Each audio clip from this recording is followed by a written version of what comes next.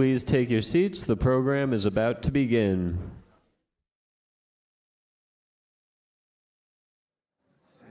Jean Marie, where's Tom?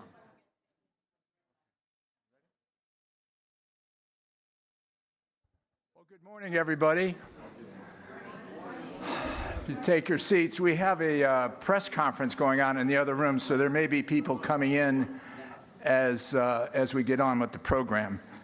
But I know most of you, and my name's Frank Fetchit, for those that I haven't met, and I've been part of the Voices team now as a volunteer for about 18 years. And of course, my wife, Mary, is the executive director. Before the opening remarks, this is something I really love every year when we do it, and that's our candle lighting ceremony. And for those that are new to this, we take and we have special wording, a reflection for every year since 9/11. And it's a way to commemorate and a way to remember. And I also especially like the fact that it's light. And light to me has had so much meaning. Of course, in the Bible, we move from darkness to light. Light offers hope and healing. I remember after 9/11, as I got back to work after about 4, 5, 6 weeks, I was working from home, and I always had a candle lit on my desk as I was working. So it's our hope for healing and for remembrance. So this year we've asked Tom Kearns and his wife, Jean Marie Hargrave. They're both 9/11 family members, if you guys want to come up. They're going to do the 24 readings. And we've got Raymond James as a sub for Karen, who was going to be here today, but I think has been tied up. And Mark O'Grady. Raymond is a responder. Mark O'Grady lost his wife due to 9/11 illness, so they're going to actually be holding the candles. You'll notice the candles are electric. We've gotten so many years that we literally have tested the fire system here with 24 candles, and we thought we'd avoid that risk today, so we're going to have electronic candles. So I'll turn it over to you guys. Welcome.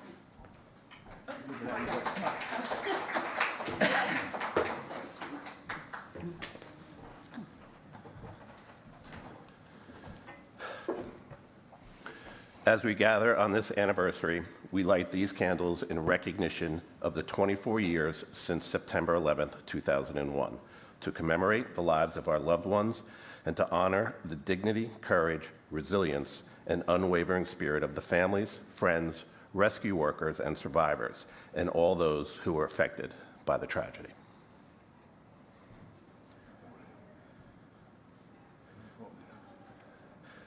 This candle represents commemoration. On the 24th anniversary of the September 11 attacks, the words of poet Thomas Campbell come to mind. To live in hearts we leave behind is not to die.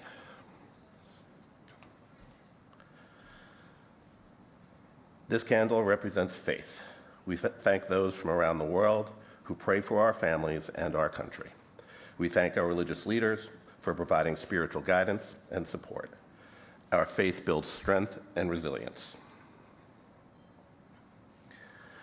This candle represents love, the everlasting love that we always carry in our hearts for our loved ones and for each other.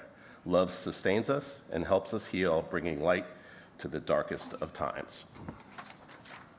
Family. This candle represents the bond of family, the connection we share during good times and bad that sustains us over time. Our shared experience on and since 9/11 binds us as one. Friendship. This candle represents friendship. We are thankful for the long-standing bonds of friendship that have enriched our lives and friendships developed in the days, months, and years following 9/11. Community. We light this candle to honor and celebrate our communities. As John Donne wrote, "No man is an island entire of itself. Every man is a piece of the continent, a part of the main." Healing. This candle represents healing. We light this candle for the 9/11 community who have been on a healing journey for the past 24 years. We wish for healing for the responders and survivors who are suffering from serious medical and mental health conditions because of their selflessness in responding to the attacks. Courage. This candle represents courage. The courage of the brave responders on 9/11 and today's men and women who serve in the military and courageously risk their lives to protect our freedom. As Winston Churchill remarked, courage is rightly esteemed to the first of human qualities because it is the quality which guarantees all others. Gratitude. This candle represents our gratitude for the support that friends, family, and strangers provided to our families through their thoughtful deeds and heartfelt generosity. Charity. This candle represents charity, having witnessed firsthand the generosity and helpfulness for all impacted in our time of need. In the words of Mother Teresa, it is not how much we give, but how much love we put into giving. Compassion. We light this candle to represent compassion, both the compassion shown to those suffering as well as our personal capacity to show compassion to others. Compassion is our way to feel what others are feeling and to help confront suffering. Peace. This candle represents peace. We hope for peace in our hearts and in our lives. We hope for our leaders, both here in the United States and abroad, to continue to work together toward world peace. Hope.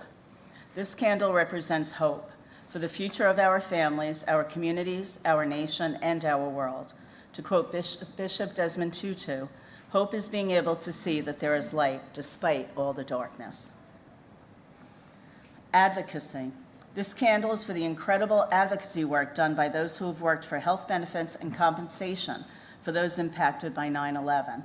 We also thank the thousands of caregivers who have compassionately cared for those who have suffered from medical and mental health conditions. Kindness. This candle represents every act of kindness that has been shown to the 9/11 community from around the world. The friendly and considerate support from so many helped us all through our time of need. Resilience. This candle we light to celebrate resilience, the power of the human spirit and personal strength demonstrated by so many has provided us with a pathway to hope and recovery. Tolerance. This candle represents tolerance, recognizing beliefs, opinions, or practices differing from or conflicting with one's own. Optimism. This candle represents optimism. We look ahead to the future with hopefulness and confidence, reflecting on personal growth over these past 24 years. Reflection. This candle represents reflection. We reflect on the memories of those lost on 9/11 and on the meaning they brought to our lives. We reflect on our journeys and on the resilience we have built over time. Celebration. We light this candle to celebrate the power of our love for those we lost, remembering the beauty they brought to us personally and to the world they affected. Endurance. This candle represents the endurance and tenacity as we forge ahead, more than 2 decades since the 9/11 attacks. The light of this flame exemplifies the perseverance of our community as we remember those we lost. Service. This candle represents service. We honor all who selflessly give of themselves through public service, volunteerism, or acts of everyday kindness. By helping others, we honor those we lost and strengthen the bonds that connect us all. And 24 years. Remembrance. This candle we light in remembrance of the 2,977 who lost their lives on September 11, 2001, and the nearly 8,500 who have perished of 9/11-related illnesses since. We also honor the lives of the thousands of individuals who've died in other acts of mass violence. We cherish the special place in our hearts that will always be reserved for them. We thank them for the gift that their lives brought to each of us. There are special people in our lives who never leave us, even after they are gone. Thanks, Tom. Thank you very much.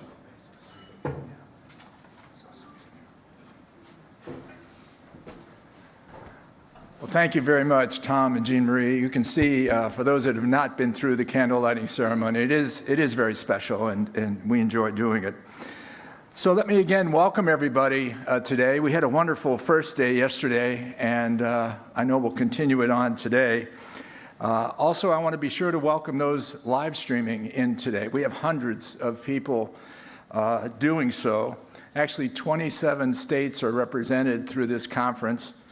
10 countries are also represented. So we have a full set of people kind of ready to enjoy today. We've got a great agenda today, and I want to make sure that I comment on it. Of course, this is the main ballroom, and the main ballroom is where we'll hold the main 10 sessions, but we have an adjoining room here that's Ballroom 3. So the agenda today, we're going to have, in today's session until 11, a module on remembrance, reflection, and resilience, and a discussion on Gitmo. Then at 11 o'clock, when you look at it, we split up where there's a session going on here, and you can determine which of the two sessions you prefer. Next thing I'd like to do is thank our sponsors, because without these sponsors, we wouldn't be able to hold an event in New York City 24 times and at a Myriad, such a fine place. So if you'd hold your applause, I want to call out our commemorative sponsor, which is Turk and Heath and Macaulay. Remembrance sponsors, Motley Rice, Peregrine Technologies, 9/11 Day, AmeriCorps, Rutgers, New Brunswick, and Kreindler LLP. They've really made a huge difference. We can give them a round of applause. I'd appreciate it.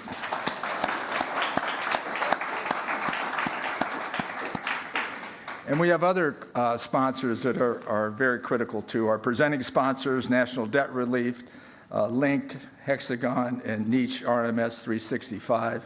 And our supporting sponsors, Barish and McGarry, Celebrite, Spicer Krause, and Friends of Voices, ACES, eBodyguard, National Mass Violence Center, McCann Protective Services, Sadian Technologies, and Zen City. If we'd give all of them a round of applause.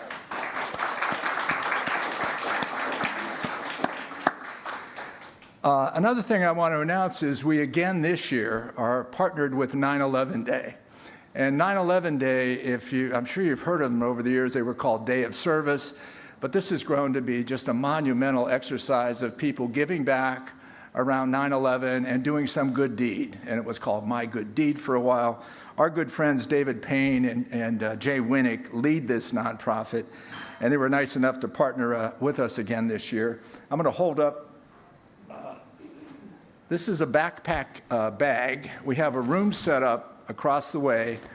We're going to give you a little to-do here. At one of the breaks, if you take a few minutes, and within this, there's 19 different items. So this is a backpack. The items range from disposable mask, emergency contact cards, water bottle, refillable, first aid kits, a whistle, stress ball. It's really kind of nifty. So we want to have some fun with that. If you go into that room, make a bag, take one home for yourself. Everyone says they could be more prepared at home. And leave one for us then, and we're going to distribute them. So we'll make the 600 bags. 250 of the bags are going to go, or did they go last night, to the Intrepid. They went last night to the Intrepid. So at the Intrepid, there are hundreds and hundreds of people working on the project, doing non-perishable foods. So we're going to join in that. So please participate in it. Social media, if you're a social media inclined person, please be sure to spread the word about today's conference. And other pieces of administrivia, your cell phones, if you would be sure to silence them. Restrooms are right across the hall. We've allotted plenty of time for lunch today. Bill's Burgers is down on the first floor, I think, for those that have been here before. And those that don't want to go are able to go to it. We have a list of other delis and restaurants in the area. Security, if you'd be sure not to leave something really valuable in the room. We just want to make sure we're safe. And in the hallways, as you registered, you saw we have artwork, we have tables set up, we have information for you if you take advantage of it. Also, last year we tried, and we're going to do it again this year, We've got these note cards that have 9/11 kind of things depicted on it. We've got for you ladies these gold bracelets that have a little bridge on it because we have talked about building bridges over the years. Those are available out there for you to consider. And the staff, I don't know if Sarah's in here, but Sarah and Stephanie, the team is ready to help you. So anything you need today, be sure just to call it out for them because they'll help you. So as you know, Voices has 3 areas of our business. So we are a social services company. When you think about it, offering lots of support, 210,000 hours of support so far. We offer educational events like the Symposium. We offer trainings. So we want to show a video that goes through our journey since 9/11. So we'll take a look at that, and then Mary will come up to pick up from there. So if we roll the video, please.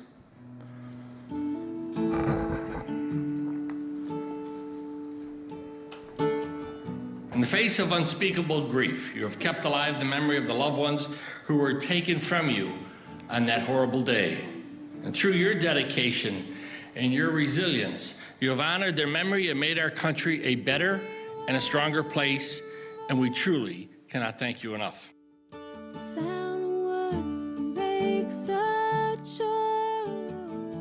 I was named after my father, who passed away on September 11th when my mother was 3 months pregnant with me. I had the opportunity to intern at Voices, and through this experience, it gave me so much more insight as to why Voices and the resources they provide are still so important to people today. I was able to share with them a lot, and it helped me to share with them to help myself and my children. We got through a lot from Voices. I'm part of a larger 9/11 community, and I'm seeing a lot of people suffer from illnesses related to the air that was down here that they were breathing on 9/11. It's so important that they have the health support that they need, and they need compensation. They have families to support, and they can't work now because of those illnesses. We have people that come in that need help on all different sides of the country, children whose parents passed away, and we're trying to help them get to the right place. And Voices has done a wonderful job of that. The availability of resources to help people struggling with depression, struggling with traumatic grief. They had a place to go. The amount of people you've helped is just thousands of people. Everyone at Voices is so compassionate and so caring, and they all believe in hope.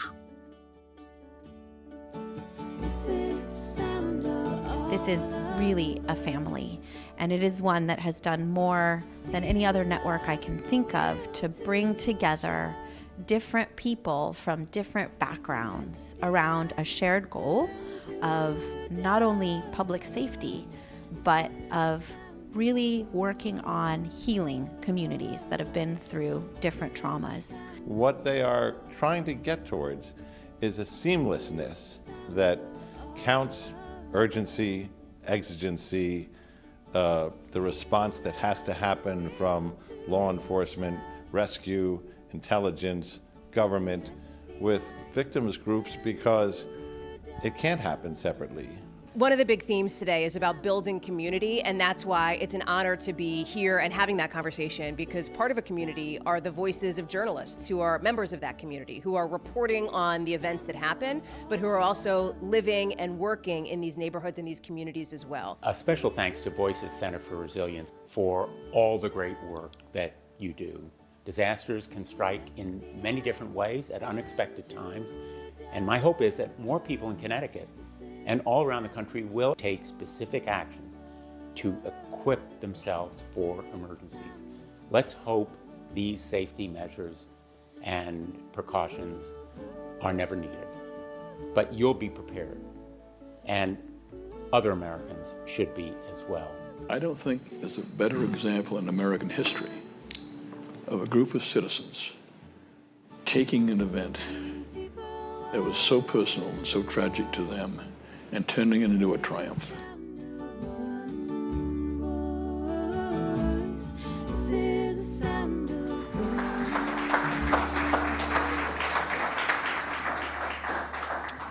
have a missing phone here already. Lost and found at the podium. Thank you. Well, I want to welcome everyone today as well, and welcome those of you who are joining us online. When we started Voices almost immediately after 9/11, it was really to gather the families in Connecticut and provide information and support.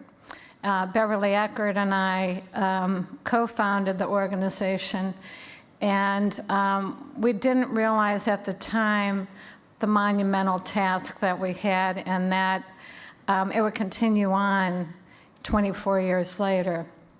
So our mission really hasn't changed. We're providing, information is so important, and you'll hear a lot of the presentations today are really to provide, not to take a stand on things, but to provide people with information. We all have different opinions on, what should be done or not done.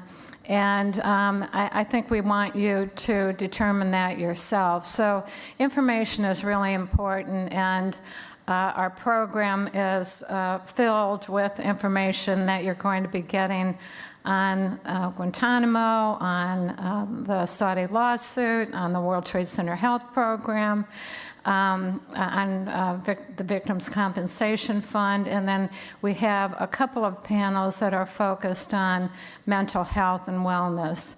And then, of course, preparing, as Senator Blumenthal said, for other tragedies. The other thing that we do is education, and this is our 24th symposium. It used to be called Information Forum, because in the early years, you may remember, we had the Red Cross here, the Salvation Army, the quilters, people that were giving art to the families. And we really, in the early stages, were focused on the victims' families. We had so many decisions to make with the compensation, with the building of the memorial, so on and so forth. And we knew the importance of commemoration, and that's why, while the museum was being built, we started the Living Memorial, and our staff worked with many of you. I remember vividly, some people would come for the first time and they wouldn't really know what it was and how, in the early stages of digital archiving. Even the Librarian of Congress, who we met with, said we were cutting edge. There were no standards for what we were taking on. But once they understood that we wanted to work with the families to honor their loved ones in a meaningful way and give them that opportunity to commemorate, to talk about their life, while the museum was being built. I remember someone then going home, putting everything in the trunk of their car and backing it up, and we'd have conference tables filled with photographs, personal items that we photographed, and other mementos. So that was really, a very, very meaningful project that we worked on. And today we have 87,000 photographs of the victims. Pretty immediately we realized that the responders and survivors, the impact that the tragedy had on them. There were 400,000 people that lived, worked, and went to school in the area. Of course, they had to leave their homes, leave their jobs, and came back oftentimes prematurely, where then they were exposed to the dust and debris and are suffering the consequences. And then, of course, the responders that worked in the recovery effort. I remember coming down here and after a meeting with the mayor's office, and Lee Ayalpi, actually, many of you may know Lee, took me down to the site. And as we were standing in the corner there, well, I should backtrack. We went to that trailer they had on the West Side Highway. And I had to put fireman gear on. So, I had the hat, the suspenders, everything on. And we went down to the site. And they found remains of someone as we were standing there, and the whole site just shut down. There was dead silence, and very respectfully, they carried the remains out. He then took me across the street to what they called the Taj Mahal, and that's where the responders and volunteers were resting, eating, gathering. And Lee leaned over to me and he said, as we walked in, "Don't look now, but you have 500 people staring at you." And I said, "Well, what are they looking at?" He said, "There's not a lot of fire femmes, especially in high heels and earrings." So that's why my grandfather was a battalion chief in Chicago, and that's one photograph that I don't have that I'm going to have somebody sketch, because I really would wish I had that photograph. But we all have these memories of those early days and how it impacted our families, how it's still impacting our families, but we never dreamed when we were starting the organization that 24 years later we'd still be here. But look at the relationships that we have with each other. I know I'm reconnecting with a lot of people that I met in the first year.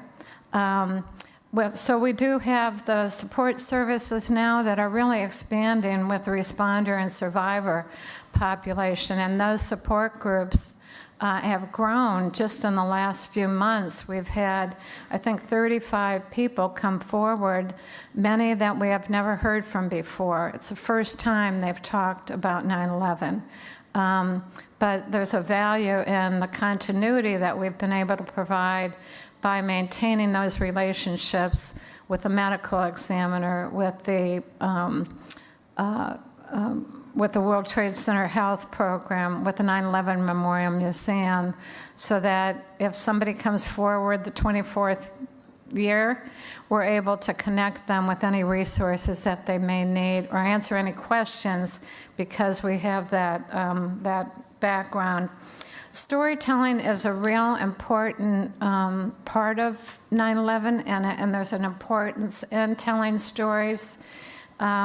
Sometimes it's through reporters. I see Rich Esposito here, a great storyteller. But I wanted to invite a couple of people up because it's not all about the loss that we suffered. It's also how did we move forward. And so I want to invite our first two panelists to come up. Are you, Jack? Yeah. Okay, so we have Jack Ryan and Bridget Gormley. Jack is a former chief of Department Port Authority Police. Come on up. Yep.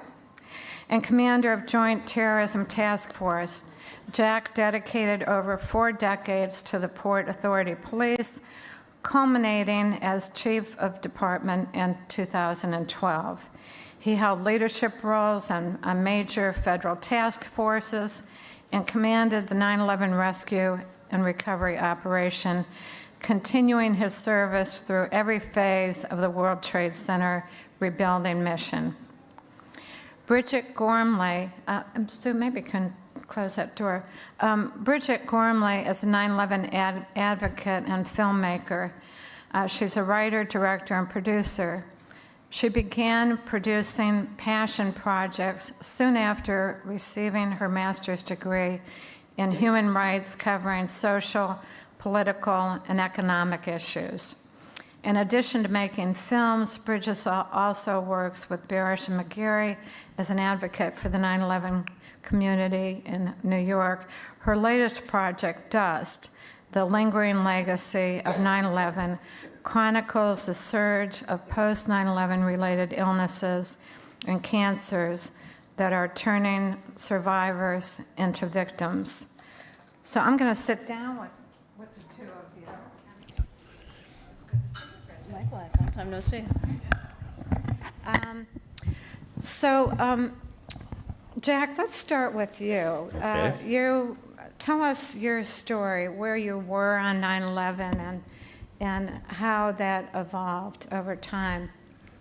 So 9/11 for me began like a lot of people, and it actually predates 9/11, dates back to the 1993 attack on the World Trade Center, in which I was involved with as well. And that sort of focused me on not only the attacks, but also on the victims. And not that any one life is any more important than any other life.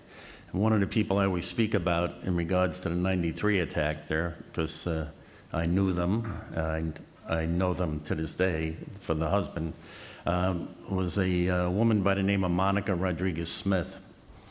And on February 26, 1993, she was 7 months pregnant. And that was going to be her last day at work. Her and her husband got up that morning. They had breakfast. They had already selected a name for their son. He was going to be Ed Jr. He kissed his wife goodbye. And hours later, he got a call that his wife and his unborn child had been killed in the underground explosion that was set off by terrorists in a van.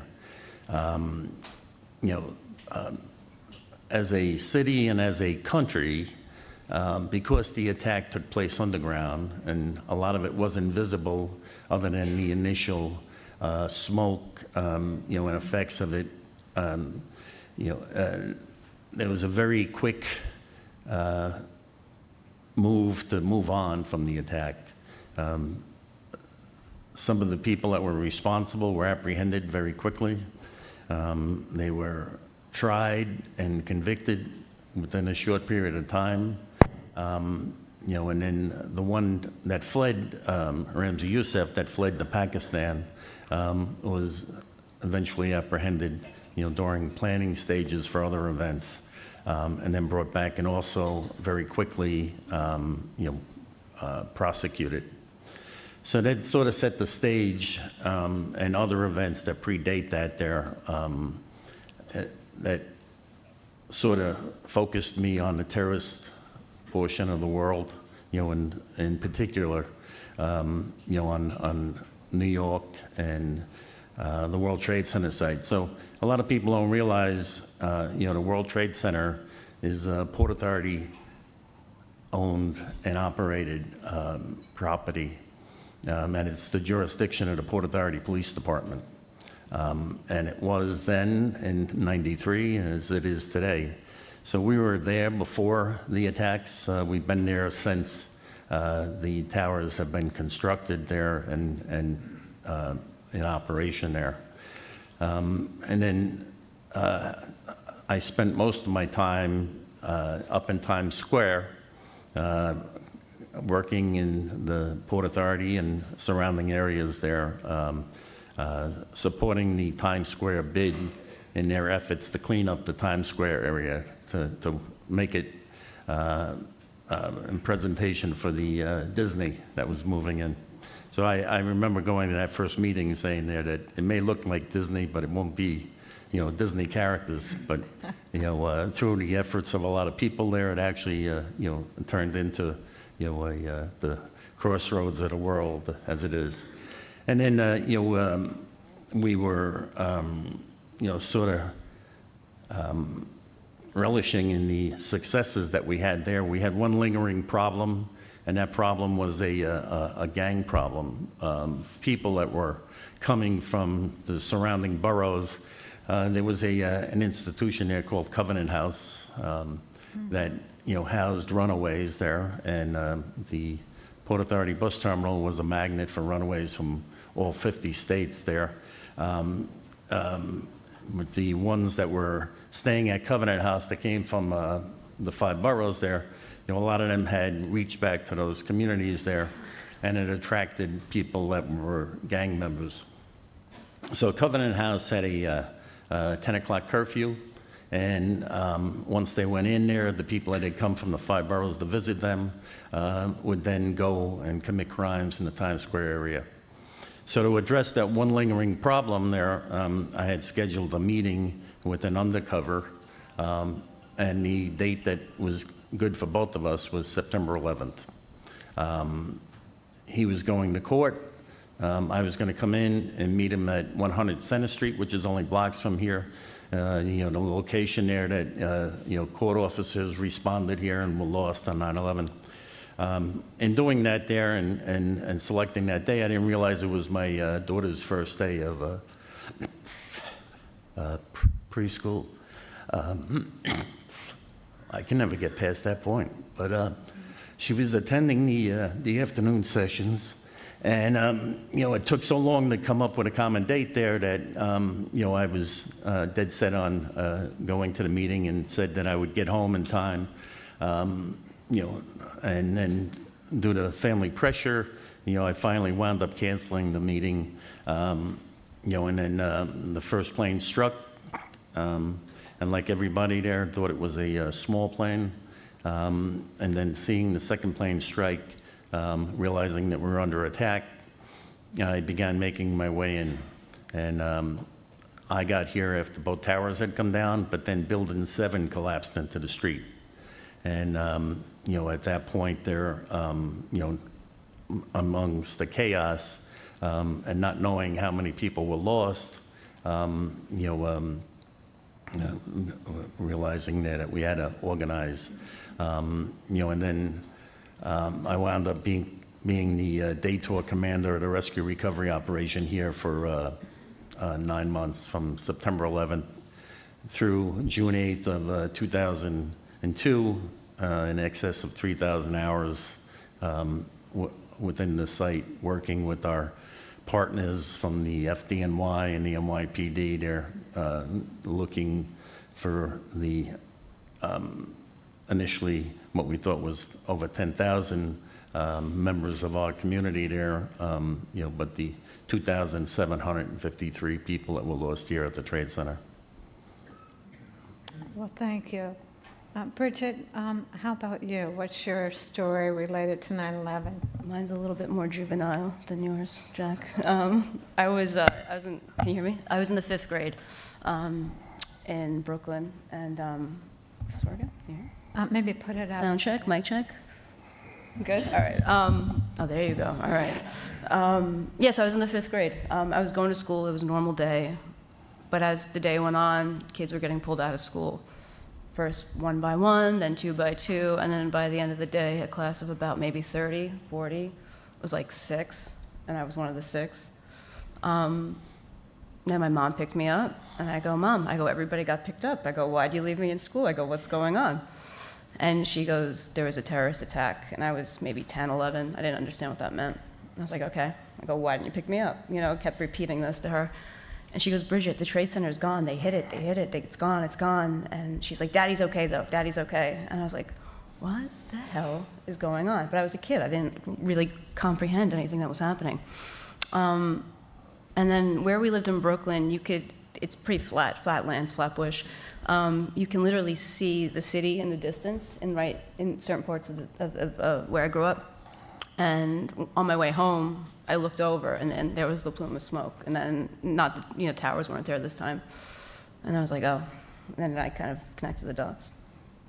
Tell us about your father. Yeah, so my dad was an FDNY fireman out of Brooklyn, Ladder 174.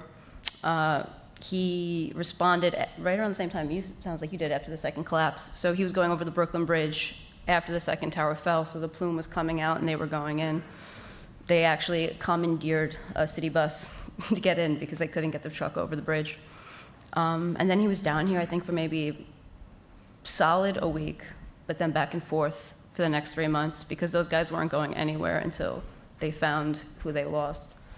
But, we're a fire family. We have so many people in my family are firemen, and we always consider ourselves very, very lucky that we came out of that unscathed.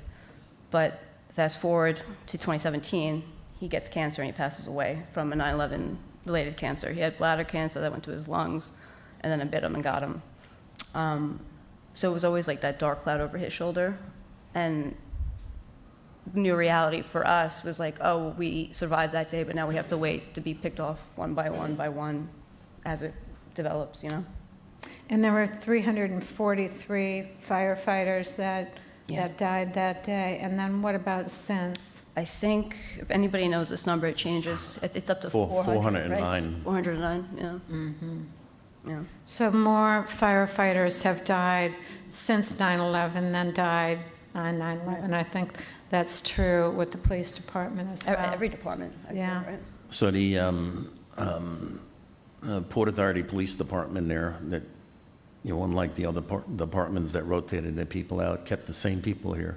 We've lost 18 people to the exposure since then. You know, but you know, the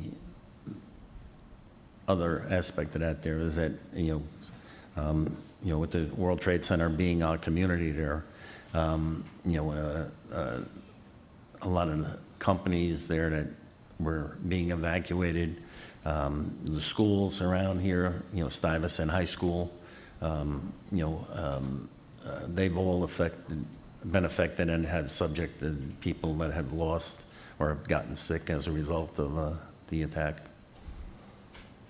So I'm not sure if I should call you John or Jack. You'll see the next panel. There's two John Ryans, so we thought they'll think there's a typo in our program, so he's referred to Jack, but I'll refer to you as John here. That's fine.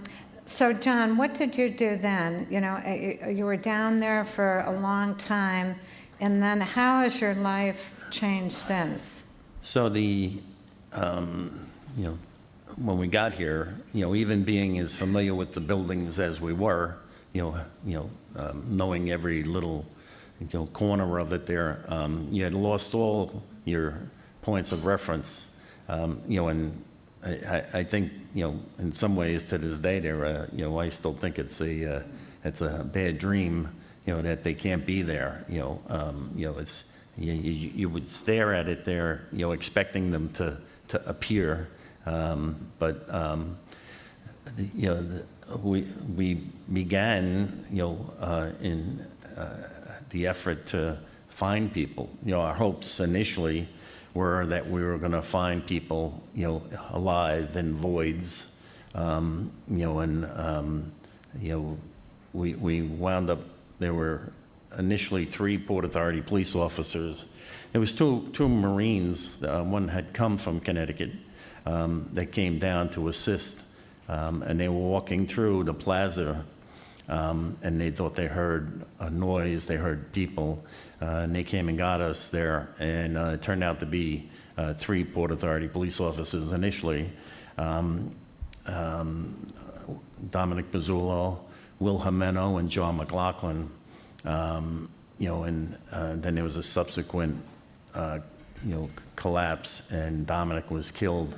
You know, initially Dominic was uninjured, but John and Will were buried in the debris and unable to get out.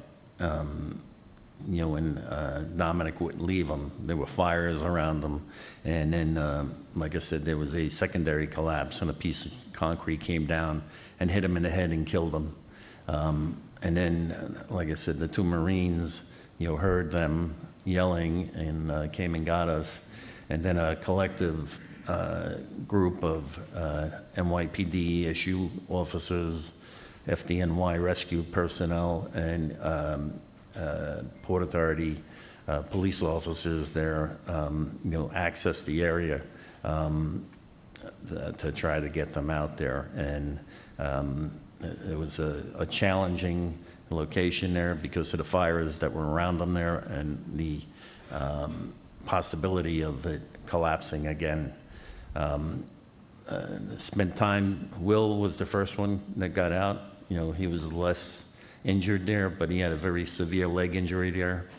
And then at times there, because of the position that John was in, you know, there was contemplation of, you know, amputating his legs, but then they didn't think he would survive, you know, that. And then, you know, through tremendous efforts of, you know, the ESU officers there from NYPD, they were able to get him out. It's one of them things there that, stay with you, and images of it there. I remember seeing him up in Bellevue Hospital there afterwards there.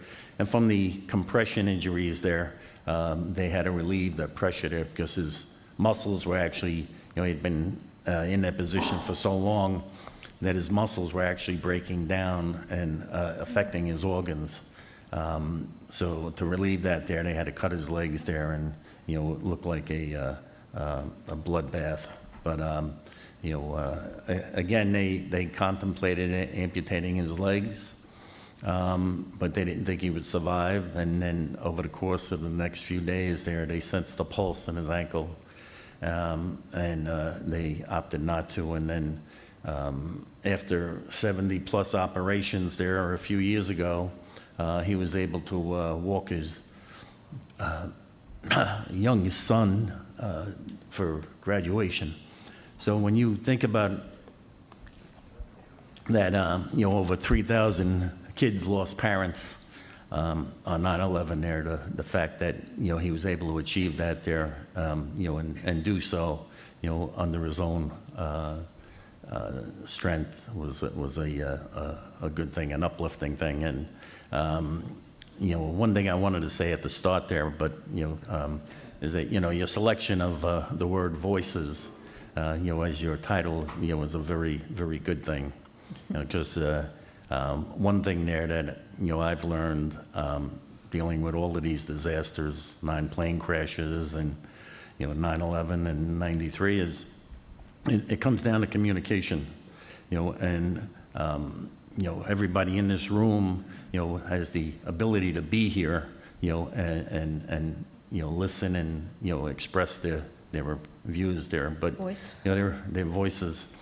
But there are a lot of people that don't have that, through disabilities or age or other, so it's important there that, we keep their stories alive and, and do it through our voices, and, through you and,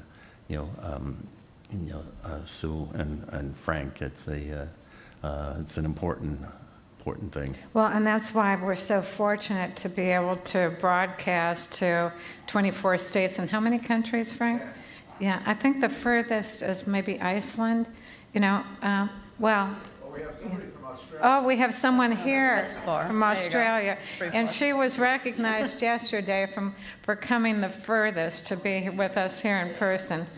You mentioned that there is that, and one thing I always emphasize is that, as you've mentioned, it's 93 countries were affected on 9/11.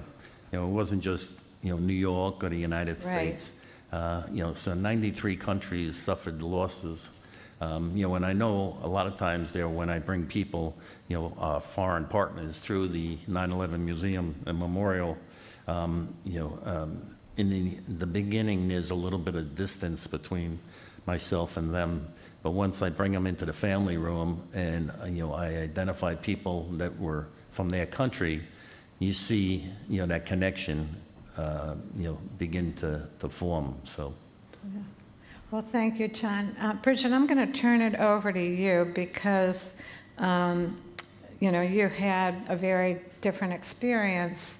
It was your father that responded, and the firefighter community is a brotherhood. I love and that. Yeah, they really are. And so it's been said that so many people that they would have been able to rely on, they couldn't after 9/11 because they had died. So you didn't have that. Yeah, it was decimated, yeah. Right. So when your father, I'm going to skip because of time, to talk about how did you decide to create a film? I think when you're in a tight spot and you don't know what's going on and you're lost, you do things, ignorance is bliss, right? I think it's the sort of thing, if I know now what I knew then, I never would have did it. So I was in a good headspace, which was a terrible headspace to do it. I mean, I just needed to occupy my mind. And in my mind, I was going to buy a camera and I was going to tell the story. because it made the most sense to me. I mean, you can write an article, you can write a book, but I felt like if the visuals of everything, of seeing people that were sick, of seeing people go to Congress, of seeing it, right? You have to see it. I thought that was going to be the most effective way. So I just maxed out a credit card, and I'm still paying for it. Yeah. Well, and yesterday we showed a timeline on all of the unresolved issues. And of course, the World Trade Center Health Program, it required firefighters to go to and lobby in Washington, D.C. Many of them were in wheelchairs. I think about Phil Alvarez, 3 weeks before he died, testifying before Congress. It wasn't till 2010, right, when the DROGA bill passed, and the person that the name was and who had started that process had actually already died before it was actually implemented. I wondered, would it be okay if we showed the Please, trailer? let it speak for itself. Yeah, please. Well, skip to the trailer.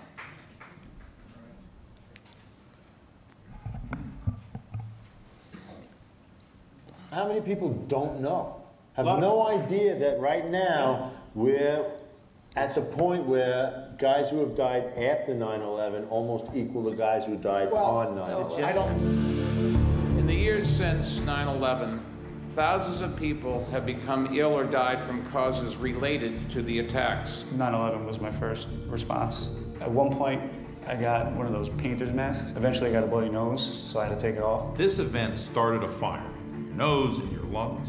Guys I know started coughing that day and never stopped. So once the president gave the order to reopen Wall Street within a week, everyone else had to convince people that it was safe. They don't pose a health hazard.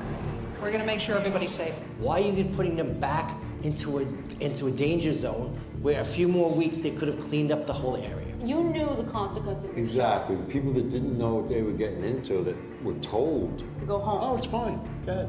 You're going to be okay. But now they have cancer and they're dying. Yeah. We went down every 5 years to Washington, D.C. so that the bill could get extended and refunded. It kept expiring. This is a program that works, it's effective, it needs money. 50 to 70% cuts on BCF claims moving forward. This is devastating. Holy shit, Congress, you suck. It's insane.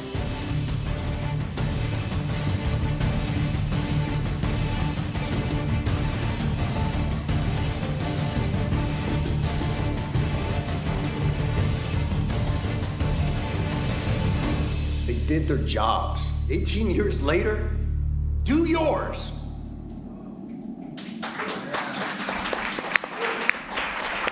Everybody knows they're getting the best and they're still doing it. So, Bridget, can you tell us what it was like? How long did it take you to do the film? It took me a couple years. I started right after my dad passed away, so like 2018, 2017. And I was probably maybe 8 months into it on my own, just doing my own thing. And then the VCF got cut by 70% because they were running it. It was a victim of its own success. It was working well, and the money just wasn't there anymore to feed the demand.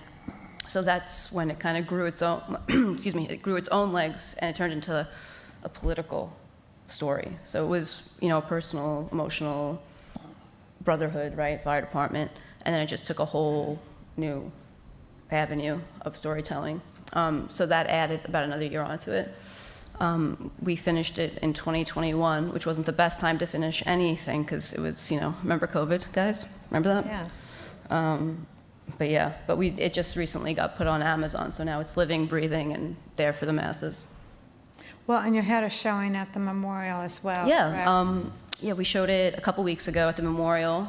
That was great. You were there, weren't you? Mm-hmm.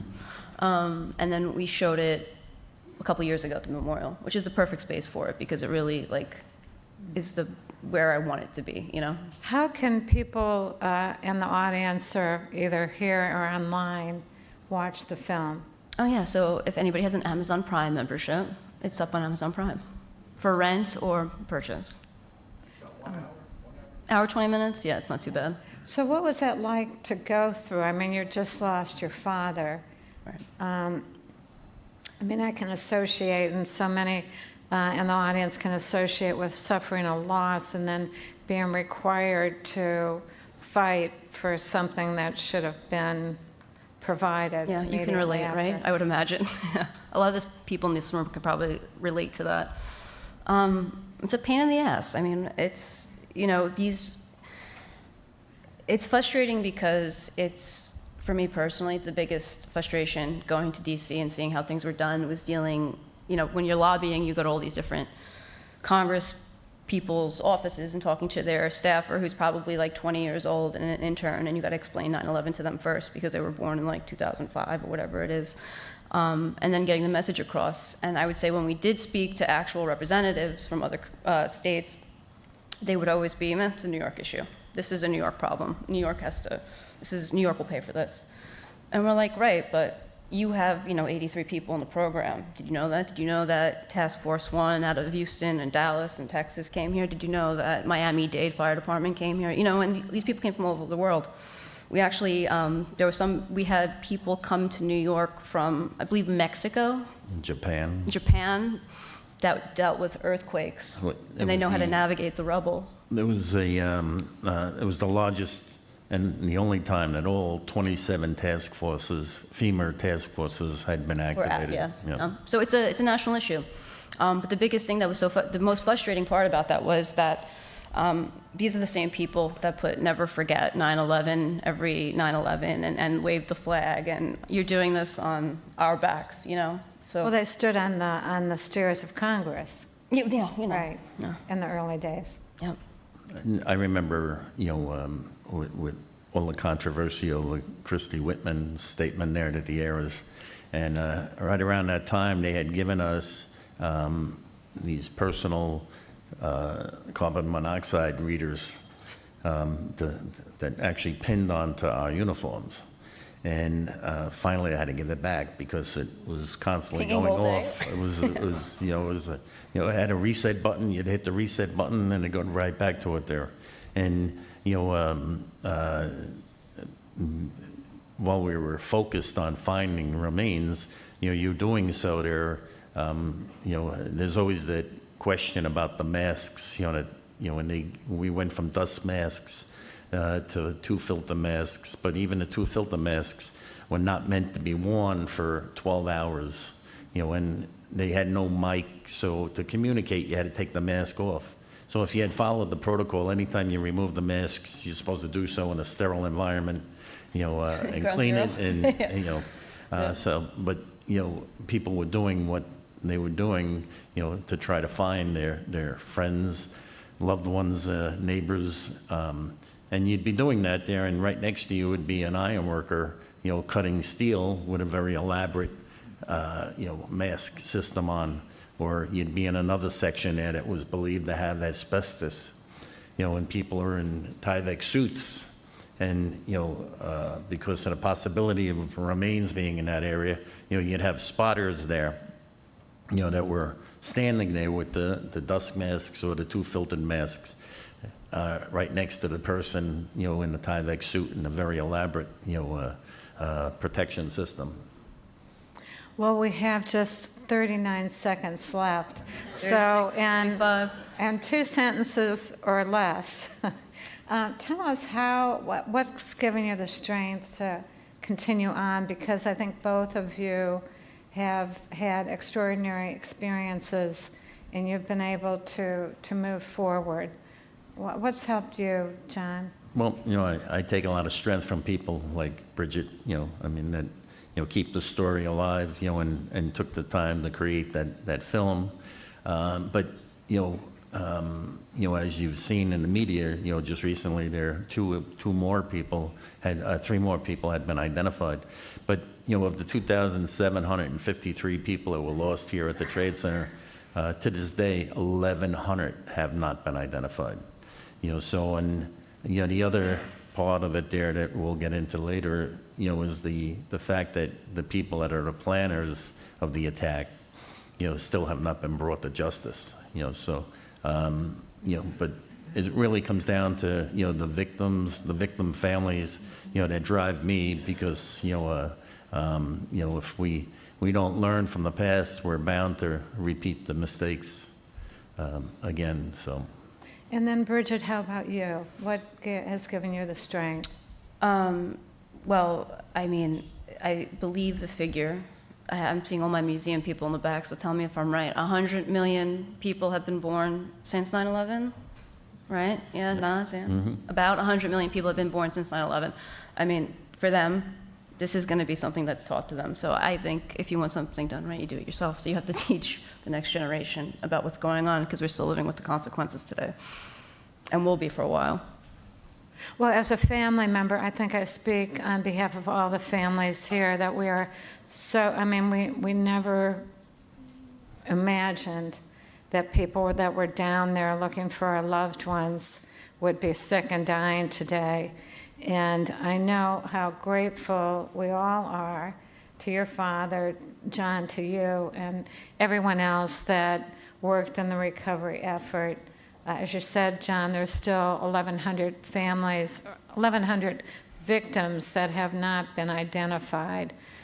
They've not been able to connect DNA with some of the 7,000 remains they have in their possession. So that's an ongoing process, but without the work that your father did, John, you and your colleagues, you know, we'd still be wondering. So thank you for that.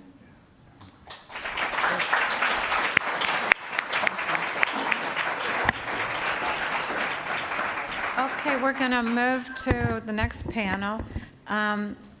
John, you're Jack now. Okay. And you can stay on the stage. They're going to just do a quick shift here with the... No, thank you.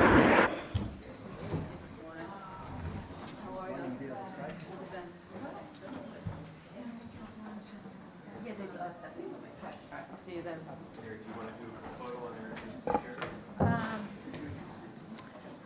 Well, because we can get a picture after, right, Bridget? Yeah, yeah. But probably,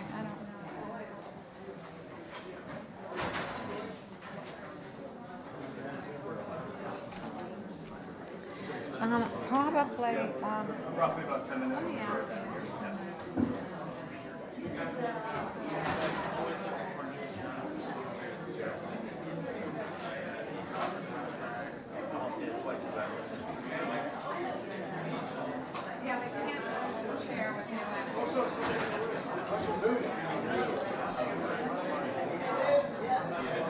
Is that?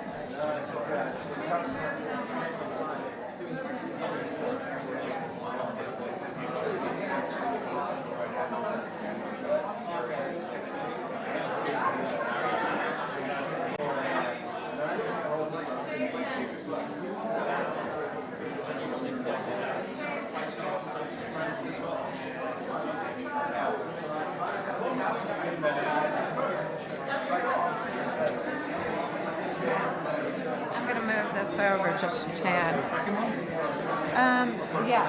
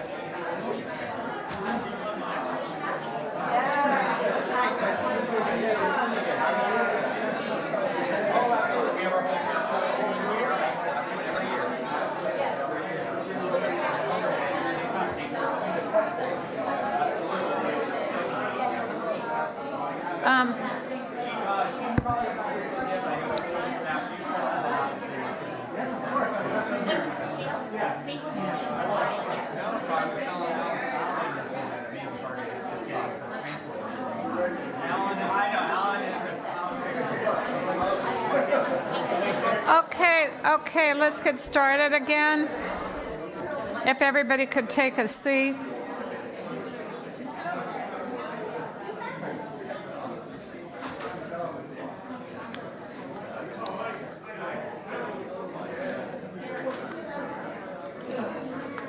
Up here. So Jack, why don't you sit there? And then I will have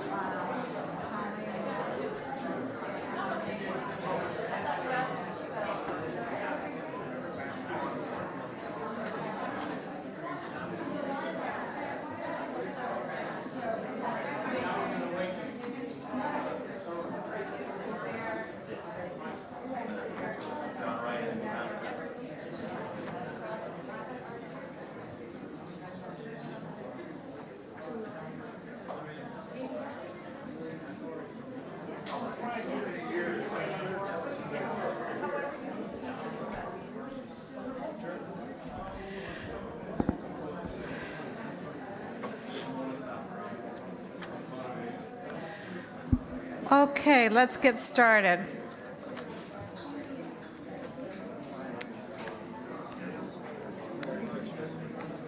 I'm going to sit in the middle, Jack. So this panel is firsthand accounts witnessing the proceedings of the Military Commission. And the proceedings at Guantanamo Bay, it's an example of one of the myriad of unsolved issues that continue today. So many families have not had the opportunity to travel to Guantanamo. Some have followed the proceedings from afar. Others may have just tuned out of frustration because the pretrial proceedings have dragged on for decades. And here we are 24 years later. And now we have the next generation of family members emerging, many who were not informed or involved with this whole process. So in advance of the anniversary, we thought it was really important to provide some history. The officials are not able to talk about it publicly. And so we thought we would, again, tell the stories through the people that have been involved in going to Guantanamo. And we actually had a webinar, I don't know, it was a month ago or 2 months ago. And it was so well received and so fascinating that I thought it would be good to do it again today. So the Guantanamo Bay Detention Camp, it's a U.S. military prison in Cuba that opened in January of 2002 to hold suspected 9/11 terrorists. Since then, the military commissions have been mired in legal challenges, delays, and controversy, raising difficult questions about justice, accountability, and the enduring impact on victims' families as they await official military commission trials.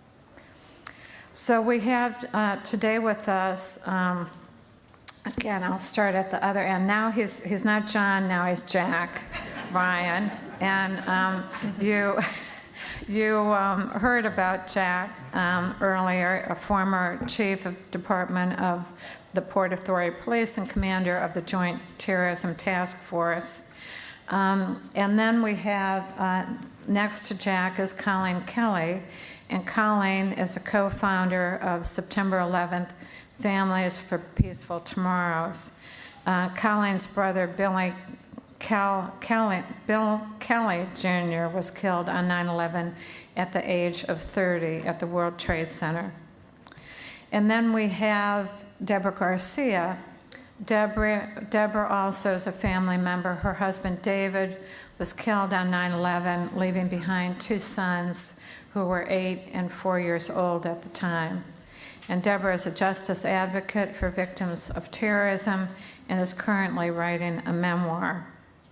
And then last but not least, we have John Ryan, the journalist, and with Law Dragon. And John is an award-winning journalist with 25 years of experience covering complex issues related to the criminal and civil justice systems, human rights, and global justice. He co-manages Law Dragon's day-to-day operations and regularly reports from Guantanamo Bay, Cuba, on the military commissions. His book on the case, which was just published, John, right? America's Trial, he's going to be signing copies there if anyone's interested in purchasing it. And it went from, what, 200 pages, John, to 400 pages. So for those academics in the audience, I think you'll benefit from reading his novel. So I am going to sit down, join the group here. And then we'll get started. John, we're going to start with you. You've been there since the very beginning. Could you explain to the audience your role and what that experience has been like? Sure. So I started going to Guantanamo Bay in 2015.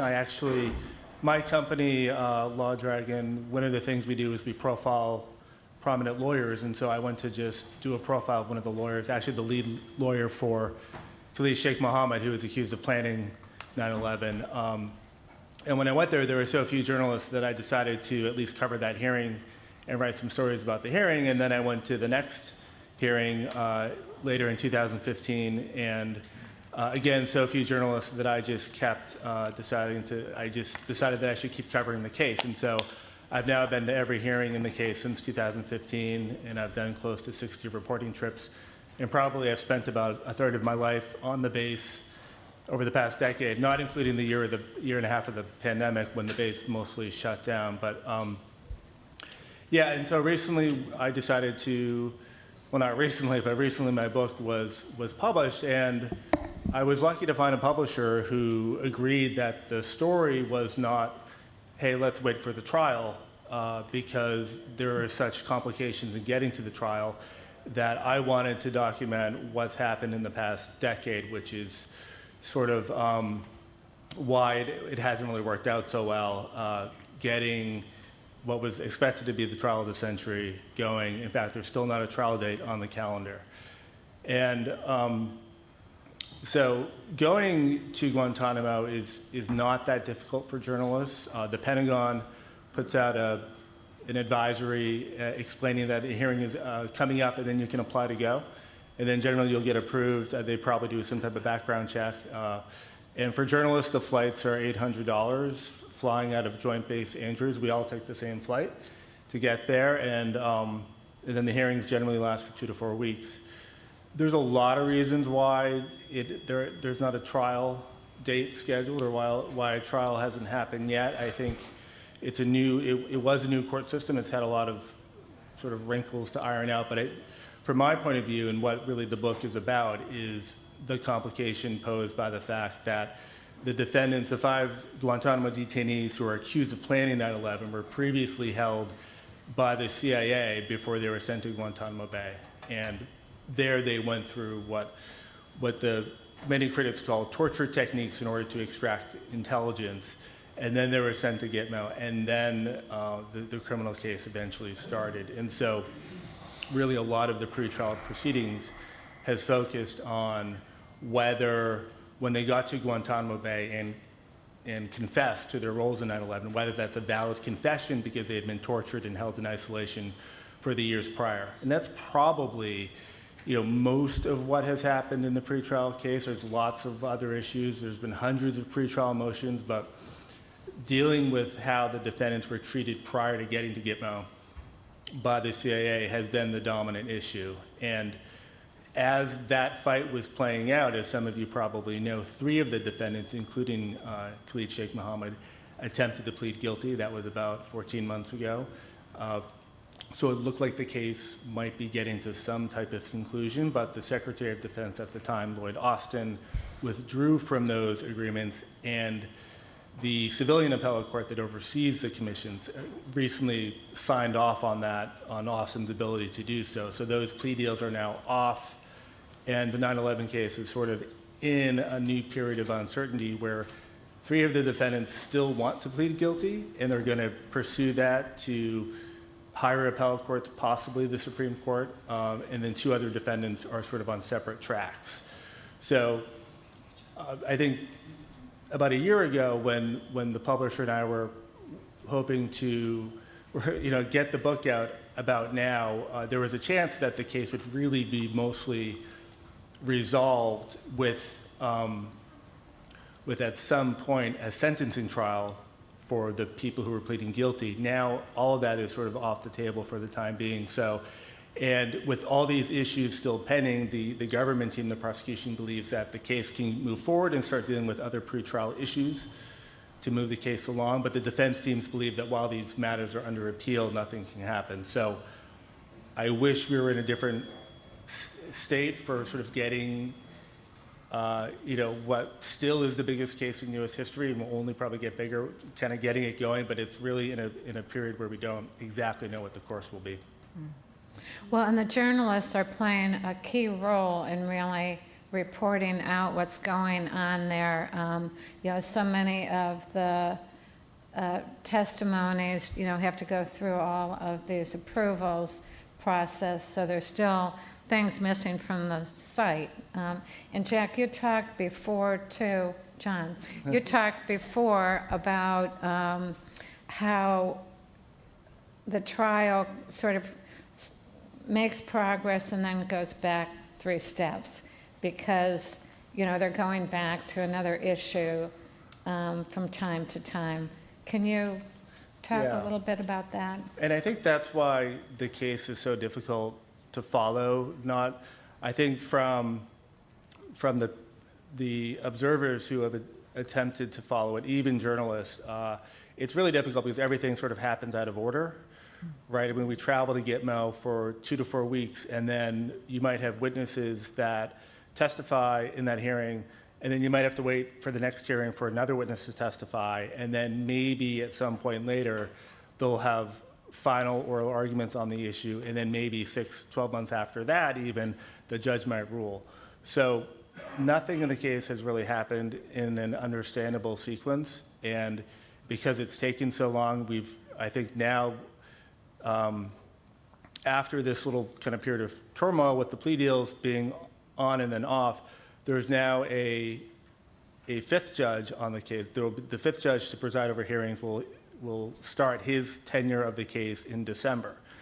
And of course, he has to learn a court record that is in excess of 50,000 pages of transcripts. And literally, if you try to count the amount of pages and pleadings, it'd probably, it'd be in the hundreds of thousands. So it's almost getting to the point, and that's really why, I think, not to keep touting the book, but that is really why we wanted to get the book out now, because our concern is that a lot of this would just be lost to history if you keep waiting and waiting for a resolution. It might not come, at least it might not come in a way that is sort of clean and understandable. So those are really the challenges of anyone following the case, including journalists who are interested and who have intermittently dropped in. By the time they get back to take a look at what's been happening, it's sort of hard to understand what's been going on. And then, Deborah, you were busy raising your 2 boys, and you became involved in traveling there.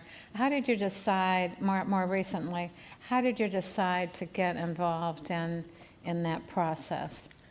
Well, I had been watching off the sidelines on and off what was going on there, but it was very confusing and mystifying, and I had received invitations in the past to attend. Can you put the mic closer to you? I'm sorry. So I had received have been receiving invitations to attend the hearings for several years. And, I was raising my children. I was trying to create a new life with a new marriage and in a new state. And so I just kind of watched a little bit from the sidelines, reading newspaper reports and things that came through. But again, there were so many other things going on with 9/11 in terms of the Saudi Arabia suit with JASTA law that was being that we were working on, and a lot of advocacy things that I was just kind of doing indirectly. I became involved in attending proceedings at Gitmo and learning about that in great detail in November of 2023. And when I first went there, again, everything was a mystery to me, and I drove to Andrews Air Force Base from Burlington, Vermont, where I currently live, the night before, stayed overnight in a hotel, because we meet at 7:30 in the morning at the base, and we're met there by people from the Victims Witness Protection Program, which are part of the Department of Defense. And once I arrived at Guantanamo Bay, I was greeted very warmly by everyone. And then from that point on, they take over and they escort you through the entire week and the entire process. And that's where my education began. And I was very intimidated initially to ask questions because I'm not a lawyer. I used to be a speech and language pathologist and a feeding therapist once upon a time. Of course, I couldn't continue that after my husband disappeared on 9/11. My husband, David Garcia, back a little bit. I'm sorry. My husband, David Garcia, was 40 years old when he was murdered on the 97th floor of the North Tower, and he was a IT consultant with Marcia McLennan. And my two children on that day were on two different buses.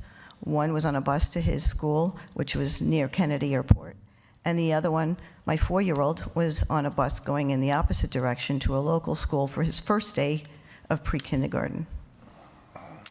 And I don't want to go too much into my experience that day, but I really thought that we obviously were being attacked. As I was watching the whole thing unfold on TV, Sesame Street had been on the television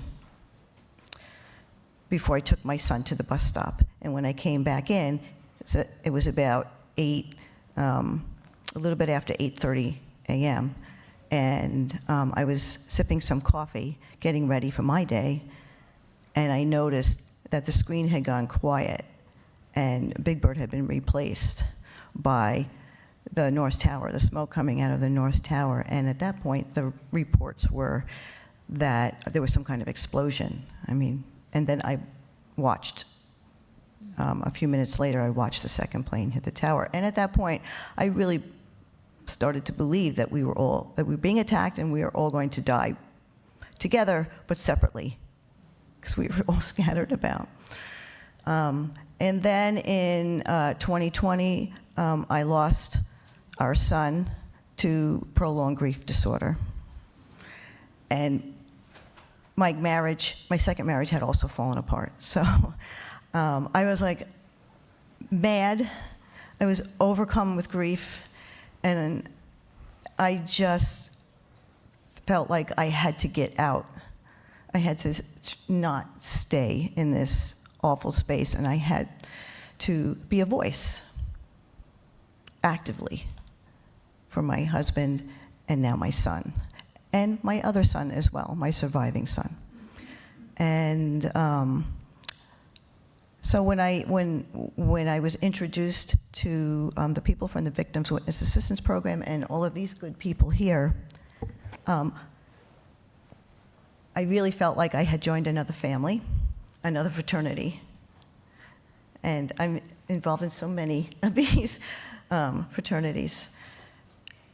And attending the the hearings in Cuba really empowered me. I brought I'm a poet, and I brought some of my poetry with me. And one of the great benefits of attending is not only what the people that you meet, and you get to meet people who are from the Pentagon, people who have relatives who are on the planes, not just the people that I'm typically associated with, which has to do with the World Trade Center. And I also got to meet with counsel, with the government prosecutors, with the defense counsel, and I wasn't going to speak during that first conference meeting because they always set up meetings for us when we're there, if we want to participate. And then when it came around to me to introduce myself, and they wanted to hear my story, and I started to tell my story, and then I started to pass the poetry around. And it really changed the ether in the room. And I felt that power in my voice, and it's what keeps bringing me back. Well, thank you, Deborah. I'm going to turn it over to Colleen Kelly, who I've known since the beginning of time. But Colleen, could you explain, your background and how and when you got involved? Sure. I think we first met Mary in either late fall or winter of 2002, when family groups were meeting down around here at Ground Zero, near Ground Zero. But I became involved because I put my name in what was then the lottery. There was a victim and family lottery system. So I put my name in the lottery system in 2008. And I know that because I got I have a piece of paper that says your name is officially there. And my name was picked in 2015, so 7 years later. I was able to travel to Cuba. And when you travel there as a family member, you can bring a support person, whoever that may be. So I brought my mom, Joanne Kelly, who, this is an issue I think that is especially important to this community. My mom died last summer without seeing any kind of resolution of the case, without even seeing a trial date.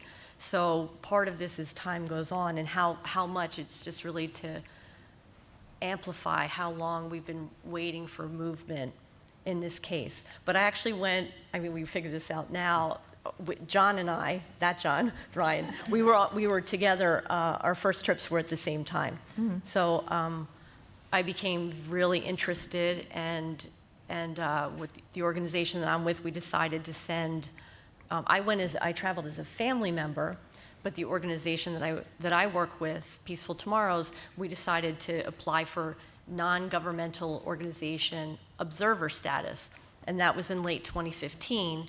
And when you apply to travel as an NGO, you can then send a representative from your organization to each hearing. So that's what we've done, since the beginning of 2016. So I've had the opportunity to attend both as a family member and as an NGO observer. And the experiences are a little bit different, and we can talk about that as much as you want, but it's, like Deborah, I'm not a lawyer, but you learn a lot of legal language. You have the opportunity to see things for yourself and to speak with both the prosecution and the defense and the journalists and other NGOs, which I appreciate because sometimes the NGOs who are there really are attorneys who do this work all the time. So it's been an education. An education of the heart, too. I feel like we all honor our loved ones in different ways, and this felt part of the way to honor my brother and to work towards achieving some kind of semblance of justice for the murder of nearly 3,000 people. So. Well, and you can't take pictures there, and so I wondered if you could, Colleen was going to share some sketches that were done by? Janet Hamlin, yeah. Yeah, so security there is very intense. There's many layers of security, of course, getting into the courthouse, and the courthouse is this big tin box, which is not functional when it rains because it's so loud when it's raining, and it rains at Guantanamo. Not often, but it does. But so there's a lot of security, and one of those things is when you're entering into the courthouse, you may not have any kind of electric device whatsoever, not even a Fitbit, any kind of electronics. You are allowed to bring into the courthouse pencils or pens and papers, but you're not allowed to sketch as a regular person. They have allowed sketch artists, I think 3 times, John, maybe, correct me if I'm wrong. And Janet Hamlin is one of those sketch artists who was able to sketch pictures of courtroom scenes, and then it is approved by Pentagon officials for release so that we have some idea of what it looks like. Because it's, as Deborah said, it's scary and it's overwhelming, and there's so many layers of overwhelmingness that it's hard. So I found some of these sketches, at least I knew a teeny bit of what it would look like. Do you want to bring those up, Jason? Oh, there we go. So you can see here. Okay. You can advance them if Oh, you great. want. Okay, so I think left and right will be the same for me as everybody Yes, else. Okay, so this, what you're seeing here is the people in the foreground of the picture, that's the viewing area. And it's the left side of the viewing area, so that would be where the journalists primarily sit in that first row, so they have good vision of what's happening in the courtroom. And then behind that is the NGO observers and people who are on base, including military people, can visit and can attend the trials that day if they have off or if they choose to, and distinguished visitors as well. So you'll notice that there's, maybe you can't really see it, it's glass. There's a triple pane window between the viewing area and the actual courtroom on the other side. Way in the back, you see, well, you can kind of see the judge in his robe up on a pedestal kind of thing. To the left side of this sketch is the defense teams. They sit on the left side. And on the right side of the sketch is the prosecution teams. And there's someone standing facing the judge. That would be whoever is speaking at that time, because there's court reporters there. Everything is documented. Every word is documented. And that's very important, both for history, but it's a record of a judicial proceeding. The other thing I would mention is on top you see 4, it's TV screens. So there's a 40-second time delay between what is happening inside the courtroom and the viewing area, which is a little confusing because what we're seeing what's happening in real time, but in front of us. But when you look up on the screens, the monitors, thanks, John. When you look up on the monitors, there's a 40-second delay. So if any of you have visited the viewing sites here in the United States, we see the same thing in the viewing area that is being shown at the viewing sites here in the US with that 40-second delay. And that's for security purposes and for any kind of spills of classified information. Then there's the ability to kind of shut the proceedings down before classified information is heard by people who are not supposed to be hearing that. You had other slides then? I'm sorry? There's other slides. Yes, there's a couple other slides. Okay, so this is the left side of the courtroom. This is a picture of the 5 defendants. They sit on the far left, that kind of greenish in the background. There's always military personnel sitting next to the left of the 5 accused. Sitting next to the accused are some of their legal teams. The accused always sit in the same spot, so you know who is who in the chain there. And there's a lot of people because there's 5 accused. That's unusual. So I've been told that there's usually 1 person on trial, but this is even more complicated because there's 5 people. Okay, this is the family side of the viewing area. So this would be the right side of the viewing area. Again, we're behind that triple pane glass, and this is where the family sit, which is nice. we're together and you get to know one another over the week. I see good friends here from week's visits in the past. And there's also a curtain that separates the victim family seating area from where the journalists and the NGOs sit. So sometimes the family members choose to close the curtain, sometimes they don't. It's done by consensus there. But the family members were also on a 40-second delay. And this last slide, or maybe it's the second to last, yeah. So this is just a picture. You can see that was Judge Pohl. That was the first judge. We're now up to Judge number 5. That's just kind of a larger picture. You see a witness in the witness box. And to the right, you see the first Chief Prosecutor, General Martins, who was with us for the first bulk of the pretrial hearings. Lastly, this is not the 9/11 trial. This is a different hearing. But it's been going on now for, 2012, Matt, 13 and a half years. The pretrial hearings. We're not at the trial yet. So this is a picture of, they now have witnesses who don't come to Guantanamo, because once you commit to Guantanamo, you're pretty much there for a week, unless there's an emergency. You are there for a week. So some witnesses can testify from what's called the remote hearing room, and that's at an undisclosed location in Virginia. Then they have the opportunity to go home for the day. So that was, I don't really remember when that was introduced. John, maybe after COVID? Maybe? It was during the pandemic, so it's officially an extension of the courtroom in Guantanamo Bay. Yeah, okay. So same rules apply. Witnesses get sworn in just like everywhere else. But it's kind of another layer of separateness. This is all so separate anyway. You're in Cuba watching an American trial it's another layer of separateness, that now you have a witness who may be testifying from somewhere in Virginia, that it's just different because you miss some stuff with body language and whatnot. And I think that's the last slide. And Colleen, how long have you been going to Guantanamo? You said 2008? Well, that's when I put my name in the lottery. I've been going since 2015. So I go often, as the two Johns can attest to. And I think the theme of voices has been brought up quite a few times here today, and I think we all use our voices in different ways. So this is something that has really helped me in my journey for justice for my brother, and it's not for everyone, but I hope we all can use our voices in ways that are meaningful and impactful and healing for us. Well, and Deborah, when the last time we did this presentation, when we were preparing, she said, this will demystify. You know, I think hearing their experience demystifies, something that's, out of the area, out of sight, out of mind.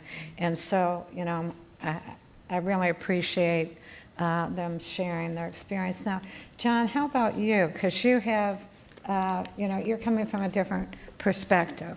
So having been involved in the case since, having been involved with the case since September 11th, up until 2023, I was actively involved, in the Joint Terrorism Task Force, in the investigation, locating witnesses, pretty much every aspect of the case, except traveling to Guantanamo, because the majority of the victims were either from New York or New Jersey. So the prosecution would come up to New York and conduct interviews of those people, in preparation for hearings. And then in 2023, I had the ability to then travel to Guantanamo and, see it firsthand. I had seen it from the remote sites, since they started it there, and, and also from, the victim side of it there. So, just some of the technical issues there. The reason is that delay is that, a lot of the material that's covered, is classified. So inadvertently there, because there's such a large volume of material, there'll be what they call spillover. Somebody will mention something there that they shouldn't have, that's classified, and then the people that are monitoring that process there will hit a light, and then the monitors will go black, and then they'll resolve it. That's the purpose of having that delay for the spillover. And, just so as Colleen described there with the courtroom settings there, having spent numerous days in state, local, and federal court, it's completely different than those experiences there. If you're in federal court in New York or anywhere, you have the liberty of getting up and going out. Here, everything is sort of regulated. So even, for if you have to use the bathroom, you have to be escorted. After having gone through 2 layers of security there, and as was mentioned, there's a curtain to separate the family members from the NGOs and the media, and so it's sort of,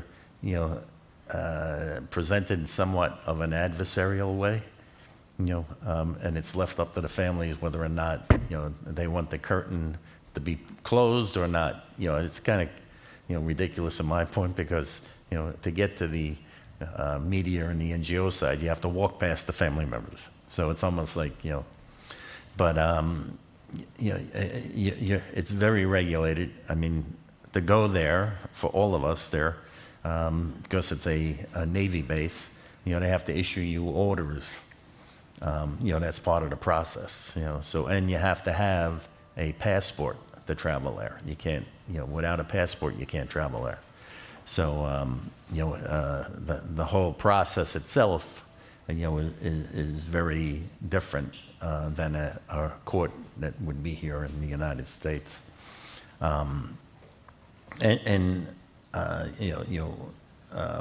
Even when court's not in session, you're under escort, so, you don't feel as if you have the freedom that you would, back here. Well, it's interesting that you've talked about keeping them separate, yet, what John was saying, that you're all traveling on the same plane. Yeah. So, how's that? The plane, it's basically broken up into sections there.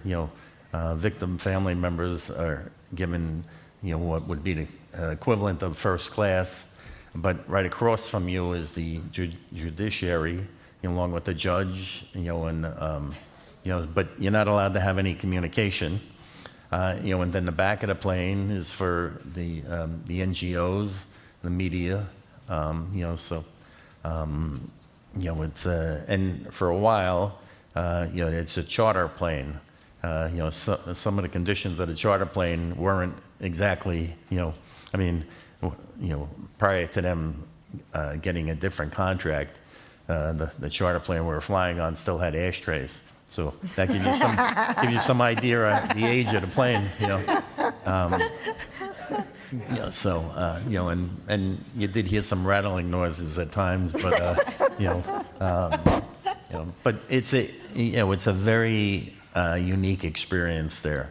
And the challenge with it there is that because it's gone on for so long, a lot of the victim family members are elderly, or have some other issue that makes travel very difficult.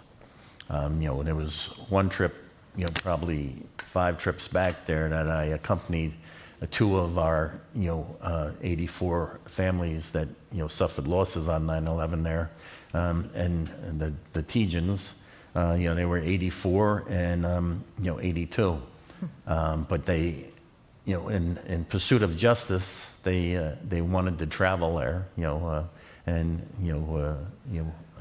endure all of those issues, to see firsthand, and as Deborah mentioned there, it's the process is intimidating to people until they see it firsthand, and then the other thing that impacts them as being in the courtroom with the same people that are being accused, of planning the attacks there.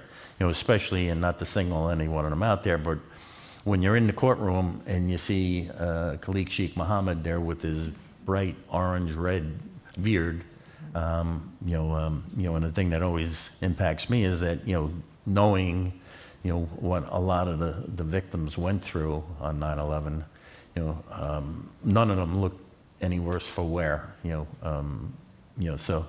but you also, and some people have mentioned this, there is that, their minds have,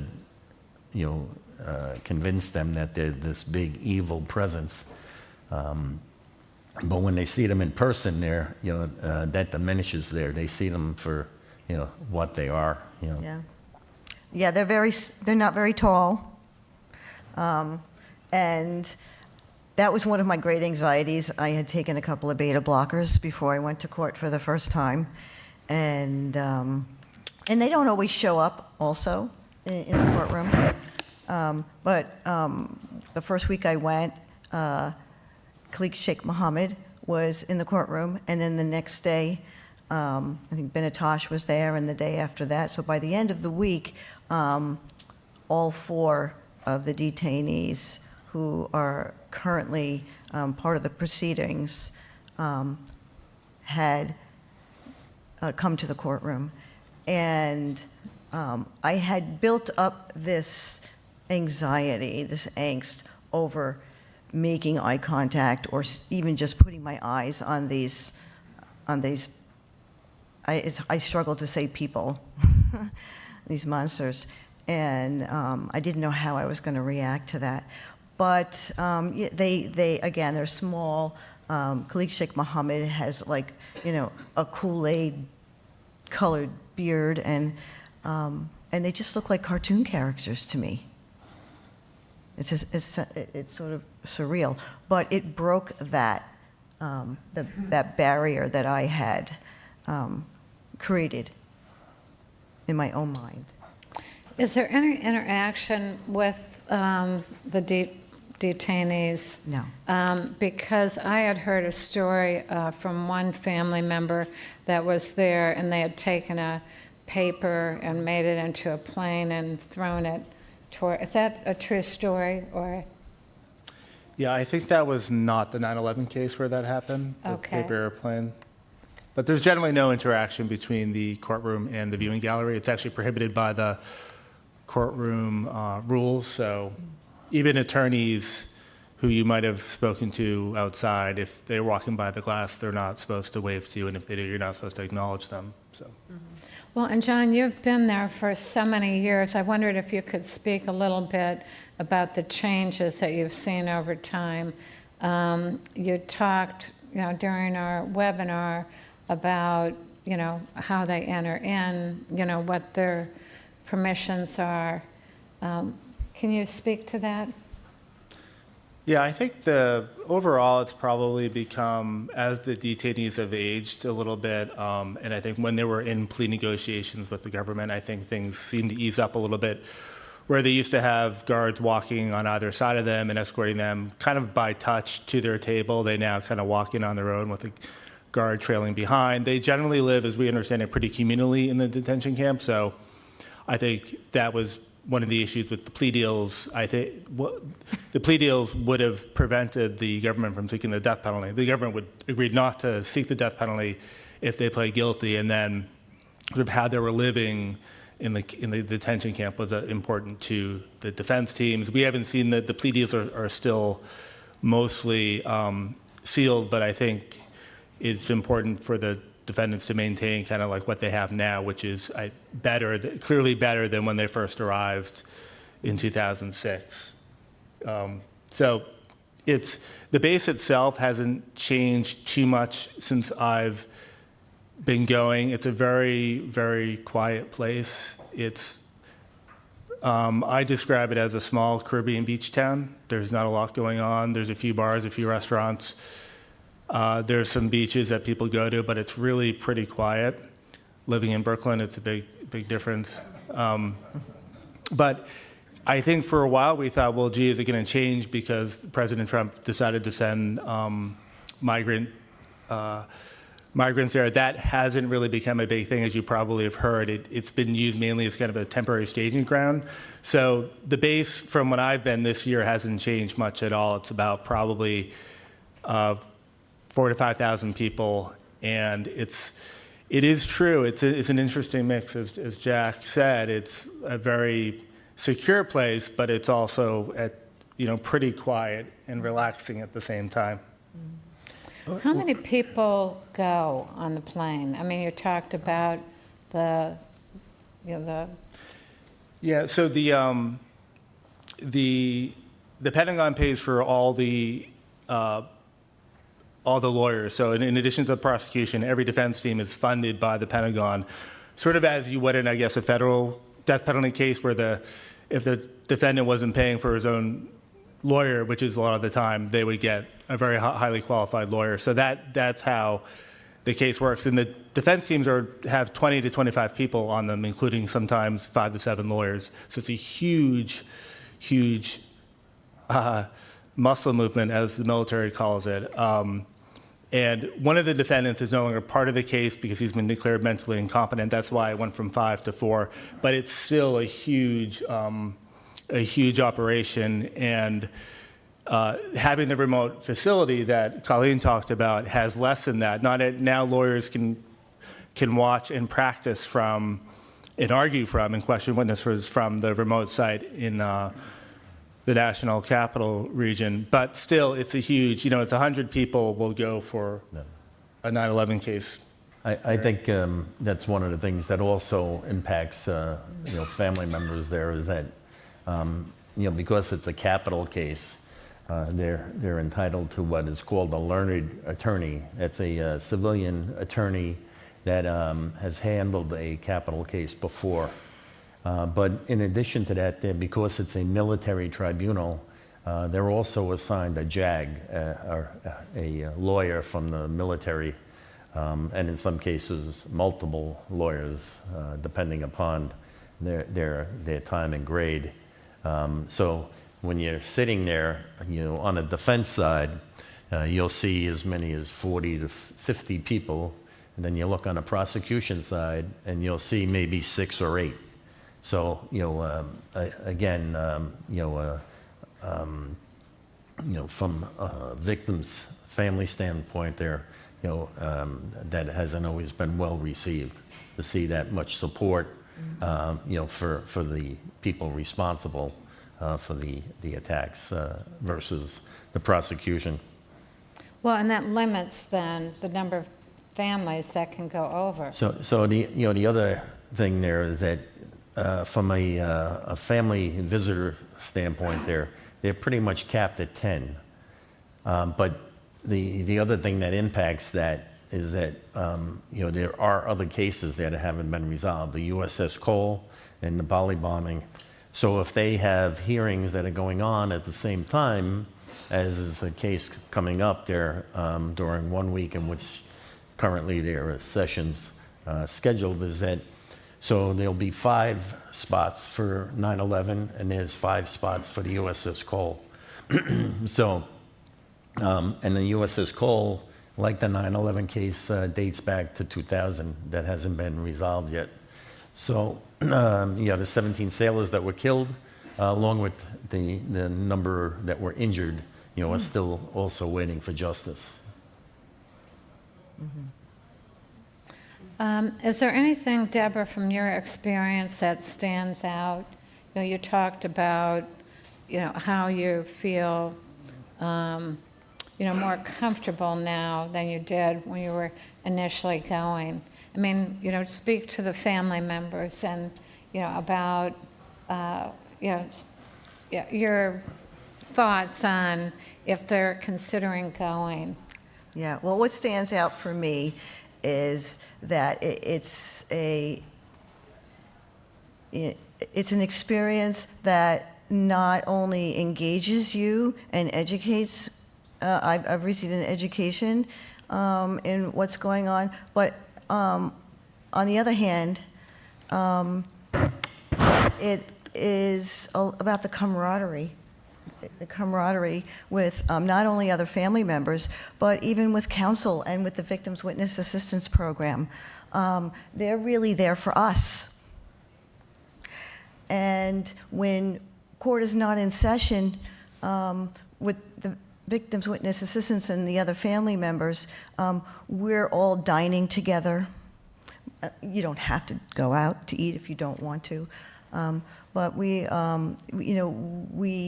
sometimes court is canceled, so we may go to the beach, we may take a boat ride, we get a tour of the base, we get to meet with the Marines and learn more of the history.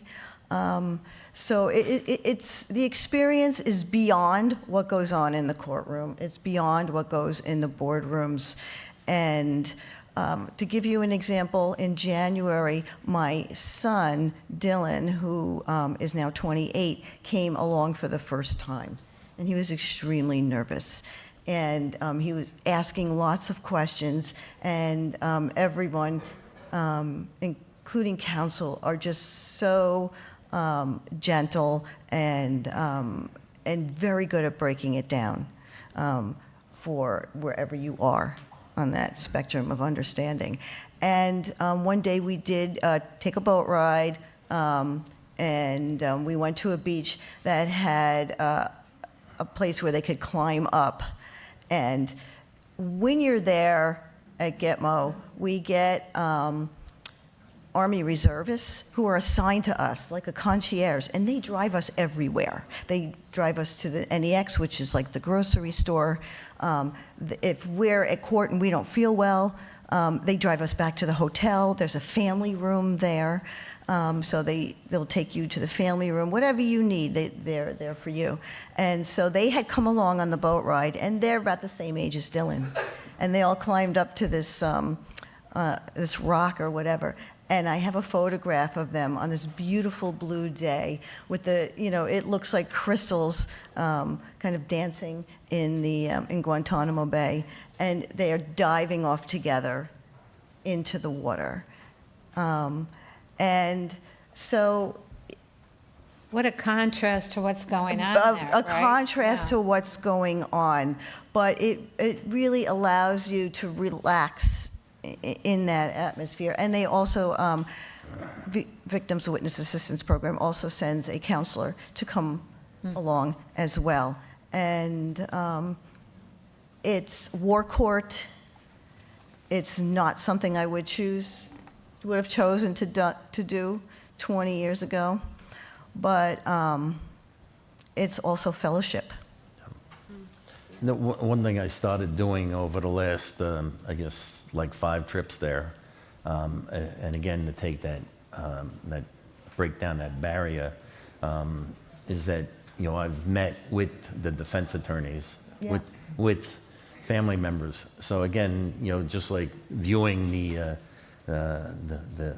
enemy combatants in court, they have that one-on-one with the defense attorneys there that also seems to have taken down barriers there. Yes. Especially with the defense attorneys that are part of the military. To see them in court in uniform, defending these people, and then meeting with them and having that interaction with them there, I think has been useful. Well, and Colleen, have you been involved in any other way? Have you gone to the off-site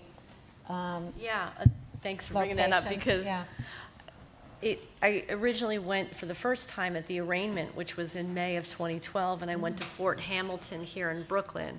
So family members and first responders are eligible, if you will, to watch the proceedings through closed-circuit TV from Fort Hamilton in Brooklyn, Fort Dix out near Trenton, Fort Devon up near Boston, and also Fort Meade, which is open to the general public down in the Washington, D.C. area. There's talk of other sites to be opened out in Long Island and possibly on the West Coast, but right now we're really in a lull with the case. because it's been appealed to the DC Circuit, and it may eventually get appealed to the Supreme Court. So right now it's purgatory, actually. I was going to say it's on hold, but it feels like purgatory because we're waiting yet again, and who knows how long that will take. But there are opportunities for family members to travel both in person to the island, but also to see it stateside. And just because resources, you can also follow the case at the military. The Pentagon has set up a website, mc.mil, so MC for Military Commission, .mil for military, and you can look on the website, you can see transcripts of what has happened, you can see how to engage the victim witness assistance program that Deborah has mentioned, to be able to travel and to put your name in the hat as well. And there's just tons of information there too. And I do want to emphasize how well taken care of you are as a family member. Yeah. Both physical needs and emotional needs are very well addressed. I do travel as an NGO mostly, and we stay in a tent, and the latrine is the latrine, and it's a very different experience. And when you travel as a family member, yeah, you're sitting up in first class with the judge, but you can't talk to him, and you're staying in a hotel, so you're very well taken care of, and people really recognize the difficulty of a trip like this. So. The question I had too, is there any other way for families to be involved? I mean, to keep up to date with it, but can they submit a victim witness statement, or is there anything like that? So that's that's an open question. So, yeah. So part of, and again, because it's a military tribunal, things are different than if it was a federal court. At some point, if they get to that point where there's a plea worked out there, there will be the opportunity for family members to submit a witness impact statement. Right. That's down the road a bit. Yeah. And one important point, if I could interrupt, some families, because look at my family, my parents. Some families have, through the prosecution, made victim impact statements already because they were quite elderly. I'm thinking of Lee Hansen. Lee traveled, God bless him, to Guantanamo in his 80s.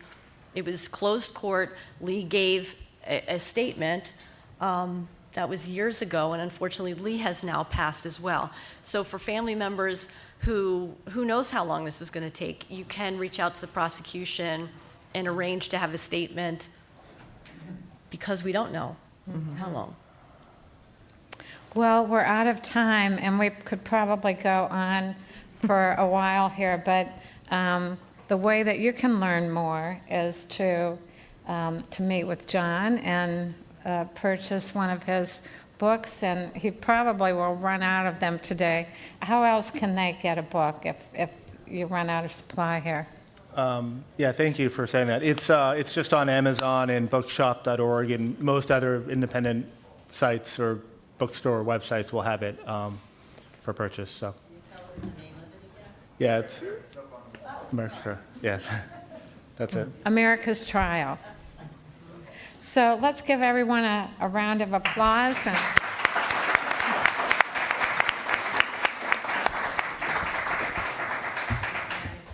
So we'll have the next panel. Look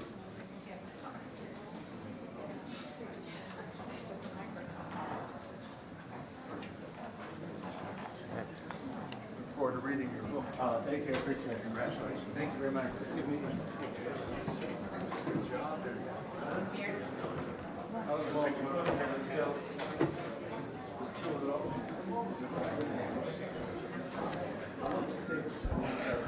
Okay, if the next panelists could all come up on stage, we'll get going.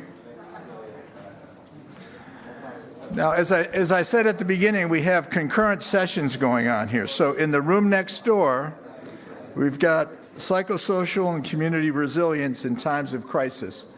So that'll be starting immediately next door. This is the one on the latest on the legal proceedings. So if If the team could come on up, I'd appreciate it.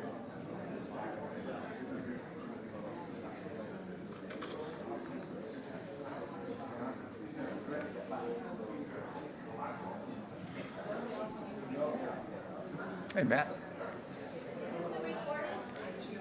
I don't know. I'll find out. Sarah. No, that one's not. I know that. I think it is, but I'll ask Sarah. Okay.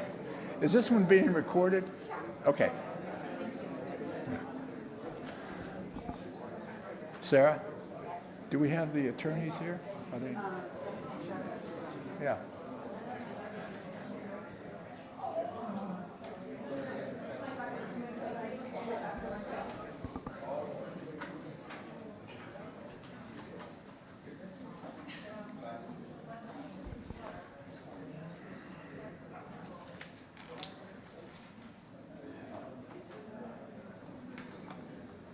We're just gathering the speakers here. Duke.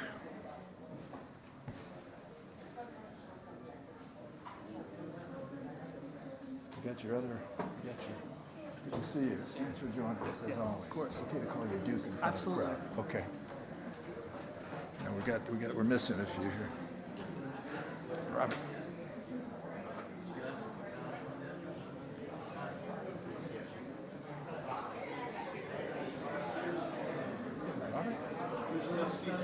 Gavin and Brett get here. Yeah, there are, and then we're having one phone. We're having a video. Yeah, John's phoning in. Yeah. Gavin, Brett. Gavin's here. We have enough seats. Terry I think. and me. Yeah.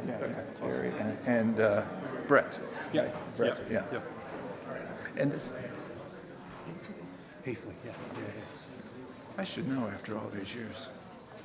I feel like I should apply. I feel like I got one shoe. Okay, so who are we missing here?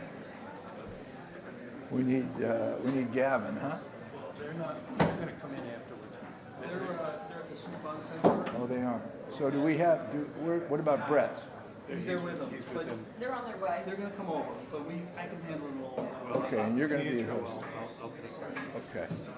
Okay. Plenty to say before they get here. I was in awe this morning. I mean, that was incredible. Your delivery and his. Thank you. I wasn't.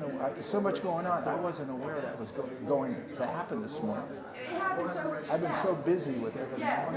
No. We were just putting this together the last couple of days. It was so great you did it. Thank you so much for giving us the space. Oh, yeah. It worked out really well. Yeah. No, these are perfect. And Duke, you probably don't need it real close. It'll catch your. So, okay, folks, if you get seated, we'll get started.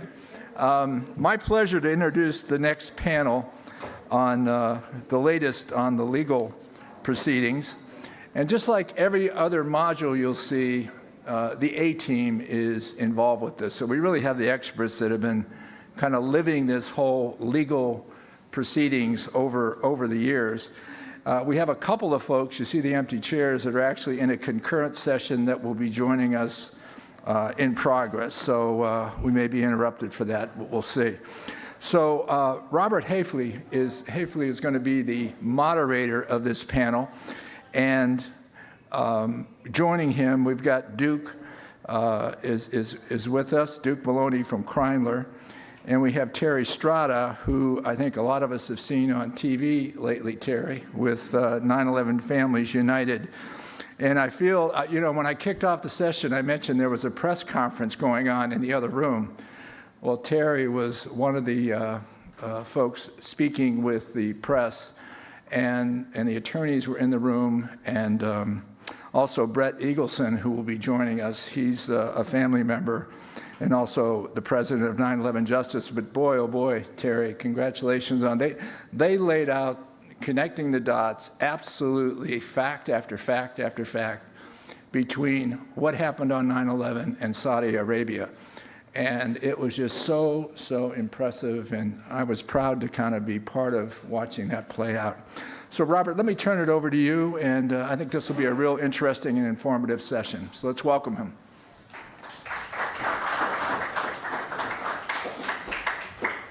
Thank you, Frank. And thanks to Mary and Stephanie and Jason, everybody, the entire team at the Symposium has been fantastic, and year after year, you managed to put on a really great program, and I thank you once again. As was said by Frank, I'm Robert Hafley from Motley Rice, representing the plaintiffs in the 9/11 litigation, and also serve as liaison counsel for the MDL 1570 executive committee that coordinates the litigation for the plaintiffs. And as Frank said, we have a terrific panel. We have John Eubanks, who's coming in remotely with us, and he's going to address, in addition to just being a panel member, he's also going to address, if you have questions later on about the US VSST, he's my guy of resource for that. And Andrew Maloney from Kreinler & Kreinler, Terry Estrada from 9/11 Families United, and on the end we have Claude Rains, star of the Invisible Man series from 1933. As Frank said, we have two more panel members, Gavin Simpson and Brett Eagleston, that will be here joining us. As in past years, we're not aiming to cover every single issue that happened over the past year, but a handful of important issues that we're going to highlight. A word of caution, today we're not going to address any case-specific issues. If you have questions, I'm going to ask you to refer those to your own lawyer. Also, we've not included a lot about Iran unless John's going to contradict me on that. We haven't built in information regarding the US VSST unless, again, John has something to say about that. But largely, we have three particular issues over this past year that are up on the screen of the bulleted points. They're the status of the litigation against the Kingdom of Saudi Arabia, which probably everybody's here most interested to hear about. The recent decision where the court just a few weeks ago denied the Kingdom's fourth attempt to get out of the case. And then also the court issued simultaneously a decision on some Daubert motions, or the motions to strike or limit experts. The second issue is the status of the litigation against Sudan. Sudan's multiple unsuccessful attempts to appeal its defaults and its answers, and the status of the merits discovery against Sudan. And then thirdly, the status of the appeal of the final judgments against Dubai Islamic Bank, which is now underway. And finally, a few comments about additional filings to make public evidence that's previously been filed under seal. Looking first to the Saudi proceedings. For those of you who are in the room, can I just ask you to raise your hand if you're plaintiffs in the 9/11 litigation with claims against the Kingdom of Saudi Arabia? Somebody's been drinking my water. And I'll look around the room, you're all winners. At least for the moment, you can celebrate. Yes, you can. You can celebrate a win in the court's August 28th decision denying the Kingdom's fourth attempt to get out of the case. Clearly, that's the most important thing that we're here, that's the most important news. That's the subject of our panel discussion a little bit later on. So I'm not going to say much about it other than the fact that the arguments were heard in front of the court, the evidence was presented to the court July 31st of 2024, and just a bit over a year later, after looking at all that evidence that was presented to the court, the district court issued a decision August 28th, 2025 that denied the Kingdom's motion. And again, we're going to circle back and talk about that decision a little bit more at the panel. A related issue concerned the motions to limit the expert testimony or Daubert decisions in the context of the Kingdom's motion to dismiss, and whether the issue for those experts had to do all about whether the court had jurisdiction. And now that the court has determined that it has, the question really comes to whether or not the court's decision about the Daubert motions matters all that much. But the magistrate judge issued a decision in December 2024, shortly after we were here last time, that fully excluded one of the Kingdom of Saudi Arabia's primary experts, limited two of its other experts, excluded two of the plaintiff's experts, and limited two of the plaintiff's other experts.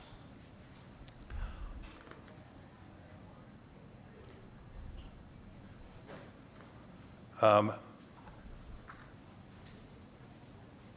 August 28th, the same day as the court's decision here, the district court basically affirmed the earlier magistrate judge decision about those experts. So the status right now is what the judge has what the judge now has decided is essentially what the magistrate judge had decided back in December. Both judges also added that even without the experts' testimony, the parties could rely on the evidence that was underlying those opinions. So even if the judge had stricken the experts' expert report and testimony, to the extent that the evidence was still there, it was all still available for the court to consider and for the plaintiffs to argue in court. In the cases with claims against Sudan, after being absent for decades, Sudan appeared and filed motions to dismiss. It lost those motions in August of 2023 and filed an interlocutory appeal that we claimed was improper, and we filed a motion, and that appeal was dismissed in September 2024 last year, just before we were here last year. And after losing in the appellate court, Sudan was obligated to file answers and initially defaulted again. We raised that to the court. Eventually, the court allowed them to answer, and they answered. And we've been in we've been in merits discovery with Sudan since then. They've made additional efforts to try and get out, and they've lost all of those efforts. We served interrogatories or written questions for them to answer, and essentially most of the issues that were addressed in the written discovery was, where do you think the documents are? What's the status of your retention of those documents? Where can we find them, and what's the buildings that they're in? Tell us what the status of those in. Essentially, the government of Sudan came back and said, in 2023, given the unrest that's going on in Sudan, every single building that housed any document that would be relevant to this litigation was completely destroyed. We have no documents to give you. So document discovery is essentially done for that, at least for Sudan. We're in discovery trying to set up right now depositions. We've given the court a protocol. There's a few disputes about whether, what terms of that protocol, and the court will make those decisions. And we've also served discovery. We've also served discovery on the United States government, the different entities of the United States government. That's John. I see John's face down there. I'm being told this is up there, but maybe we could switch it, because it's probably better for you to. Yeah, that might actually be good if I could see it Is it here. possible to switch the screens? Although John's a good-looking guy. You can leave John up. No, but So anyway, so we've started subpoenas on these United States government agencies, and we're in negotiation with them to try and see what we can get. But as in the past, we know that that's a long process. So the current status is that we're working the U.S. government to get documents from them, and we are working with the court to try and get a protocol to do depositions of Sudanese witnesses. The last issue this past year is regarding Dubai Islamic Bank, and I'll be quick about this. The court granted DIB summary judgment in 2025. Entered final judgment in July of 2024, I think it was.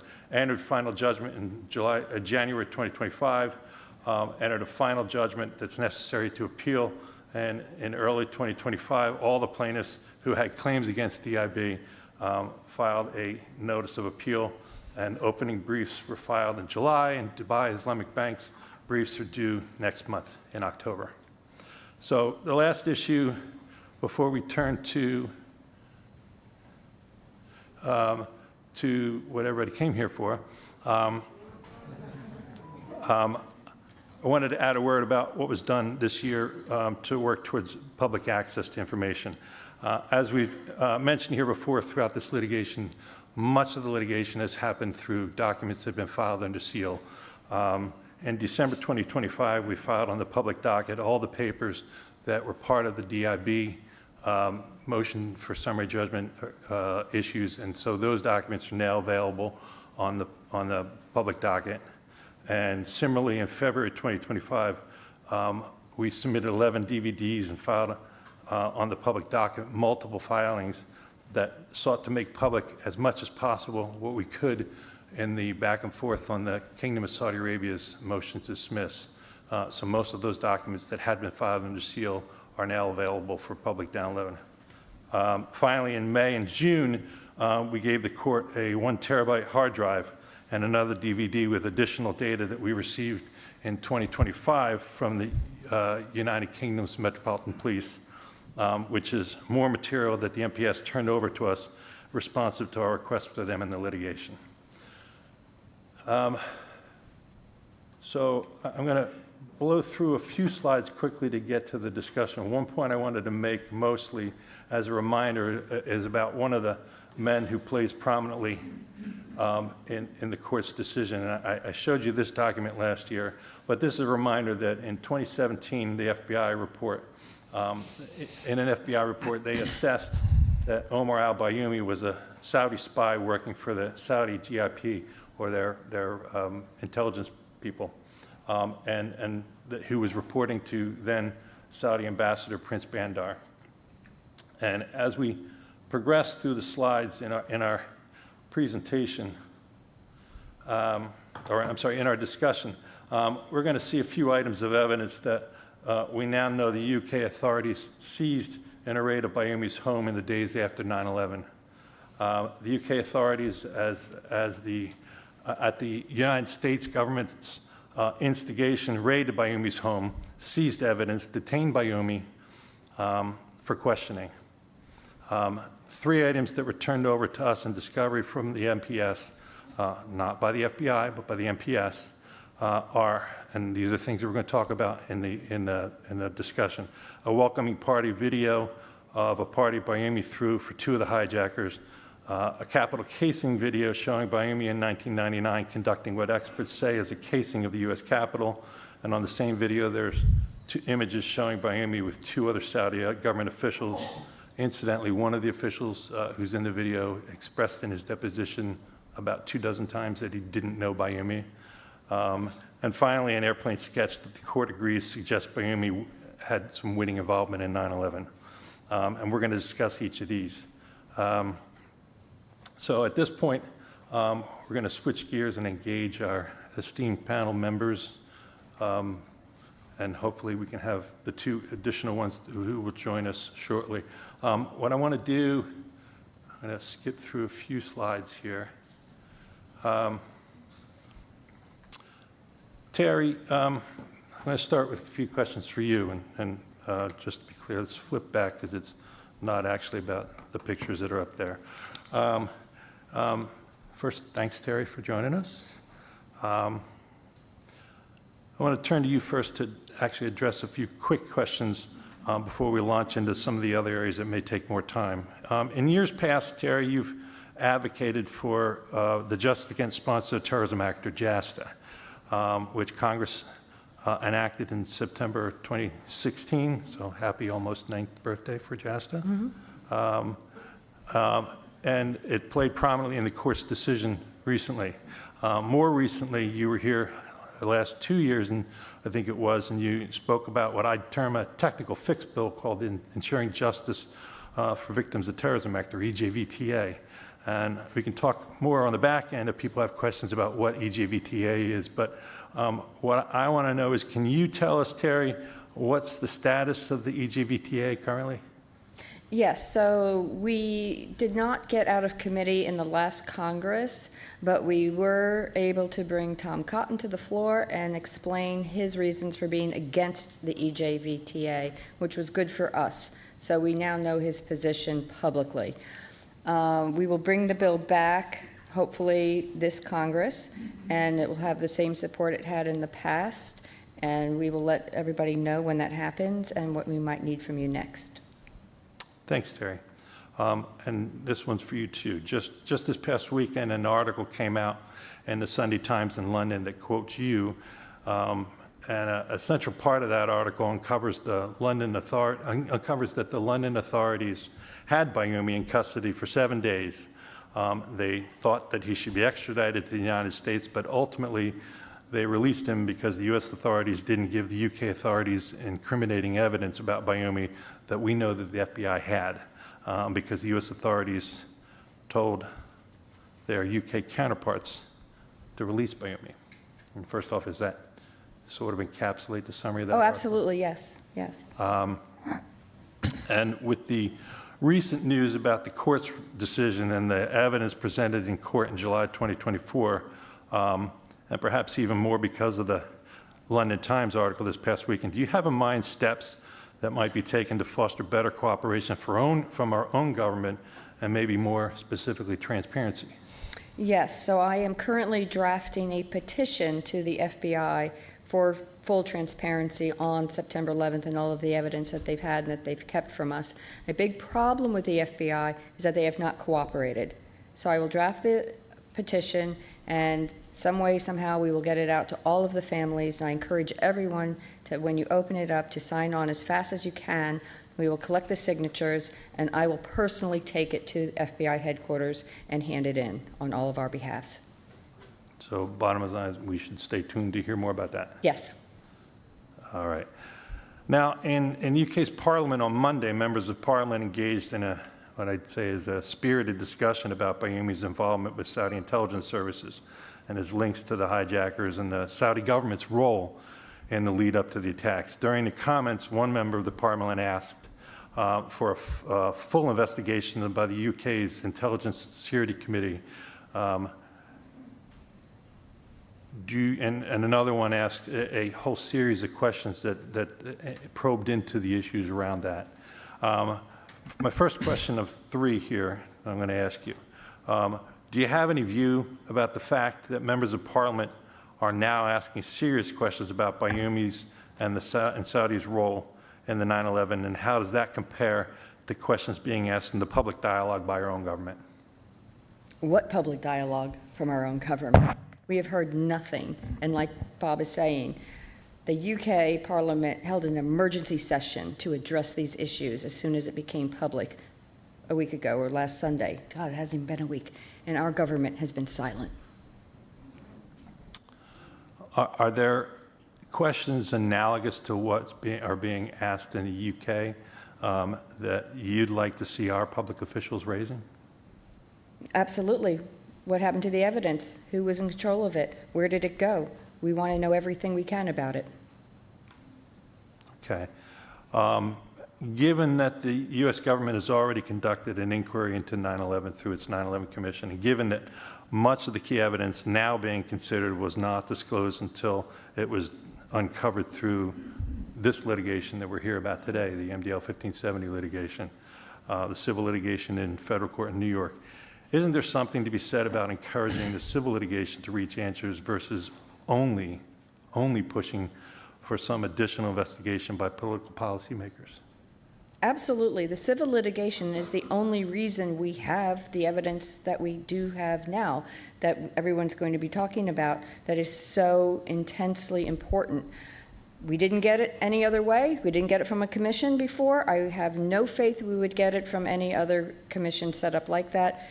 The civil litigation is the reason why we are seeing what we're seeing, and that is very important. Thanks. Can I just add something to that? Yeah, I just came from the Sufan Center on Counterterrorism. It's over at the Perlman Center. And Senator Blumenthal of Connecticut appeared by video and addressed the audience. The audience is primarily FBI, former FBI, CIA, International Counterterrorism Intelligence Group.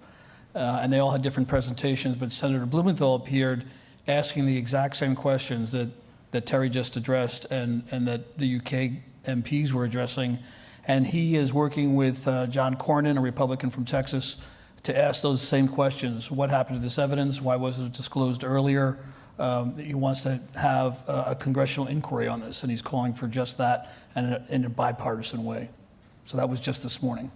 So that's great. And I think, Terry and Duke, I think it's important to recognize what I think Duke's pointed out. That there are a handful of public officials who have been asking questions over the years, who have been instrumental in pushing some of the dialogue and some of the issues of the 9/11 families into the investigation. And I think Senator Blumenthal is one, and Senator Cornyn is one who have been instrumental in pushing some of the legislation like JASTA and like the EGVTA. So I guess it's important, Duke, that you raise a good point, that there are folks that have been on our side. By and large, the harsher questions about what happened really have gone in a sleepy way unaddressed over the years, right? Wouldn't you agree? Yeah, and I should also note that Kash Patel, the current director of the FBI, is supposed to testify before Congress next week. And the media scuttlebutt is they want to drill him on the Epstein material. It's a political football, obviously, but we want members of Congress to ask about the 9/11 investigation and the shortcomings from the FBI and the CIA in the way they handle this evidence. Yeah, and I should emphasize that when I asked Terry the question, it was really about that it shouldn't be only a redo on the 9/11 Commission. It shouldn't be only public officials doing something in Congress, but absolutely they should be asking the question and they should be investigating the issues and uncovering what they can about it. But I think another important point that can't be lost is the fact that the litigation has uncovered things that have never been uncovered before and in fact have been intentionally not uncovered. Would you agree, Duke? Yeah, the question I've always had for years was whether or not this was FBI incompetence or an intentional effort to secrete the evidence. It looks more and more like somebody didn't want them to look at Saudi Arabia, and we've thought that that was a possibility for many years. How this plays out is going to be very important. Our mission as lawyers, however, isn't really to bash the FBI. That's not going to help us. We want them to help all of us from this point forward. Now that the cat's out of the bag and there's an avalanche of evidence that we have and more coming, and we're going to get into that in a few minutes, now is the time for them to help the families rather than be a roadblock for the families. So bashing the FBI is the media's job, and maybe some of you, but my job is to win the case against Saudi Arabia. I think that's what we really want, and we want their help. It's embarrassing what we've uncovered is embarrassing to many in the intelligence community, and some of them didn't know about it, some of them probably did, I don't know. But my point, and I think the point for the lawyers, is we need to keep moving forward and prove our case against Saudi Arabia. Absolutely, and I'm not advocating to bash the FBI. We are pointing out the fact that they did withhold this evidence, and it was purposely done. And we are talking about past FBIs, and I agree. We need Kash Patel to look at this now closely and be an ally of ours, and I think that's the road that we've taken with Director Patel in the correspondence that we're sending into his office, and that is the hope that this FBI will cooperate and take a look at what happened to us in the past and not continue with that misconduct, because there is going to be more discovery and there will be more asked of them. So removing the roadblocks that have existed is something that he can do for us, and I hope he does. And I do hope now that, like you said, the cat's out of the bag, all of the great work that you've done in exposing all of this, that this Congress and that these members will be more successful, because we have gone to them in the past, and they have gone to IGs in the past, those are Inspector Generals, and asked for them to look into these matters very closely, and we've gotten nothing. So the petition, I hope, will be a strong voice. When we're united, we're very strong, that we all care about this very much. And that's really what the petition will say, that we need this. Thanks, Terry. So let's turn next to the decision that's on everybody's mind, and I have some questions to discuss about Judge Daniel's August 28th decision that denied the Kingdom's motion. By way of simple introduction, I would characterize this decision as one of the most consequential decisions so far in the in-ray terrorist attacks on September 11th, 2001 litigation. Let this sink in for a moment. The United States federal judge has taken a year to study a huge trove of evidence. The evidence included evidence that the FBI never analyzed, that it hid from the 9/11 Commission, that it never circulated to other elements within the FBI that were investigating the very issue that the evidence touched on.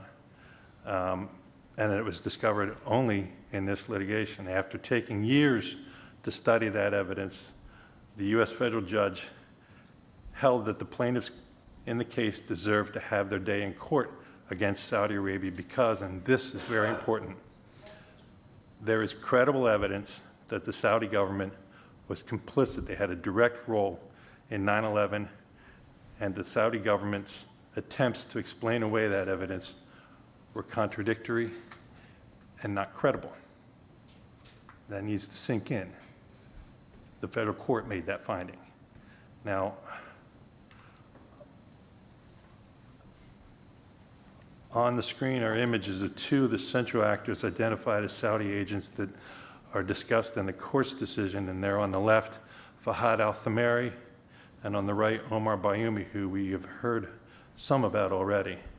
Now, Duke, can you summarize who Thamari is and tell us anything else you think we need to know Before about? I do that, I just want to add to what Bob just said. This is the very first time this decision by Judge Daniels 2 weeks ago is the very first time that a U.S. court has exercised jurisdiction over a foreign sovereign for its material support of terrorism, who was not listed on the state sponsor of terrorism list.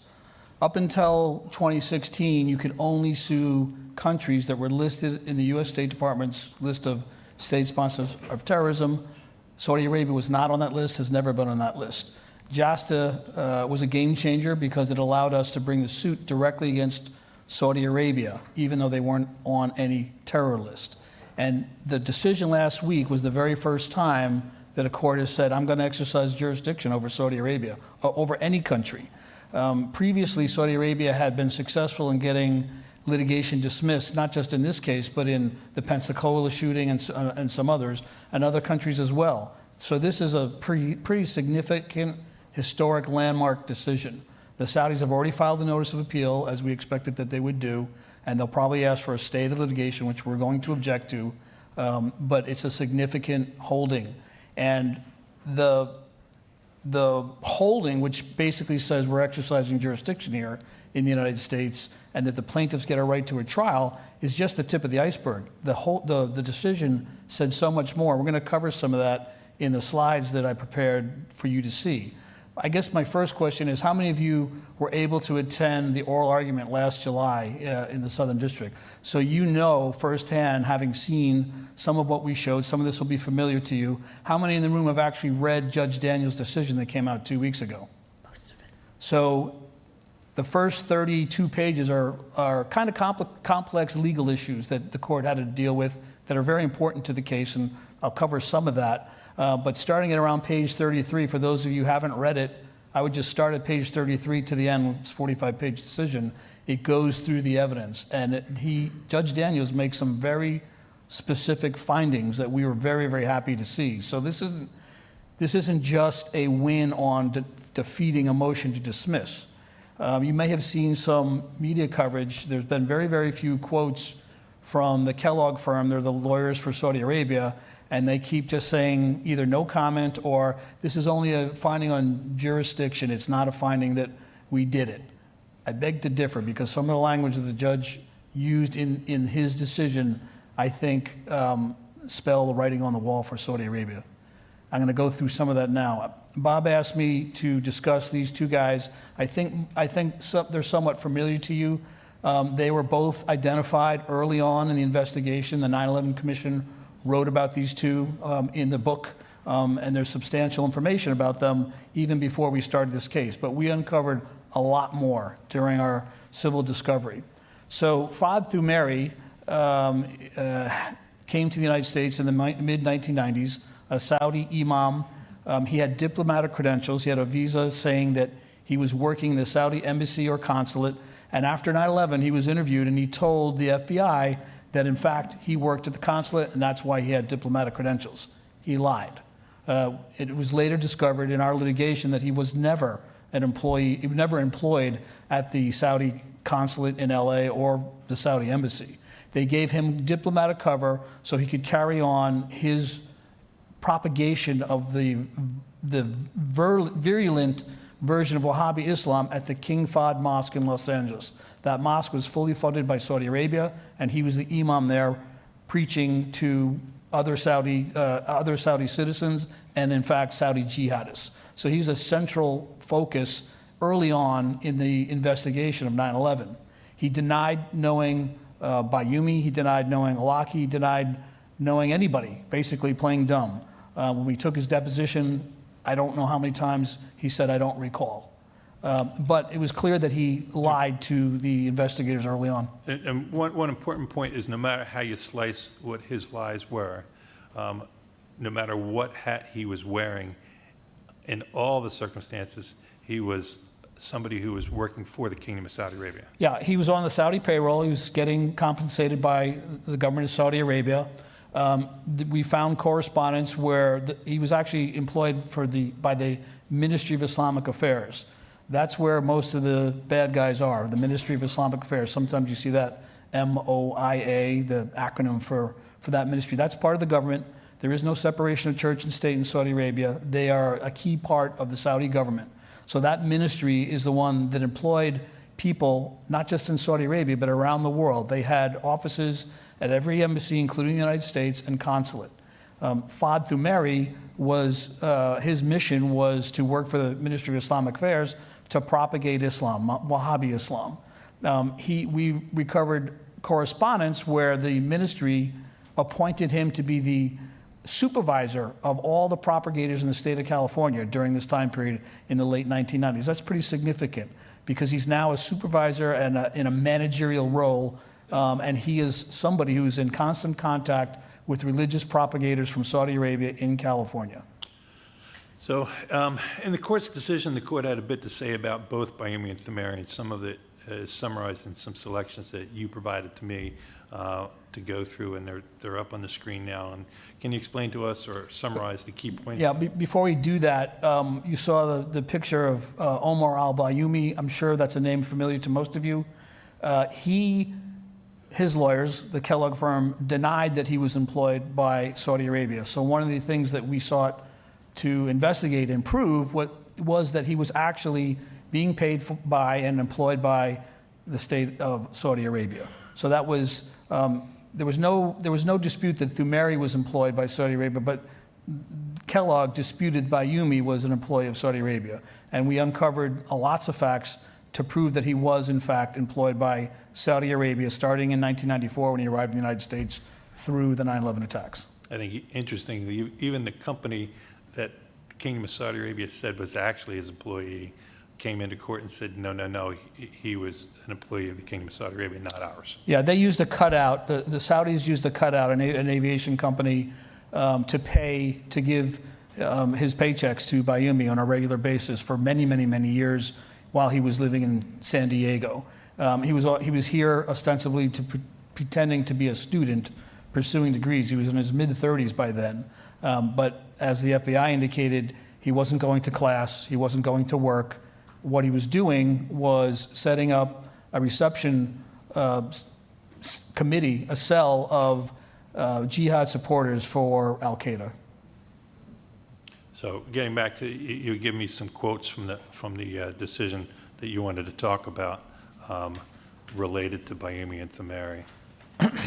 Yeah, so before I get to some of these quotes, our mission, Judge Daniels in 2018 narrowly tailored our ability to get discovery so that he could exercise jurisdiction. And what he really wanted to know was, number one, were these two guys, Thumeiri and Bayoumi, employed by the Kingdom of Saudi Arabia? Number two, did they provide material support to the hijackers, knowing that they were Al-Qaeda or that they were up to no good? And finally, were they doing that within the scope of their employment at the behest of the Saudi government? So those were the key things we needed to prove and investigate. So I did cover some of this last year when I was here based on the oral argument that took place, but now what you're going to see on the screen are quotes from the court, the judge himself. That's significant. So the judge found that there were that Bayoumi and Thumeiri had frequent interactions with the hijackers and they met the hijackers at the mosque in Los Angeles, the King Fahd Mosque, the Saudi mosque. They were both important logistical events for the hijackers' settlement to the United States. As soon as they got off the plane from Bangkok, they went straight to the King Fahd Mosque in Los Angeles. That's not a coincidence. The judge found that Thumairy and Bayoumi were working together, coordinating with the Saudi government and when providing assistance.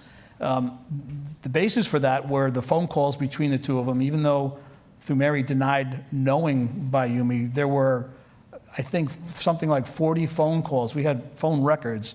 Of course, Mr. Kellogg argued, we don't know what was said during the phone calls, but the time of those phone calls were taking place was right before the hijackers arrived and then during the hijackers' stay in Southern California.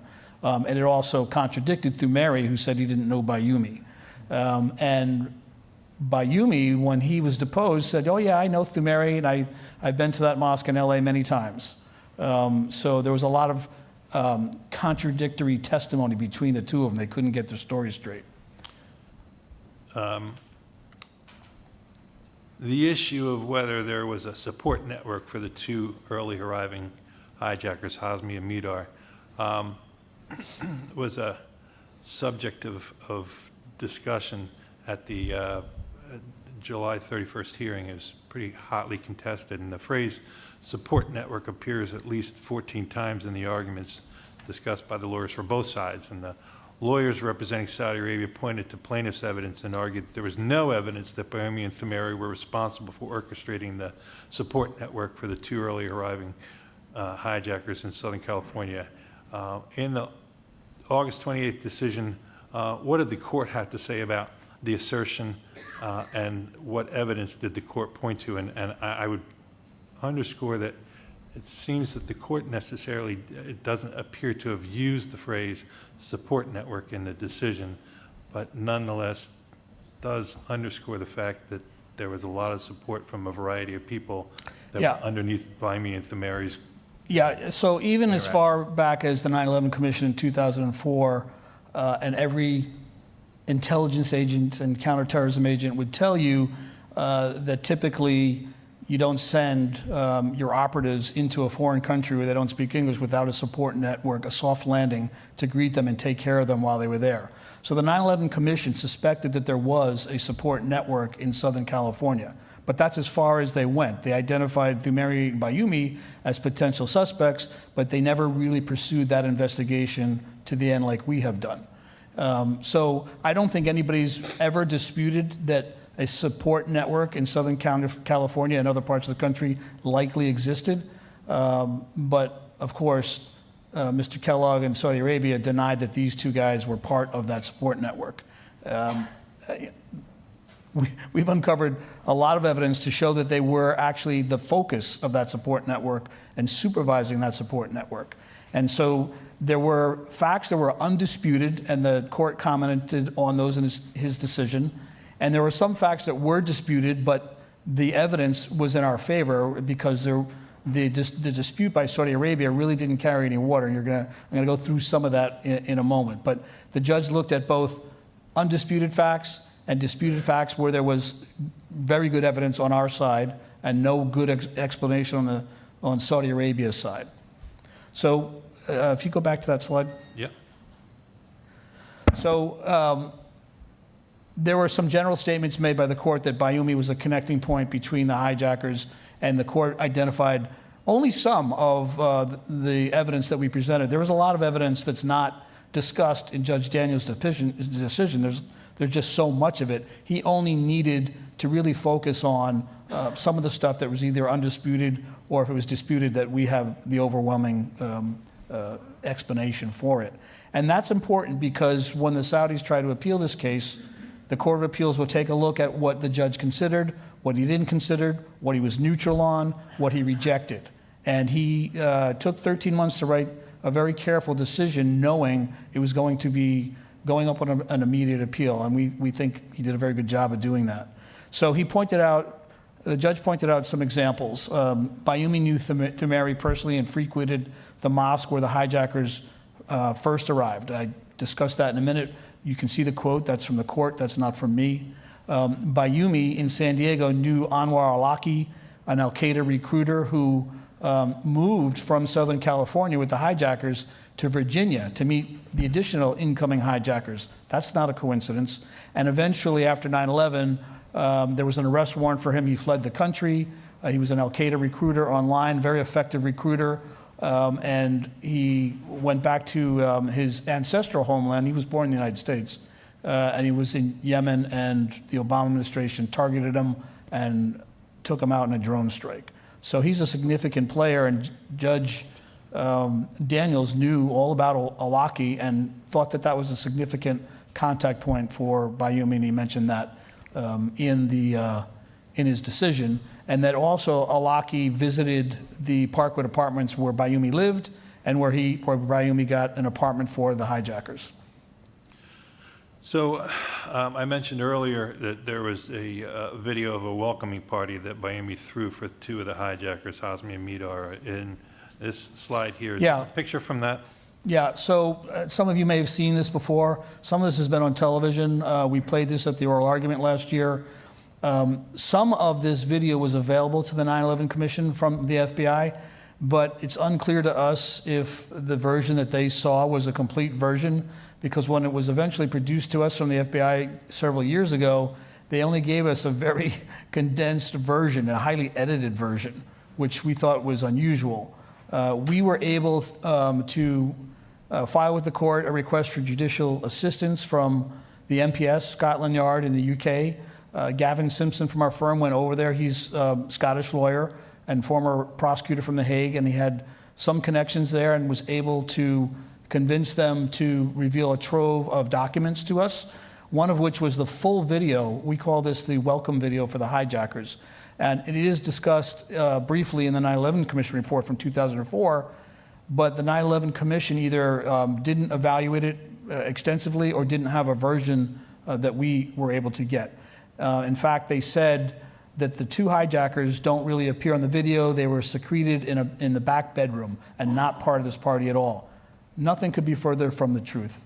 The hijackers were in this room. First of all, this is at the hijackers' apartment. You can see there's no furniture there. They had just moved in. And Bayoumi put together a welcome party of various like-minded thinkers in the Islamic community in San Diego to come and meet the two hijackers. So this is Bayoumi saying that we are welcoming the brothers, in fact, whom we have not had the pleasure of meeting. The people in this room all knew each other and knew Bayoumi. Who they had not met was Hazmi and Midar, the first two hijackers to come to the United States. If you go to the next slide. That's Bayoumi, and he's asking everybody in the room to introduce themselves to the hijackers. That's Khalid Bidhar. He's one of the hijackers from American Flight 77 that crashed into the Pentagon. This is his apartment. This is at that party. He's actually preparing food that he serves to some of these senior religious officials that are in that room. And Hazmi is sitting next to Bayoumi's son in the room. One of the things that the 9/11 Commission said was they were only able to identify 5 people in the room. Well, we identified all 29 of them, if you go to the next slide. So we put together, through a lot of investigative effort and work, and digital zooming in and still photography, we were able to identify, as I think everybody knows, we have former FBI agents and the JTTF, NYPD agents that worked on this case, and they went out and they started doing additional investigation and interviews. We were able to identify each member, each person who was in that room, who were there for one very specific reason, not just to welcome the hijackers, but to provide the extended support network for the hijackers. Various people in this room ended up helping them get driver's licenses, getting them flight lessons, money transfers that came over from Al-Qaeda. There's a significant person here, number 14, Sheikh Mohammed Al-Qahtani. He's a Saudi government official, and Saudi Arabia to this day claims they don't know who he is, but he's a Ministry of Islamic Affairs. We, during discovery, asked Saudi Arabia for information about any Saudi government official that had any contact with the hijackers, any documents. They gave us next to nothing. They didn't know. We found out about this from the video. They had no explanation for it, and to this day, they claim they don't know who that person is. Duke, I'm looking at the slide and I'm noticing that in this welcoming party, this party that's being thrown, the person who's essentially hosting it is number one, Mr. Al-Bayoumi, right? Yes, he's standing up. And the person who usually is the centerpiece for a party would stand next to the host, correct? Yes, and you see number 22 standing right behind him. Khalid al-Midar is standing behind him. And then who's number 26? 26 is Bayoumi's son, Imad, his teenage son. And sitting right next to him is Nawaf al-Hazmi, the other hijacker from American Flight 77. And the one that says 21, that's Osama. He's the American-born Islamic convert that was holding the video camera. He was told on the video not to film the left side of the room, but by accident, when he was moving around, he did in fact film the left side of the room. When I say he was told that, that actually appears on the tape. I didn't show you the whole video. And we deposed Osama. He's actually an American. Last name is Dyson. He's also the guy that accompanied Bayoumi to Los Angeles when they had the chance meeting of the hijackers at the Mediterranean Cafe when they first arrived.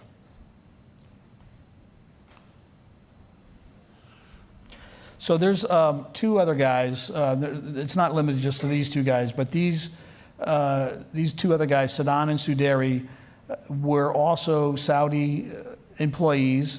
They were Ministry of Islamic Affairs propagators. They visited the United States in 1998 and early 1999 to Southern California, and they essentially met with the very people that the hijackers would later meet. They wanted to assure and be convinced that this was the proper soft landing for the al-Qaeda hijackers. So Sadan and Suderi went to the King Fahd Mosque in Los Angeles, met with Thumeri. They went to San Diego, met with Bayoumi.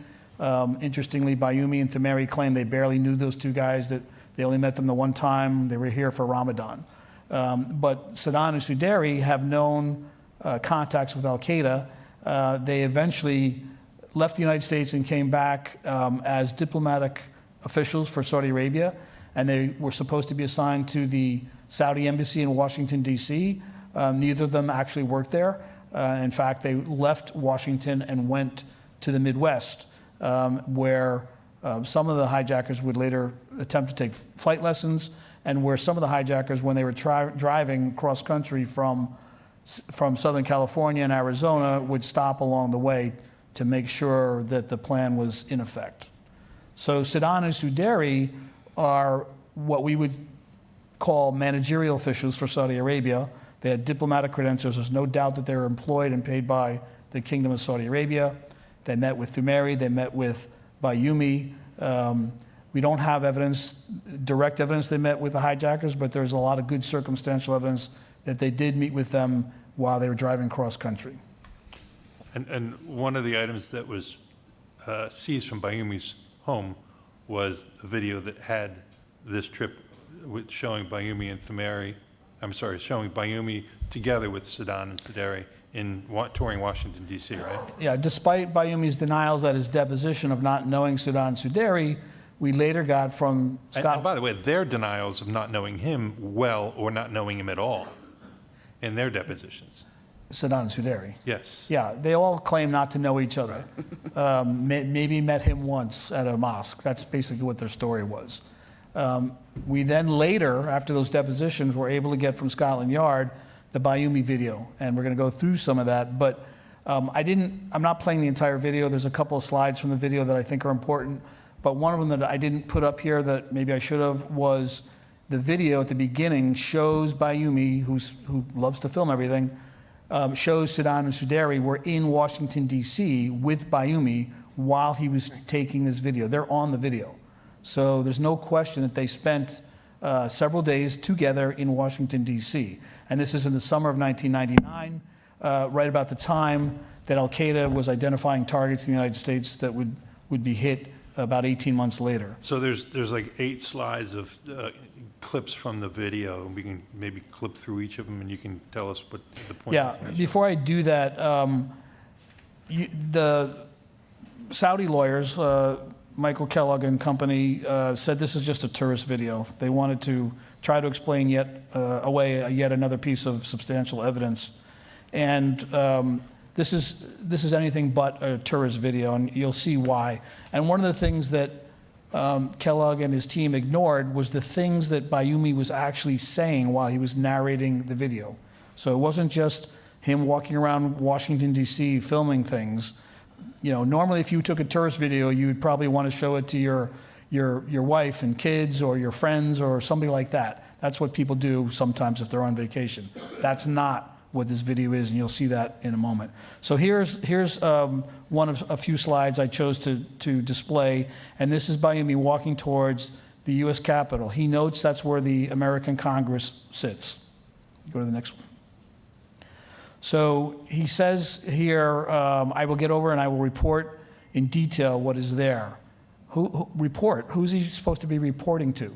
You wouldn't call this thing a report if you were going to show this to family and friends. He's actually assigned to do a casing video, a surveillance video, to gather information for someone else or a group of others. And I think one of the other important things that we've noted also is that on the video you're going to see important landmarks. One of the most notable landmarks that you can see if you're coming in from the air, coming towards the Capitol, is you would see this particular monument here, which is easy to spot and easy to navigate. And one of the things that's important about the video is it does show different landmarks in the vicinity of the Capitol. Is that right, Duke?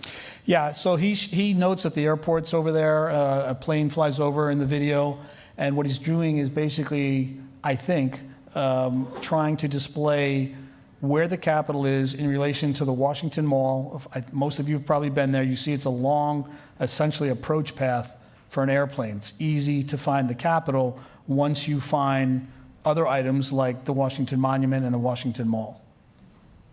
So here's Bayoumi as he's getting closer to the Capitol, and he says this that's very disturbing. He says it in Arabic. They say our kids are demons. However, these are the demons of the White House, pointing to the Capitol, which is where the U.S. Congress is. He commented just before this that there are 500 members, decision makers for the American government in that building, and he's calling them the demons of the White House, obviously showing antipathy towards the federal government in the United States. Then he makes another statement right after that, and he says, in front of Congress, there is no power nor strength except through Allah, which is exactly what Osama bin Laden had been saying, which is exactly what is al-Qaeda's mantra. He then gets closer. This is the pool just below the Capitol steps on the backside. I will provide you with the results soon. He is essentially reporting to somebody about all the details about the Capitol. Next slide. These are the cars that members of Congress take. They're parked behind the security area. He notes in the video that these are their cars. You said that in the plan. What plan is he talking about? Not a tourist video. He's talking about a plan. Somebody tasked him with this surveillance video so that he could send it back to members of al-Qaeda. He wants to make sure he's getting full credit. He identifies himself in front of the Capitol building. And then I think the next line, he signs off, "Oh, beloved esteemed brothers." Who are the esteemed brothers? Members of al-Qaeda. So Judge Daniels, again, some of the evidence, some of the things that I've just told you about the video, Judge Daniels decided he was going to essentially remain neutral on because there were so many other pieces of evidence that were undisputed, even though I don't think there's a big dispute about the Capitol casing video. Kellogg claims it's a terrorist video. And so Judge Daniels just put that aside and said there's other really important evidence here. So again, this puts Bayoumi, the same person, in the middle of all of this. And then the judge went through some of the details. Some of this actually was known for a long time in the 9/11 Commission report, that he assisted the hijackers with getting them housing, not anywhere, but in an apartment right next door to where Bayoumi lived. He helped them open a bank account. He fronted them with cash as a down payment, a deposit to get that apartment, because they came with cash, which I should note is just under $10,000. They deposited that day in the bank. If you know about some of the banking laws, once you deposit $10,000 in cash, there's a CTR requirement where they have to report that because of money laundering, drug trafficking. It's basically usually a sign of something bad is happening when somebody's depositing cash in that amount. They apparently knew that and deposited $9,500 just under the reporting requirement. Bayoumi took him to that bank to do that. He then co-signed the leases for their apartment. These are people he told the 9/11 Commission he just met, and he was acting as a good Islamic, good Samaritan.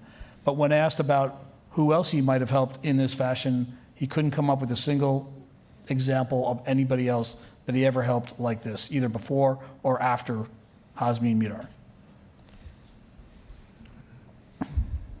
So, one of the last pieces of evidence to discuss is an airplane sketch that was mentioned earlier. And Duke, can you tell us what the sketch shows? And I think we have an image of the sketch here. Yeah.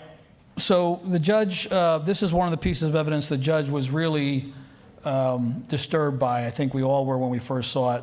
If you can put up the slide of the, this was seized from Bayoumi's apartment a week, 10 days after 9/11 in the UK. The British police got it.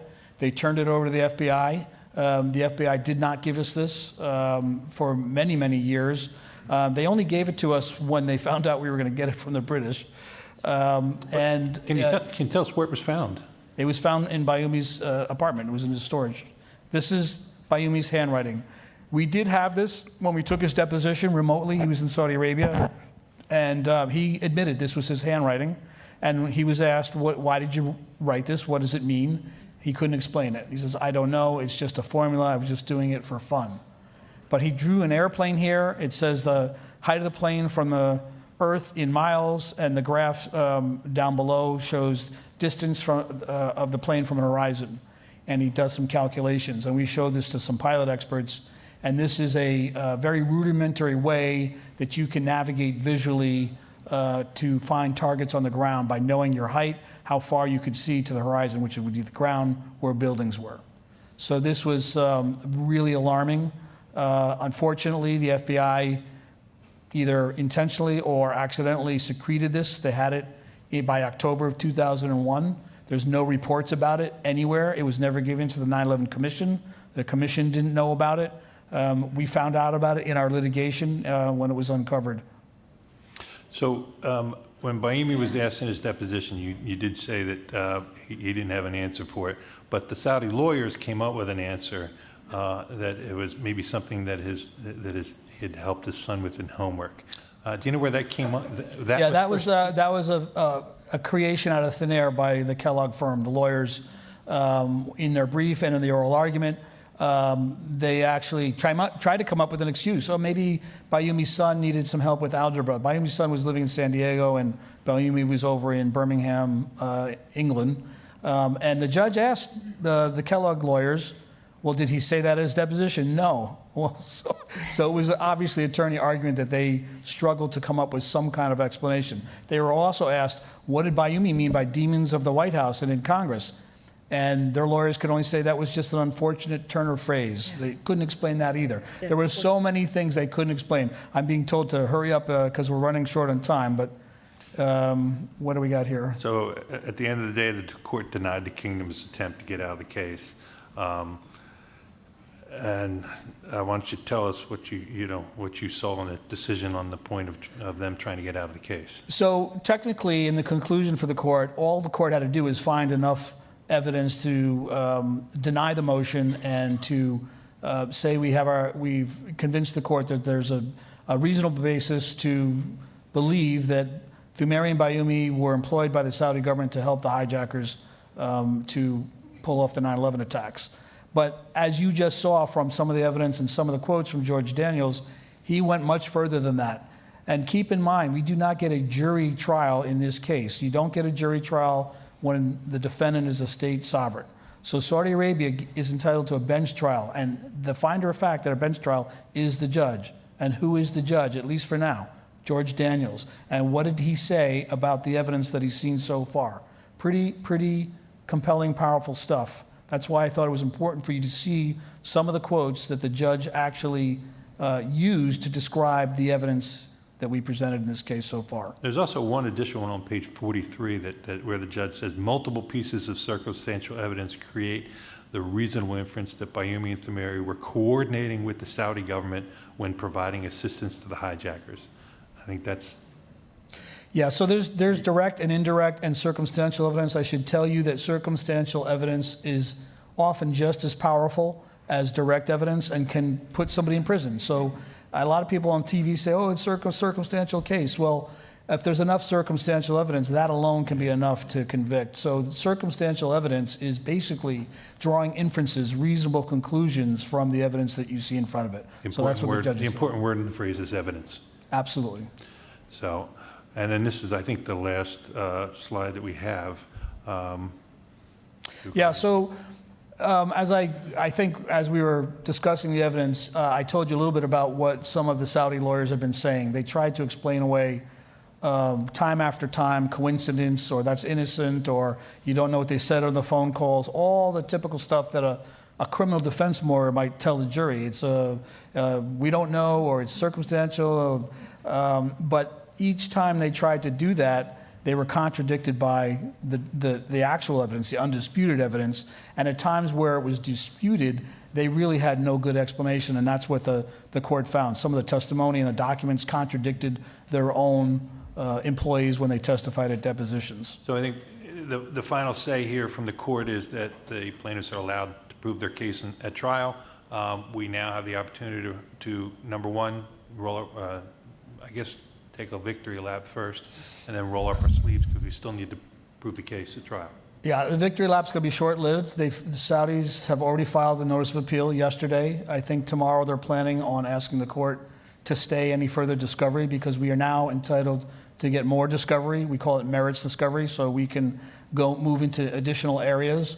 That'll be up to the judge to decide, or the Court of Appeals, whether or not discovery is stayed. We think there are very, very strong arguments why it should not be stayed, even if the appeal is pending, that we should continue to investigate, continue to uncover facts. I should tell you, in the last 13 months, we've uncovered more facts that are not even addressed by the court here because it hasn't been presented to the court. So we're continuing to do our work, and we're going to continue to, even if there's a stay, we're going to ask that discovery not be stayed with respect to the FBI or the CIA. So there's a lot of work to be done, but I think this is a huge milestone, a huge turning point in the case for all of us. Yeah, I think the mechanics of where we are right now is that they filed their notice of appeal last night, and they're entitled as a sovereign to file their notice of appeal, even though it's interlocutory. They're entitled to take it up now. What they're not entitled to automatically is a stay of the discovery. And so the court has previously, in the past, after the decision came down, the court came back and said, give us proposals on how we're going to proceed with discovery. So the court recognizes that the default is discovery goes forward. The kingdom has indicated that it anticipates filing a request to stay that discovery, and we've indicated back to them we don't buy it. We think that 24 years has gone by, and we don't want another day to go by with memories fading, with documents going missing, and more importantly, perhaps, more people who are passing away and not getting their day in court. There's good reasons why discovery should not be stayed, and we'll make those arguments to the court. Unfortunately, since our time was up some time ago, we don't have any more time for questions answered, but I think, as in the past, Duke and I think you're available, and Terry's, I think you're available, if people have some questions for us out in the hallway afterward. Thank you again. Thank you, Frank, and thank you, Voices.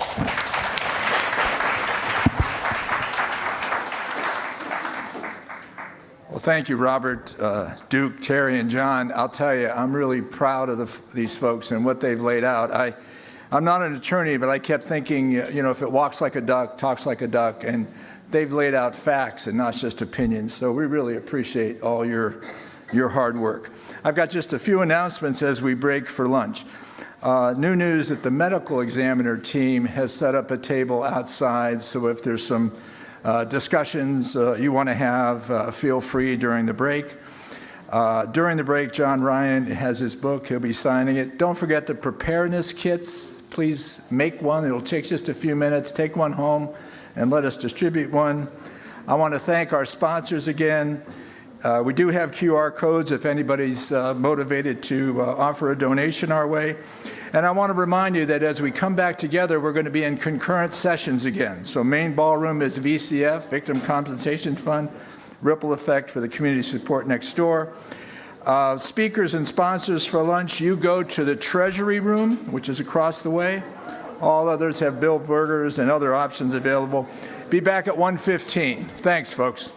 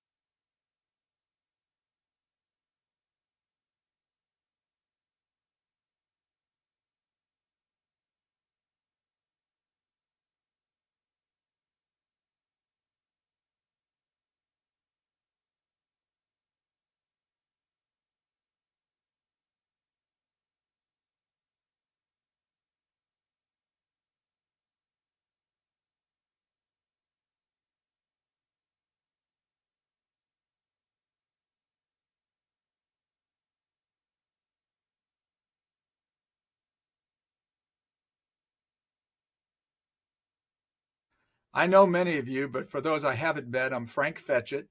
I'm part of the Voices team, and I've been a volunteer for 18 years. And of course, my wife, Mary, is the executive director here at Voices. We hope you're enjoying today's symposium. Each year, we dedicate 2 days on topics of keen interest with world-class experts that share in the presentations. It's a lot of work for our team, but boy, it's deeply rewarding. And feedback from attendees have consistently been positive. So thanks for being with us. I'd like to take a moment today to share a bit about Voices and also to give you a way you can help us continue our mission. We're a social work organization. Social work principles permeate all that we do as a business. We often talk about a victim-centered approach, using the eyes of a victim to look through how we schedule and do our programming. You know, our work today is in 3 areas: social services, education, and training. A couple of words about each of those. Social services is our bread and butter from day one. Providing continuity of care, we've done over 210,000 hours of social work support, nearly 2,400 virtual and in-person support groups, and over 575 psychoeducational workshops. We've helped a lot of people and continue to do so. In education, we collaborate with subject matter experts. We want to share our lessons learned after over 2 decades of this business. We have over 5,300 archived resources. We've hosted 39 events of either symposiums or other conferences, like you're part of today, and 137 national and international conferences. On training, we help families and communities prepare for emergencies. We've handled over 80 hours of community preparedness training. Our internship program is robust. We've had over 240 college interns over the years, and 20 research collaborations have resulted in outcomes that have made its way to academic publications. We're also proud of our 9/11 Living Memorial, in which we've met with over 1,600 families that lost somebody on 9/11/2001 and helped them tell the story of their loved one. This has resulted in over 87,000 digital images that are treasured by the families. And we actually were able to share a copy of these with the 9/11 Memorial Museum, and it's a permanent part of the section they called In Memoriam. So how can you help? To keep this work going, we need your support. Every contribution makes a difference. On your screen, you'll see a QR code, or you can simply go to our website, voicescenter.org, to make a gift.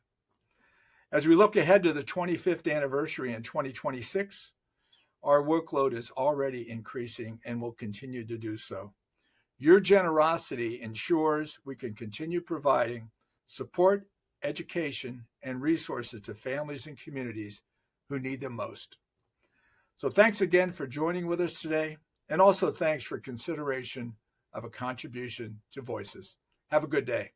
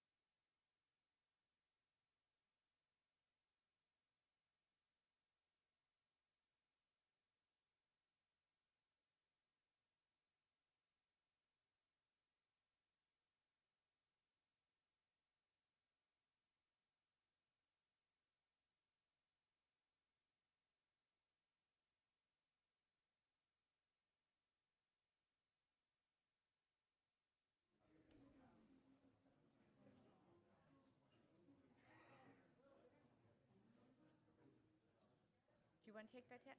Is it? The next panel is just 3.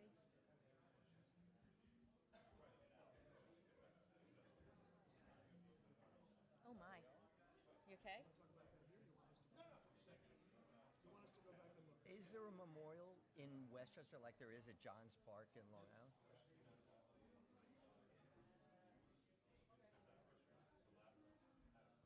Is it 5 just years? responders?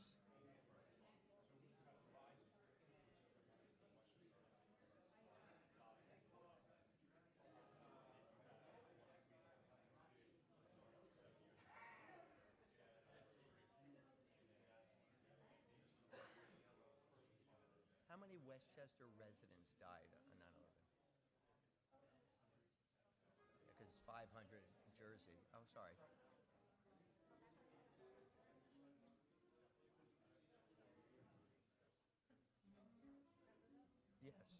Yeah, we're going to sit.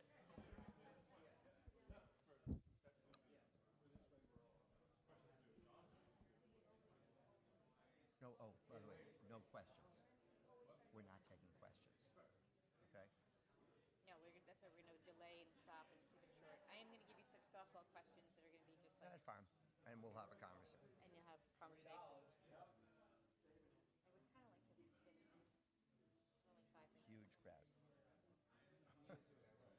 We should have gone before the terror case. It's like good news and bad news that they go to. Hey! I'm sorry. I meant to make my way down. I'll catch up with you at the end of this. Good luck.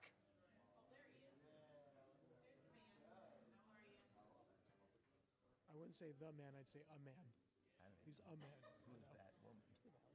Probably your client. It's the punctuation police. Maybe. We have Sarah is like unbelievably great at writing, and she like we always have to call her like the comma police. Like she's always deleting things, and we're like, I thought that was pretty good. It's like nope, and like we were like, okay, the comma police have spoken. It's the same people every year. Every year. Right. Did you buy your son those Xenia shoes? What do you say? You bought your son those Xenia shoes? I don't buy it. They're very expensive. Are they? Oh, I doubt it. I don't. They're about $1,000.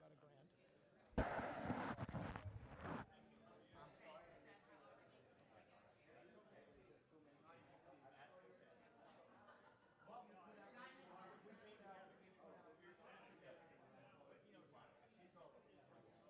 I'm gonna take a quick look and see how many. 1 minute, fine. It just goes right back. Hey, John, how are you?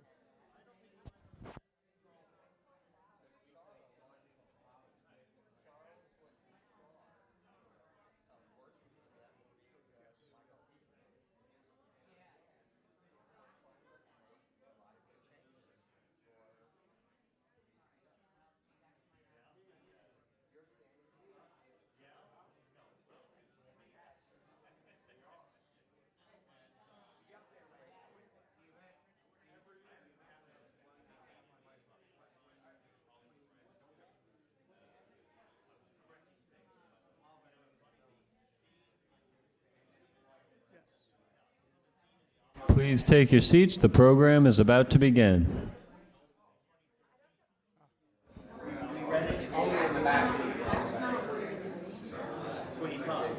Hello? Oh, it's working. Okay. I would like to point out that this is the main ballroom. We're going to be talking on the update on the Victims' Compensation Fund. Thank you, John. In ballroom 3, the next ballroom over will be the ripple effect, how community support strengthens recovery. And it's going to be a panel discussion. So I just want to make sure everybody's in the right place before we start. Okay, I think we're going to have some people coming in, but we have a very tight schedule today, so let's try to keep it going. So good afternoon, everybody. I hope you enjoyed your lunch. I hope everybody got to eat, at least a little something. Welcome back. If you're joining us via live stream, welcome back. And I would like you to know that you're a very important part of this conversation as well. For people who don't know me, my name is Stephanie Landau. I am the Director of 9/11 Community Programs at Voices. I've had the honor of doing that for over 18 years, which means I've also had the honor of knowing these gentlemen for over 18 years. Some little housekeeping things to do before we actually start. We have Joe Cavalcanti here, who's from the New York State Workers' Compensation Board, and he will be free to answer some questions outside in the hallway, and they'll be able to go into some private rooms. We also have members of the medical examiners team here, if anybody has anything they would like to. We also have representatives who are actually coming in who are from the National Mass Violence Center. So I'd like you to all take advantage of being able to speak to people who are providing you great services. Finally, if you haven't yet, this is sort of my thing, is the preparedness bags in the room. They're a great way to start having your own go bag, and we'll kind of talk about the concept of having a go bag through this conversation as well. Before we start, we've had a little change in program. I think you can see Allison Turkel is not able to be with us, and she's sent me a statement that I'd like to read. And it says, I've had a change in today's agenda, and due to very unexpected circumstances, VCF Special Master Allison Turkel will not be able to participate in this panel. She offers her sincere apologies, and she is truly disappointed not to be with all of you today. She was looking forward to the opportunity to speak with you about the VCF and answering questions. The Special Master is hoping that we can find a new time to do this panel virtually in the near future. The VCF has also asked that we state clearly up front that the information being shared today in this new panel is not VCF approved and is not necessarily reflective of VCF policies or VCF positions. With that being said, I would like, yes. Yes, I think this is her commitment, saying that we will be doing a webinar. Since we don't have a specific date, I'm just going to say that we're going to make sure that we send it to you. We will probably at the time ask you for any kind of questions that we don't get to today, especially things that have to do with her policies. So we will be providing that. We've done similar things in the past, and we do, as everybody knows, I love the fact that you're here in person, but monthly we do several webinars, support groups, focus groups. So it's really a great opportunity to stay connected and updated on what's going on in the community, whether it be legal issues, whether it be mental health issues. So I really strongly encourage everybody to read the newsletter. We do provide a lot of additional services beyond just a symposium. Anyway, these are the three musketeers, Michael Barish, Noah Koslewski, and Matt McCauley. Combined, they represent thousands and thousands of responders and survivors with the VCF, and also have done tremendous help with the World Trade Center Health Program. They've also been a force to be reckoned with keeping the legislation that are keeping these programs vibrant and relevant for us today. So let's begin. We're going to have a little bit more of a conversation, and I'm going to hope that you can come away with a couple of little bit better understanding on how this whole process works. So. Nicely done. Thank you. Oh, and this one's on too. Okay. I was hoping you could start to address, this is coming from the experience, we talk to people directly, what we hear is, can you explain a little bit about what the amendment process is when you, well, first of all, I guess let's start with, can you explain what the difference is between filing to register and what a claim is? Well, I'll take this one then. So Take the hard one. The hard one, yeah. So two different programs. You're going to be hearing about the health program later. We always call it enrolling in the World Trade Center Health Program, registering with the Victim Compensation Fund. When Congress created the Zadroga Health and Compensation Act in 2010, they created these two programs. And while they're separate, and you must register in both separately, registering in one is not automatically registering in the other. But the two programs work hand in hand. You need to get into the health program, then get certified with a 9/11 illness before you can then register in the Victim Compensation Fund. And you brought up the amendment process, so I was going to say this anyway. One of the most compassionate things that the Victim Compensation Fund did when it was created is they made it so you never waive your legal rights. I can't tell you how many guys we've all spoken to who say, oh, I don't want to sign up now because I only have asthma or I only have skin cancer. We urge everybody, register even if you're healthy, protect yourselves and your families. if, God forbid, you get another illness down the road, even if you only get $20,000 for asthma or sinusitis, you have the right 5 years, 10 years later to register again or amend your claim and get an award for skin cancer. And then, God forbid, 30 years down the road, you get prostate cancer or any other of the 69 cancers linked, you can amend again. And finally, one day, it's up until 2090, if you ever die of a respiratory illness or cancer linked to the World Trade Center toxins, your family has the right to make a wrongful death claim. So that's really something very important. So that's new too, is that since Allison has come in, she's been able to add the It's not wrongful new. death. No, that is in the original statute. Okay. One of the new things, though, that Allison has continued, it really started with the last special master, is the Great Terminal Expedite Program. Okay. So if, God forbid, you're diagnosed with an illness and the doctor says you have less than a year to live, Allison's staff will expedite the claim, and you can get an award within 3 months, even less sometimes. And I can't tell you what comfort that can give someone who knows they're going to die, but now knows their family's not going to lose their house, their kids can go to college. I mean, it's really a great thing. It makes us feel great about the work we do. Well, let me just add, the question of the difference between registering and filing a claim. I think Michael might have misspoke. I don't want people to get the wrong impression. You can register your claim with the VCF without being part of the health program, and you can register with the VCF without being diagnosed or approved with a condition. It's simply going to the VCF website, providing some information, and you get a VCF number. There's a value to doing that even if you haven't been diagnosed with anything and have no intention to currently file a claim. And the value is that the statute of limitations, the time to file a claim, stops when you register. The statute of limitations starts when you're certified for a condition or when you know or should know that a condition is 9/11 related through some official determination, usually the health program. So by registering a claim or registering as a potential claimant, you're essentially eliminating any possibility of running out of time once you are diagnosed with something or certified with something. So registering is relatively simple, and the VCF encourages anyone that meets the exposure hours to register. And Noah, Filing- do you need a lawyer to register? You Jordy may don't, be but you listening. should have one. I'm just kidding. No, you do not. It's actually simple, and you can do that online. Filing a claim requires a certification from the health program that you've been diagnosed with an eligible condition.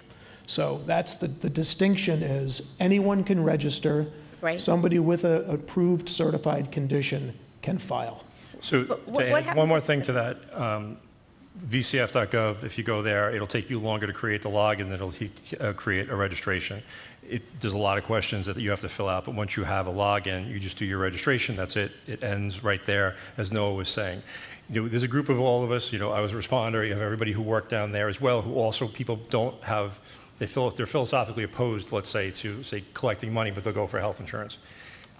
As Noah and Michael said, file the registration because it stops the statute of limitations. If you don't ever want to file a claim, don't.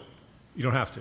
But if you file the registration, as Noah was talking about, when the statute of limitations starts to run, now you get 10 years down the road, and God forbid something happens to you and your family finds that you had a certification from the World Trade Center Health Program, but you never filed a claim. If more than 2 years has passed, they can't do anything. They won't be able to file a claim for you because you can file a claim for somebody who has since passed away. But the certification date, you'll hear that numerous times from us, is a trigger. It brings things back to life, but is a trigger for the 2-year statute of limitations when it comes to an illness itself. So if you don't want to file anything and you don't want to collect anything, don't. But file the registration. Just stop the time. For Yeah. anybody who's a cop, stop the clock.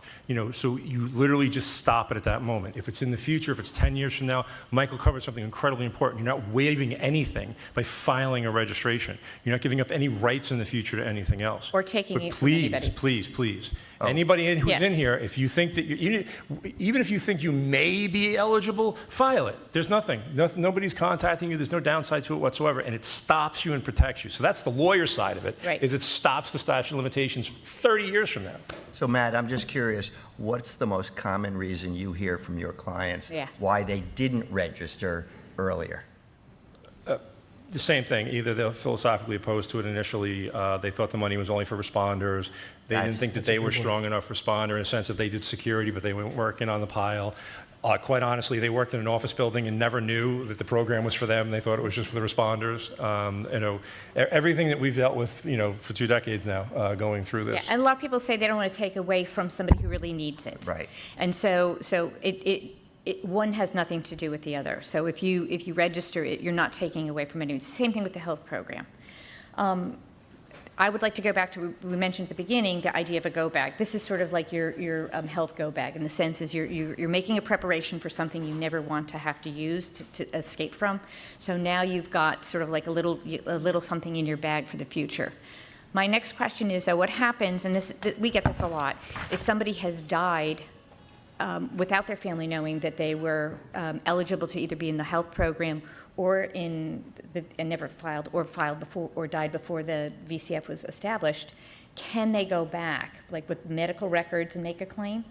I mean, can the family make Can the a claim? family? Absolutely. Yes. But I urge you all, those of you who have not registered, don't leave it to your spouse to do this for you. Don't leave it to your kids to do it on behalf of your family. You're doing your family such a favor by registering, even if you're healthy. And I'm going to add also, secure your proof of presence. Yes. Now, what does that mean? So Noah, why don't you tell us a little bit about that? Well, Michael raises a great point. To file a claim with the Victim Compensation Fund, I think everybody in this room probably knows you need to prove 2 things. You need to prove your presence in the exposure zone for the right amount of time, and that you have an eligible condition. If you think about it, proving an eligible condition is simple. That's a medical record. It's a medical condition that's diagnosed. Proof of presence is not as simple. It can be in some cases. It can be more complex in other cases, depending on what brought you into the exposure zone. There are people that were in the subway going from point A to point B, and at point A and A.5, they ended up out of the subway in the exposure zone. They were traveling alone. That's a difficult case. People that worked in the area. Anybody that was in the exposure zone, what you have to remember is we're 24 years post 9/11 at this point. Every day that goes by is a day further away from that day and further away from the proof that you were down there. So one of the things that we all advocate is to get your proof of presence in order, even if, again, you don't have a claim and you don't have a condition. Proof of presence can be proven in a number of ways, through sworn statements, through employment records, through a lease, something from a management company if you live there. But imagine that 10 or 15 years from now you're diagnosed with something, how much more difficult it would be to establish and gather proof of presence in 15 years. Which is why, for example, I don't know what these guys do in their offices, but if we have people that come to us with no illness or injury, we actually say, we will take your claim, even without a claim, work on proof of presence, we will hold it for you, and if anything happens in the future, you know that it's been secured, because it's not getting easier to prove you're down there, it's getting more difficult to prove you were down there. So the immediacy is really important.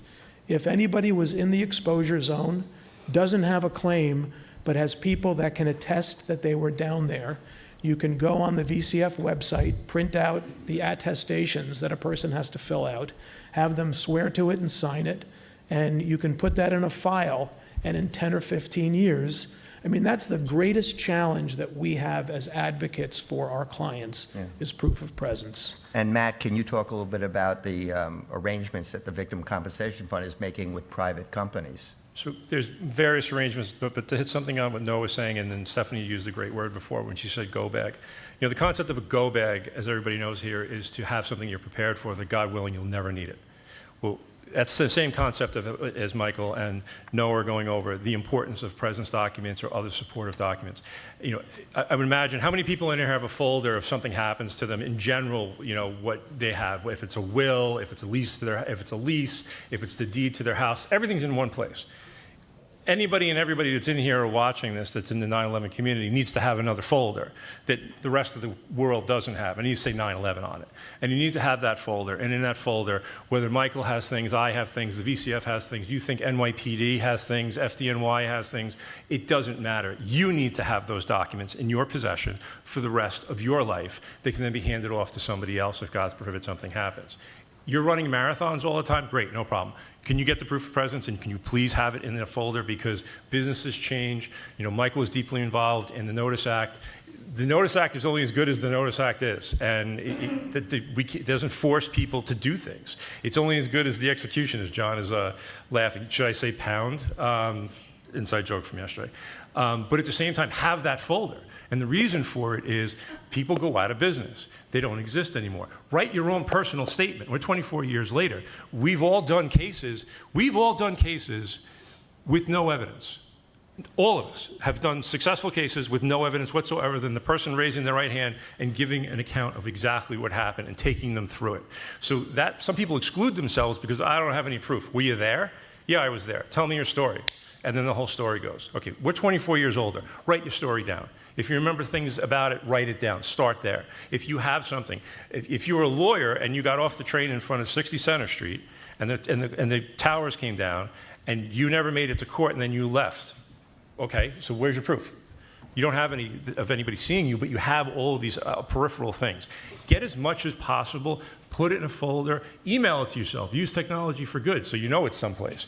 Give it to Noah. Call Noah, call Mike, call me. We'll get you registered, but have it because it just goes away. Now, the VCF has an entire list. If you go into vcf.gov, policies and procedures, and then you look in their list of what they have about their special contacts, they've done a great job. New York State Police, FBI, federal agencies, city agencies, but they're also hamstringed by what that agency actually has for you, or even the private companies for you. You could have worked there for 30 years. You may be the folder that's missing something. Yeah. So be your own advocate. Really, you know, we do the same thing. We put everybody in a health program that's not sick. We're more than happy to do that, get you your proof of presence, move you forward. But for the same time, make sure you're your own advocate. You don't need a lawyer to do this, because at the end of the day, it's you protecting yourself and your family. So use all of those tools, but have it in front of you. And if you did a VCF claim already and you've already actually been paid, make sure you have a copy of all of that as well for the future if, God forbid, somebody else needs it. Yeah, I just wanted to add one thing. This is a non-adversarial program. Mm-hmm. People have to understand it's not like going to court and you have to have firm evidence to win your case and you're being cross-examined viciously. No, it's not like that. The VCF wants to help you. They are tasked. They were created to create compensation, to give you justice, but they also can't just give money away because you say you were there. But if you're credible, if you remember certain details of where you were, what you saw that day, the hearing officer might very well believe it. And even without no corroboration, you still could win your case. So don't give up. That's what I'm saying. Well, nobody's going to advocate for yourself better than yourself. Can I ask a question? It occurred to me only 3 weeks ago, and I think you know I'm a 9/11 family member, that we were all invited to the area on October 28th, 2001, and we sat in front of the burning pit for 3 hours for a program. It's not anybody's fault. Right. Okay? I don't remember what the hell happened, but we were there. Right. Okay. Over 9,000 9/11 family members were there. Is the VCF making any kind? I mean, I live 1 mile from here. I live at Bleecker and Thompson Street, so it's it's like I could walk there. I do walk there. And what's that? Oh, thank you. Sorry, my name is Charles Wolf, and I was an advocate for the fund back in 02 to 03. But it occurred to me after I did several witness statements for people who were down there, I said, oh my God, I had forgotten. We were all down there, over 9,000 of us, documented in the New York Times. Is the VCF taking that into consideration? Because in the early days, none of us knew each other. Right. You can't have a witness. Matt, you want to take? And I just realized Well, that. I think I can and- partially answer your question. And just one little add-on to it, Dawn, is that my father and his wife came right away. know, They drove I know. from Indiana to be with me. We were down as close as they would let us go. However, she died of a mysterious kidney ailment, and my father had a lobe removed from his lungs, and they found particulate in there that they could not explain. Even I did not connect the two. Right. So Charles, let Noah answer your question. And There's a two-part answer to your question. The first part is that the Victim Compensation Fund, as we know, has exposure requirements, which are certain hours during certain time periods. Anybody that was down there has to meet the time, those time requirements, whether you were there that day for that event or anything else. And what I have learned is that most people who lost someone in the towers meet those time requirements because they've gone down there multiple times. That's part one. Part two, the VCF takes an extremely holistic approach to proof of presence, meaning that the fact that you lost somebody on that day creates or is a fact that would essentially be used to trust, let's say, or verify your presence in the zone. People that lost people went down there. They know that. So if you were just a person off the street that said, I went down and visited and looked around a bunch of times for this number of hours, that has a different, that is viewed differently than someone who says, I lost a family member and was down there on the following days. They know that people went down there. So the holistic approach means that someone in that position will be given greater weight when they're evaluating presence and the hours in the zone. Does that answer your question? Yes. There's one other part to your question that's actually important, we all deal with this, is the VCF actually, we get policy changes every month that the VCF will identify an employer that now they have a direct link with. Now that could be an employer, an agency, an organization, or anything else. So if you or anybody else in here, whether you had 5 employees, 2 employees, or 5,000 employees, if you have information about the people who were there, contact the VCF. I'm not going to pitch it out to the law firms. Contact the VCF directly. Contact them directly, because they will take the proof of presence. They've gone out and gotten it from the churches. They've gone out and gotten it from the different city agencies. They don't have it from all city agencies, either because it's not there or because it just hasn't happened. State agencies, federal agencies. It was not, as much as they can gather, they will get, but you have to contact them for it. They will do it. We've seen it in real time where they've set up entire protocols where no proof of presence is needed other than a letter from that particular organization or agency. So if you're out there and you have that information, go to them. It makes you're taking care of your employees is what you're doing. You're protecting their future and you're doing it. So you brought up a great point, because even if it's a volunteer agency that was down there and if it was a widow's organization or somebody else that was there, by all means, get that information to them. And Charles, remember we talked about at the beginning that in order to be eligible for the Victim Compensation Fund, you first need to be certified with an illness by the health program. The health program also has requirements for number of hours. So if in your example, and I think everyone should know that Stanley Tucci played Charles in the movie Worth, just as a little aside, you were fabulous, that I don't think the health program would certify an illness if the only time you were there was October 19th. On the other hand, because you said it was just 3 hours, but so many of, all of our clients who lost loved ones were down there the next few days. Remember, they were holding up signs of their loved ones. Have you seen my husband? Have you seen my son? And as Noah said, the Victim Compensation Fund, not adversarial. They'll look at that. That'll give you credibility, and it has for a number of my clients who can show that they were there and they had a real reason to be there. They weren't a tourist going through. They were there searching for their loved ones. So that, in conjunction with the October 19th ceremony, might very well be enough to get someone eligible. I'd also like to point out is, and I refer a lot of people to this, the VCF's website is very good, as is their people that answer the phone. They're very thorough, they're very knowledgeable. I mean, you can't say that about a lot of things that have such complex programs, but the World Trade Center Health The Program pretty helpline much people are fabulous. are really Yeah. fabulous, and we should really take advantage of the fact they're very, very well trained. I mean, I often have to call for clarification, and I've been working on this for a while. I just want to just add Yeah. one thing. The helpline is extremely valuable and knowledgeable about policies and procedures. Right. They have limited visibility on individual claims. So if an individual is calling them about their claim, they can only answer to an extent. But if you have a question about how the VCF works, what some of the rules are, what some of the requirements are, the website is a great resource. The helpline is a great resource, and advocates are a great resource. Can I just ask another question? Could you explain the difference between an economic and a non-economic loss? Because that's always listed, and that's kind of one of those gray areas for the lay people out there. Matthew. Sure. Well, the non-economic loss is just about the illness itself.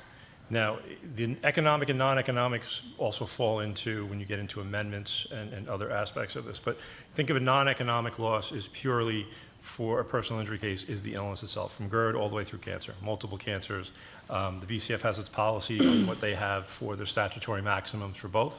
And then they're not mutually exclusive in a sense where you can only file a non-economic award and never file an economic award again.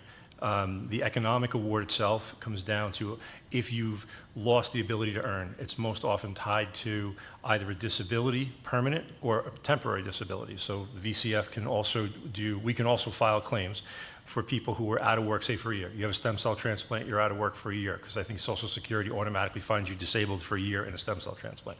So if you're not working and you don't have benefits during that year, you actually can file what's called a past lost earnings claim. That's an economic loss. Now, that doesn't also keep you from filing something in the future, if God forbid you're permanently disabled. So, you have to sort of get through the maze, I guess you'd say, of some of these policies, but understand that the VCF is very liberal with amendments and liberal with going back. You never lose a right to go back for something.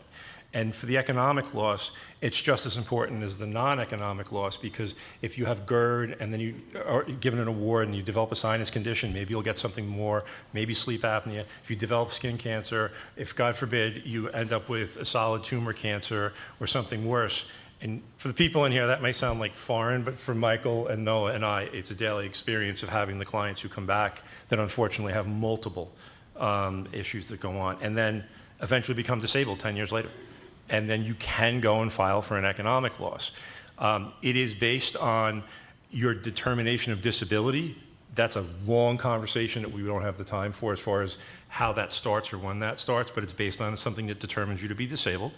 And then the award is based on how the VCF does it on their side. Did I cover that well? I saw somebody raising their hand. Oh.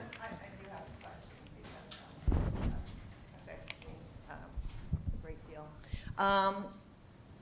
I was declined economic loss. I was there that day. I lived across the street for several years. I got very sick, okay? I had to move.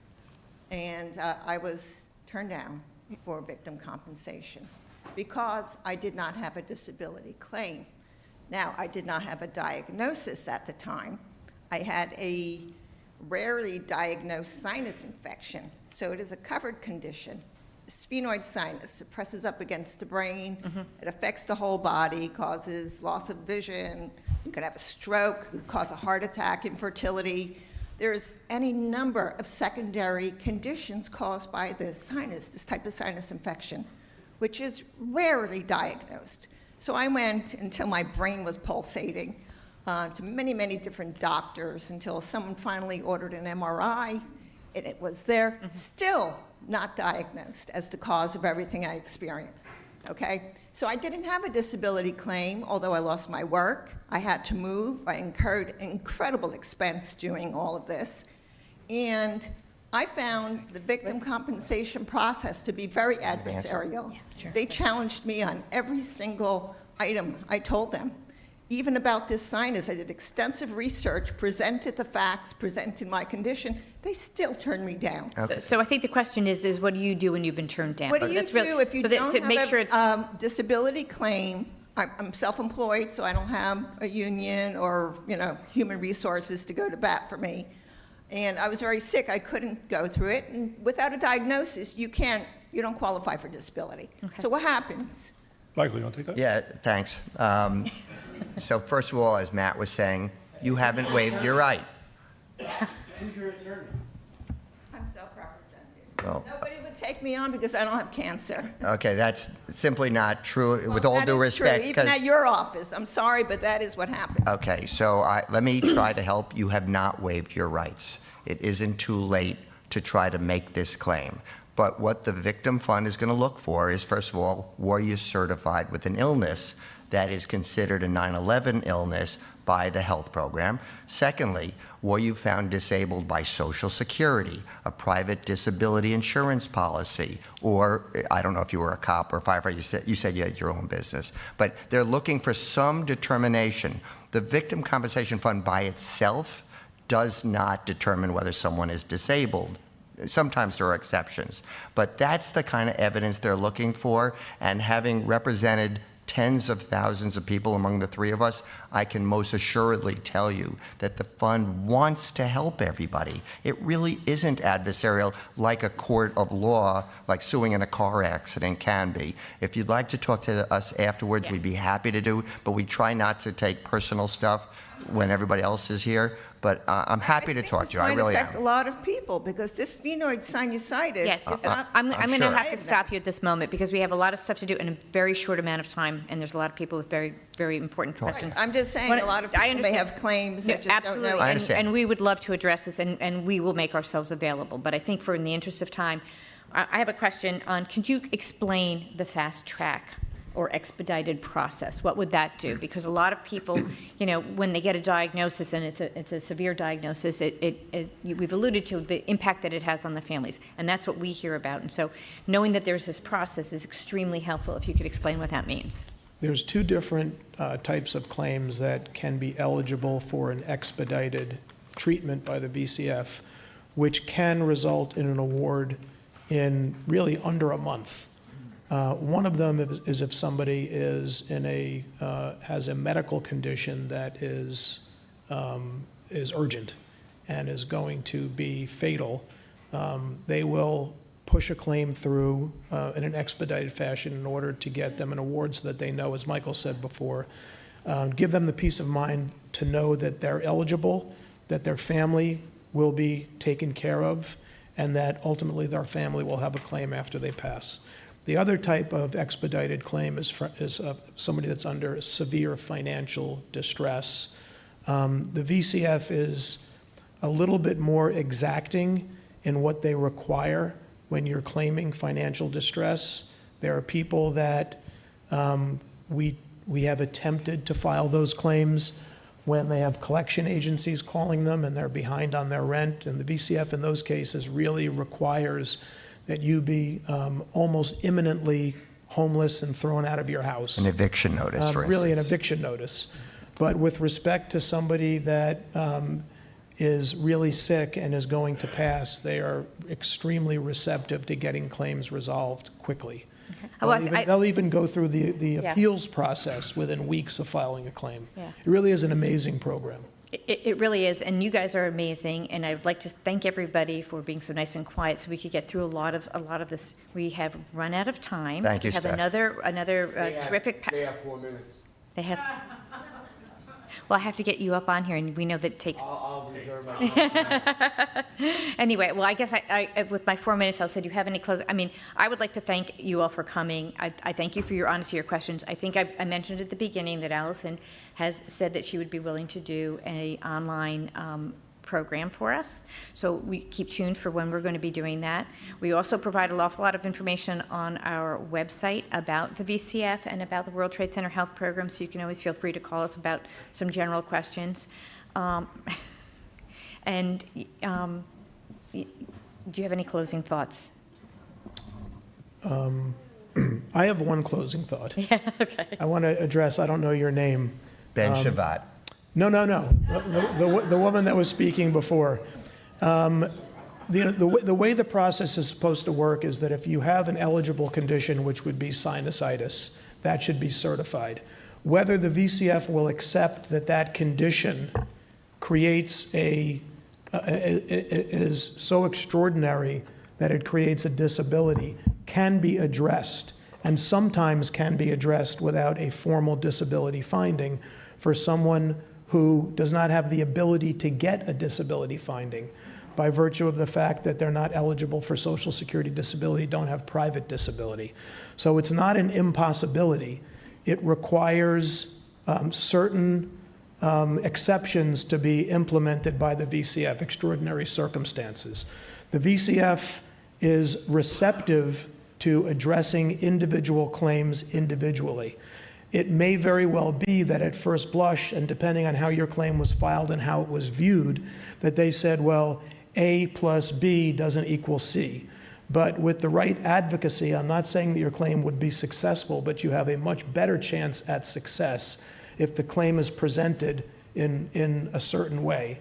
And we have experience in doing that. We've seen complex claims that don't fit into the ordinary in the ordinary tranche that the VCF is accustomed to or that we're accustomed to be successful. It requires a little bit extra work, but it's work that we've all done in the past. So don't be discouraged. Yeah, and I would like to close by just saying something that you said, which is be each other's advocates. John, do you mind if I just finish? Be each other's advocates, please. Even if you are healthy, as we've discussed today, get your proof of presence, tell your families what to do if, God forbid, you die of a 9/11 illness. Don't wait until you get that awful diagnosis that you have 3 months to live. Protect yourselves now and spread the word to your friends who aren't here, who aren't watching on the live stream now. It's not too late. This fund is open until 2090. Correct. We all agree. It does so much good. And it was Congress fulfilling. After they told us the air was safe to breathe, which was a lie, we know, Congress did the right thing by creating these programs. Take advantage of it. Great. My closing remark is just never give up. Nobody gave up that day. Nobody gave up 24 years later. If you have a claim and something's associated with it, or if you're having problems getting into one of these programs, never, ever give up. Noah also touched on something for you. Things change, science changes. John has always said over the years, science is catching up to the things that we know. We see cases and illnesses get medically associated conditions 10 years after a diagnosis because 10 years ago they wouldn't give a medically associated condition. So also go to the World Trade Center Health Program, because the key to that also is if the condition you have ends up being a MAC, for everybody MAC, medically associated condition, if the World Trade Center Health Program decides that that issue is medically associated, you've just paved the way into the VCF for it all being. I'm just saying don't ever give up, because there's so many. Okay. I think we have run out of time, right, John? Thank you all. Good job.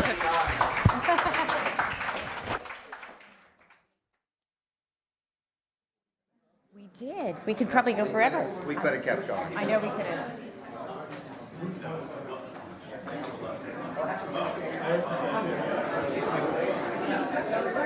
Oh, following this, in about 2 minutes, we're going to start with the next panel. Thank you. So you're ready? Yeah, sure. I don't have any remarks.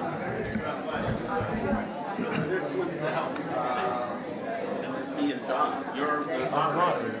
You should ask me questions.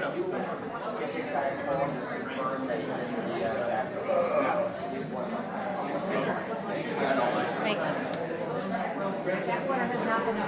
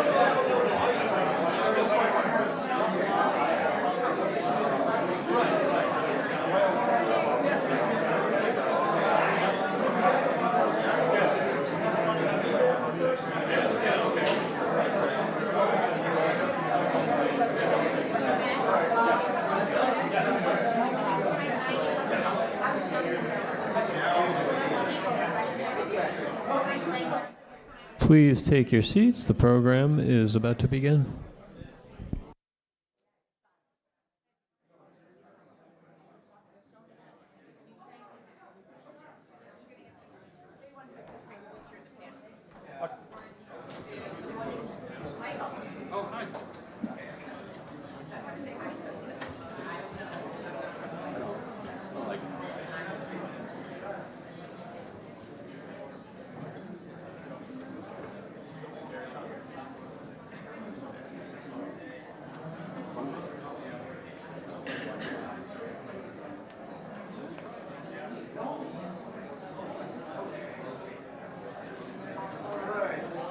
How many people are online? I'd say, I don't know exactly. It was like last year, 4 or 5. Okay. I'll try not to embarrass myself. Don't worry, I will. Yeah, since I'm next to him. It's not the FCC, don't worry. Okay.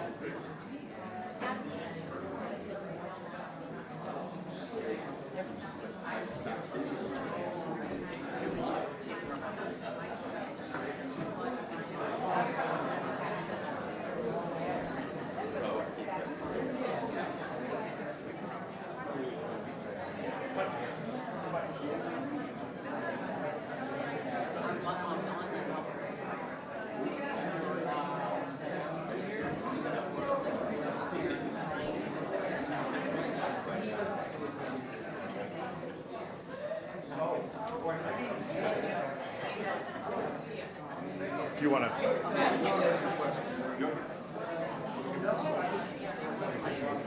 Could everybody please take your seats? We're about.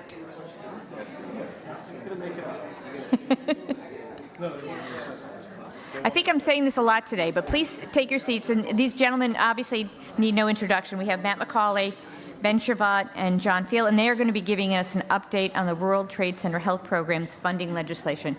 And these are the gentlemen that have been tirelessly going down to Washington, just got back late last night, in order to make sure that these benefits that the Congress has put forward to us are adequately funded so that we all get the care that is needed. Stephanie, I have to correct you. I am in Washington. I came up here. He came up here. I'm sorry. I get my directions a little off. Wherever you want me. They told me to sit here first. I don't care. Okay. All right. Move. And I'm going to turn it over to the people who are in the know. Thank you. I don't feel comfortable with people to the left of me. Let me sit behind you.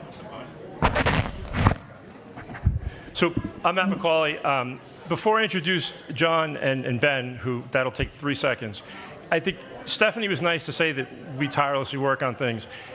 The number of people who are involved in the World Trade Center Health Program or any advocacy through John or through anybody else goes way beyond the people that you see. You have people in the audience, other firms, like Michael, people from his office, people from my office. You have Bill Miller in the back. The thing is that the number of people who are actually involved with trying to help get this done, it continues to grow, and you're going to hear from us saying that we want more people to try to help us as we continue to move forward. So I don't think it's fair to just say it's the three of us, and John can expand on that. But you have John Field sitting next to me from the Feel Good Foundation and Ben Shavat from 9/11 Health Watch. Their bios and information, if you don't know who they are by now, welcome. But on the other side of that, they're certainly in the program itself. John, you want to say hello? Hi. Ben? Hi. I have 2 hats. I am here as for Citizens for the Extension of the James Grove Act, which is our advocacy organization. It's a 501c4. And then at the next panel, I'll be here on behalf of 9/11 Health Watch, which is our 501c3. Both of the entities, I want to give it a shout out to this New York State AFL-CIO and to my colleague Susie Ballantyne, who works with me now, who's in the audience. She used to work for Dennis Hughes, who was the head of the state Fed through the fight for Zagrova. And we were in the bar celebrating the day the bill passed, and we said, well, we have to do something to make sure that the bill, because it's Washington, that the bill was going to be carried out. And that's, Dennis helped put it together, and I didn't realize I'd still be doing this now. So I'm here for responders and survivors. So,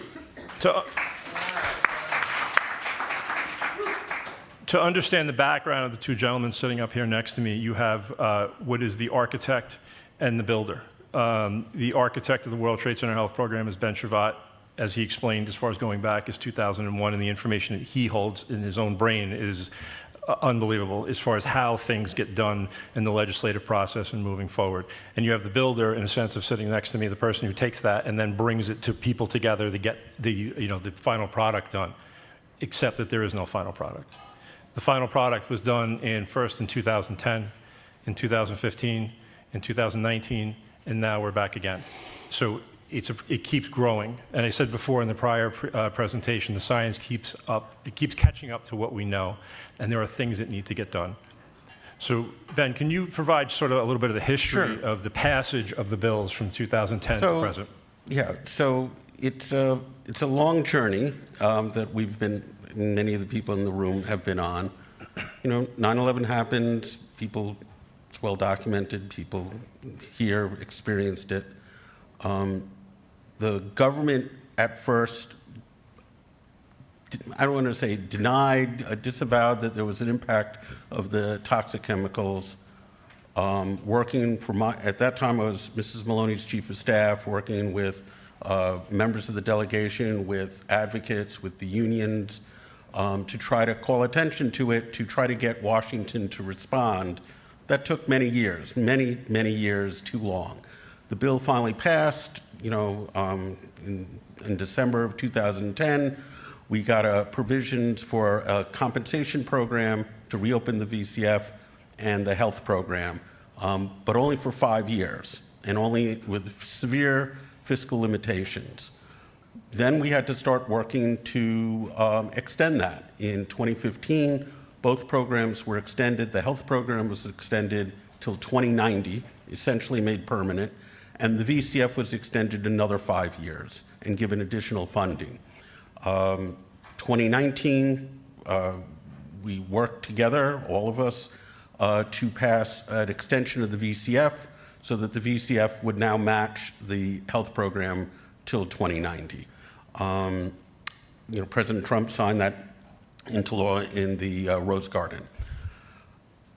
Where we are today for the funding is the authorization in 2015, and I'm sorry to take you down the rabbit hole that we live in, but the authorization in 2015 for the health program has a funding formula to provide funding for the life of the program. And I just want to make very clear, the program is going to have funding through 2090. The issue is the funding formula, the estimates of how it was put together in 2015, now in 2025, going into 2026, is not going to provide sufficient money to pay for the expenses that are estimated. Among the reasons why the estimate, and again, when you make estimates like this for health spending, and I'm not an expert on that in any way, shape, or form, you really can't plan more than 10 years, more than 15 years into the future. The problem we have is that that estimate is not going to provide enough money based on the numbers that have come forward, the types of cancers that come forward, and the costs of treating those cancers. Again, what's going to happen and what the program is, what we've been trying to do is there's going to come a time, probably in 2028, 2029, where the program won't have enough money to do everything that we would expect it to do. And because the program can't operate under a deficit, at some point before that period, the program's going to have to start metering their spending. And what we understand the plan was before the change in administration was if Congress doesn't act, that the simplest thing would be to stop enrolling new members.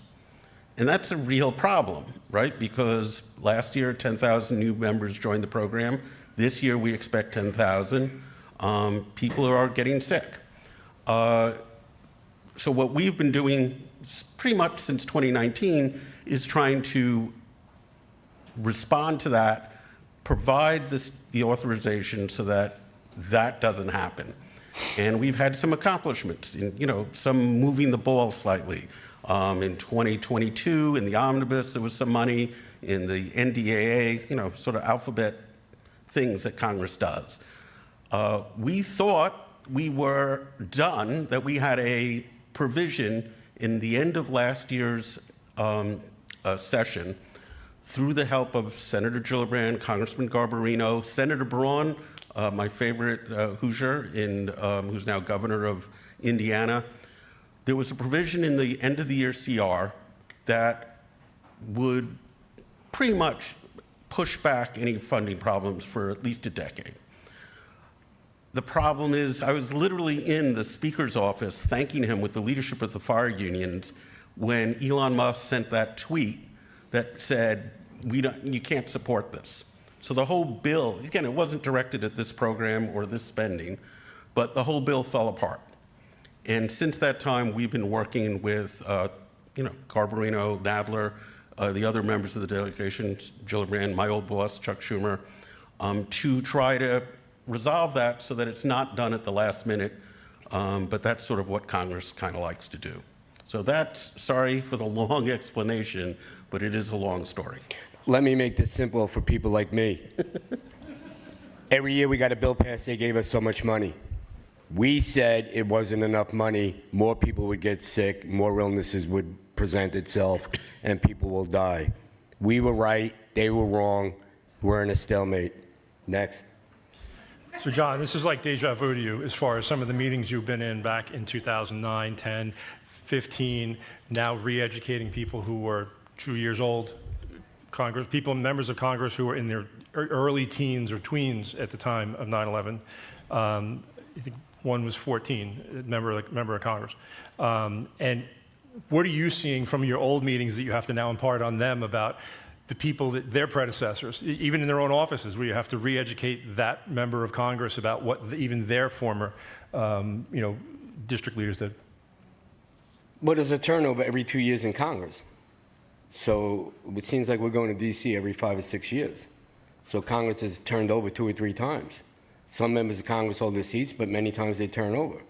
So we have to re-educate them on the issues of 9/11 at the current pace that we're going. Senators have 6 years. But that's where bills go to die until we get in their face and we make them do things. Not only are we going there to advocate to get legislation passed, we have to educate them. A lot of these staffers are younger and born after 9/11, and no fault to them. I can't fault anybody for being when they're born. But their bosses who hold office, I hold them responsible. I hold them responsible for putting down their political ideologies and not doing the right thing. Tomorrow, they're all going to come out and say, never forget. I call bullshit. I challenge their humanity. The hypocrisy for them to say, never forget, while 142,000 people, their health care is in limbo, 48,000 plus with a certified 9/11 cancer, and that is going to get worse. I'm not trying to be a Debbie Downer. It's going to get worse. We're a finite number. We're not getting any bigger, we're getting smaller. And more people will get sick and more people will die. It's fact, as we get older, your immune system becomes weaker and it's compromised because of the toxic aftermath of 9/11. People will die because Congress doesn't have the ability to get their act together. No. John, we all that are advocating now, we are just as vulnerable to them. And we will be dying out. To encourage Congress to help the people, the younger people who are getting sick again. I've been to 213 funerals. I don't need the reminder. I buried my friends that walked the halls of Congress with me. Is this a separate bill? Is this separate from any bill that's going to get thrown into? Can this be separate on its own funding? No. The short answer is no. As a standalone bill, it won't work. We're looking to get attached to a larger vehicle by the end of the year, and we will get this done by the end of the year. I will bet my one kidney on it. The problem with that is the term is you become everybody else's Christmas tree, because then everybody would try to attach themselves to us. and there's also some procedural issues that have to be changed as well. And that is something there that, you know, it's a larger discussion, but Here's what happens. Here's what happens when we become a standalone bill. Some batshit crazy Missouri Republicans going to try to add an amendment to the bill and weigh it down. That's what happens. And then amendments will kill us and get us off the floor. Floor time is valuable in D.C. The easiest way to get this done so we could save some lives is to get attached to a larger vehicle and we go on our way. Here's the thing. Getting legislation passed is hard. Physically, mentally, emotionally, it's hard. The hardest part is after the bill gets passed. We have to make sure it's protected. We have to make sure it matures. We have to make sure it evolves. So while that's happening, the World Trade Center Health Program can evolve. And hopefully the Neanderthals in D.C. will evolve. Because if we can't all evolve together, people will suffer. Ben, can you talk about some of the things that the funding covers, whether it be future studies, conditions, Sure. advancement of the program? So it's not just medical monitoring and treatment. One of the things that we fought for was ongoing research, so that there was a regular stream of grants to medical professionals to not only look at whether something is an emerging condition and should be covered, but also at better treatment for those people who have experienced this set of toxins, this type of environment. So that's one thing. One of the other provisions in the statute is we have these things called data centers, so that, you know, there was different proposals saying, you know, why not just give people health insurance? Well, because you need to have them in a cohort so that you can study them, so that you could aggregate the data, and there's funding for data centers. There's one for the general responders, there's one for the fire department, there's one for the survivor community, so that information can be pooled so that you could see if there's patterns. And that, you probably have seen some articles lately, that's one of the things we're looking at, which is emerging conditions that have incidence rates that are way above, we believe, way above what you would normally find for that type of a disease, like something called Berger's disease. You saw some articles about Detective Volpe, who I know, who has this condition that's maybe 1 to 2 per 100,000, and we have some indications that it might be as high as 20 or 24 within the cohort that's the 56,000 people, which would be an extraordinary number. So it pays for things like that. You know, and that's really what's kind of at risk, because if we don't get the full funding that's needed, then there's going to have to be choices made for what type of services are provided and what type of coverage, what gets paid for. Can I add to that? Of course. No, we've been in D.C. all year, and we're not just trying to get legislation passed. We're trying to fix what Secretary Kennedy broke, okay? So he cut NIOSH by 20%, then he fired Dr. Howard, then they removed NIOSH from the face of the earth, and then we got that back and restored, but not all of it. The World Trade Center Health Program, NIOSH, they're understaffed. The original statute calls for a certain number, they only have 80 people. The enrollment process, the certification process has been slowed down because of incompetence by Secretary Kennedy. And if he's listening, you're uniquely unqualified to hold Secretary of HHS. With that being said, in March, we had heart and autoimmune on the table ready to go, and that was shelved. The steering committee has not met in 6 months. The communication has been ceased because of what HHS has done. While we're trying to get legislation passed, we're fighting 2 battles. Sometimes we leave D.C. with a minor victory, but most times we're getting our asses kicked. The men and women that I bring down there with cancer, COPD, in wheelchairs, they deserve all the credit because they're advocating for the tens of thousands of people that cannot be with us. So we ask everybody, it takes a village to get legislation passed. Get on the phone, get on the internet, send emails, get on social media, especially tomorrow when they spew that crap out. Never forget, rub it in their face, because it takes everybody to get this done. So We just to- specifically just- went down there yesterday and the day before to cover what was going to happen on the 11th. And it was a plan, it was a chess game to go down right before, because usually we don't have the opportunity.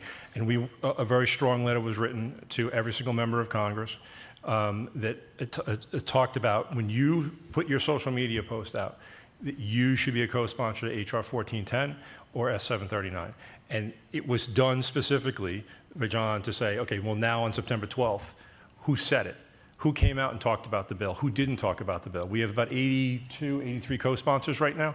We need more co-sponsors. But don't come out and say, I never forget 9/11. I never forget the heroes that were there that day that we lost. I never forget those that we lost ever since. Okay, well, say HR 1410 that you're going to co-sponsor it. So that's an issue that's there now. And as to whether or not your representative, and this is for you and your friends across the country, Ben is going to give you his website. He has a tool that you can actually see whether or not your representative has signed on as a co-sponsor. And then you can reach out through his tool directly to that representative to have them say, hey, why aren't you on? We all know people in all 50 states and throughout the world. I mean, we're in New York City. People know everybody everywhere. Have them do it. Have their friends reach out.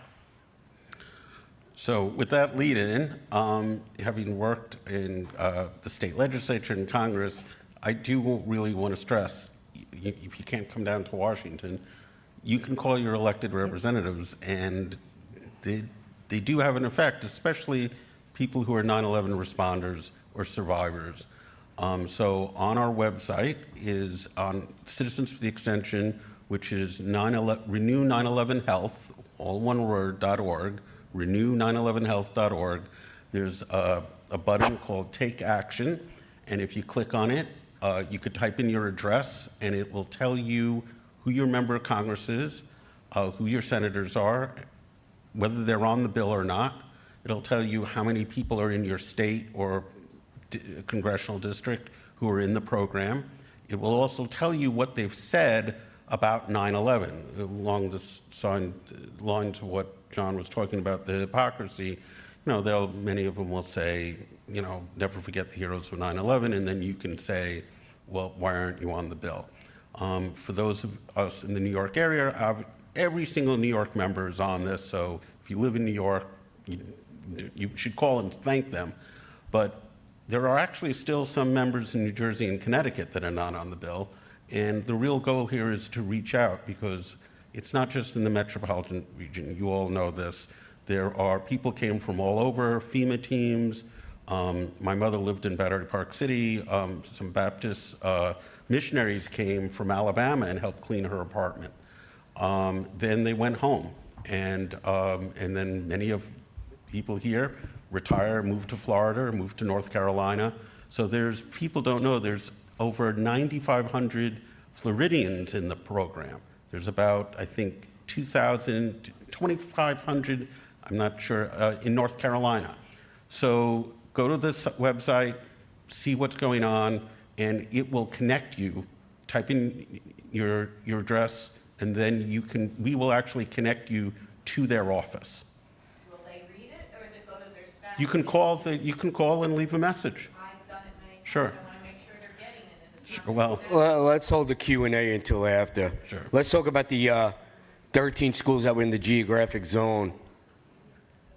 Let's talk about the kids who were 4 years old, 8 years. I'm talking. There were kids that were 4 years old, 10 years old, 16 years old that were in the geographic zone. They're now adults. They're going to get sick and they're going to die. I'm not trying to scare anybody. This is reality.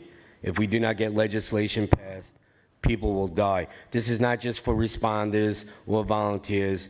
This is for those that lived in Lower Manhattan, went to school in Lower Manhattan, worked in Lower Manhattan. This is for people in the Pentagon. This is people for Shanksville. This is a national issue. This is not just a New York issue. This is about humanity. This has nothing to do with politics. And while John's talking about everyone dying, there is good news also in the program that people should know. That one of the things about the program is there's peer-reviewed science that shows that the outcomes for people with cancer is better than in the general population within the program. right? Because of the focus on screening, because of the treatments. So there really is a value for this program. But when you can't get into the program, you die. Yes, there you go. So a group of people that are actually not in the program may shock you. So if you, John mentioned all the children. So if you're born and you're in the zone, physically in the zone after birth, day of, you could have been down at Beekman, you could have lived in the zone, that child's covered. So for somebody who is in utero, if they're, the mother was in the zone for 9 months, the mother was caught in the dust cloud that day, whatever you want to look at, worked on the pile, worked in the buildings around, and then left the zone and gave birth, and the child never came back into the zone, the child's not eligible. That defies all science when it comes to in utero insults for everything. But now, whether or not there's a higher likelihood of an illness, that's the point of studies. We happen to this year get into what's called the youth cohort. Youth cohort 24 years later, yes, it's called the youth cohort. It's one of the things being considered about how to do that and whether to look at an in utero exposure. Anybody in neonatology will tell you, well, if somebody uses an illicit drug, then it runs the risk of going across the placental plane into the child. Toxins are the same thing. So that's something that's out there. Now, you think about that. The child's not covered, but the mother is. So mother develops cancer, has all these particular illnesses, absolutely. Child does also develop some years later, is not. So these are things that we want to have answers to because it doesn't just end in our generation. It also involves others as well. And that's where looking into these things and having the funding that's there to make the determination. We can't say whether or not something's going to be included because they do studies, and the studies aren't just, oh, we think it is. The studies are always really good studies. They're always studies that bring up the information. And if anything, John can talk about how the PACT Act comes out of the World Trade Center Health Program because that's actually helped the soldiers in Burn Pit, which then comes back now to the World Trade Center Health Program because some of the things they're seeing in Burn Pit, we had seen years before and are questioning whether or not it's also related to toxic exposures.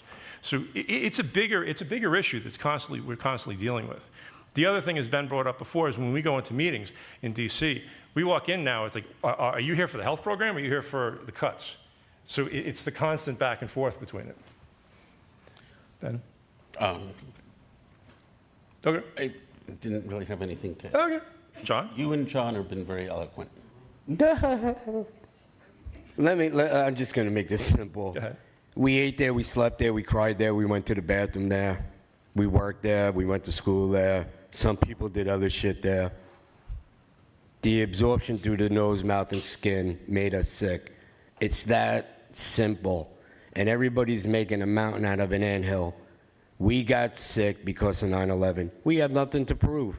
They have to prove we didn't get sick from 9/11, and they can't. But what they can do is obstruct, delay, put obstacles and hurdles in our way where we used to have to go around them. Now we just go through them, and we will get a bill passed. And I do want to have a little bit of that, better outlook. Again, it's not like when I was working with Congressman Maloney and we had a lot of resistance. This is about New York. This is not real. There's an acceptance of it. Part of it also is, part of the problem is this is in history. This is now like Pearl Harbor when we are meeting with people who, it's not their fault, but they weren't born yet. But that resistance that we have is really not there. It's really, there's a lot going on in Washington. And we want to get this done so that we don't have to drag these guys, John and everyone down anymore. And I am very hopeful. We were almost there, but for Elon Musk's tweets. So there really is consensus. Congressman Garbarino, I can't thank enough. Gillibrand, my old boss Schumer, Senator Kim. There is a lot of support, and it's not just in New York. We had Senator Braun, who was amazing. I'm just sorry that he went to become governor of Indiana, and we are working. We just got a member from Iowa who's running for governor, just went on the bill. I mean, there is support for this that is starting to come in, but it's also because John and everyone else, the firefighters, anyone have to walk the halls, have to call people in, and we really just want to resolve this so that we can focus on improving the program and dealing with the other issues that all of you have to deal with. I'll thank those elected officials when we get a bill passed. I'm not going to thank them now for having to do their job.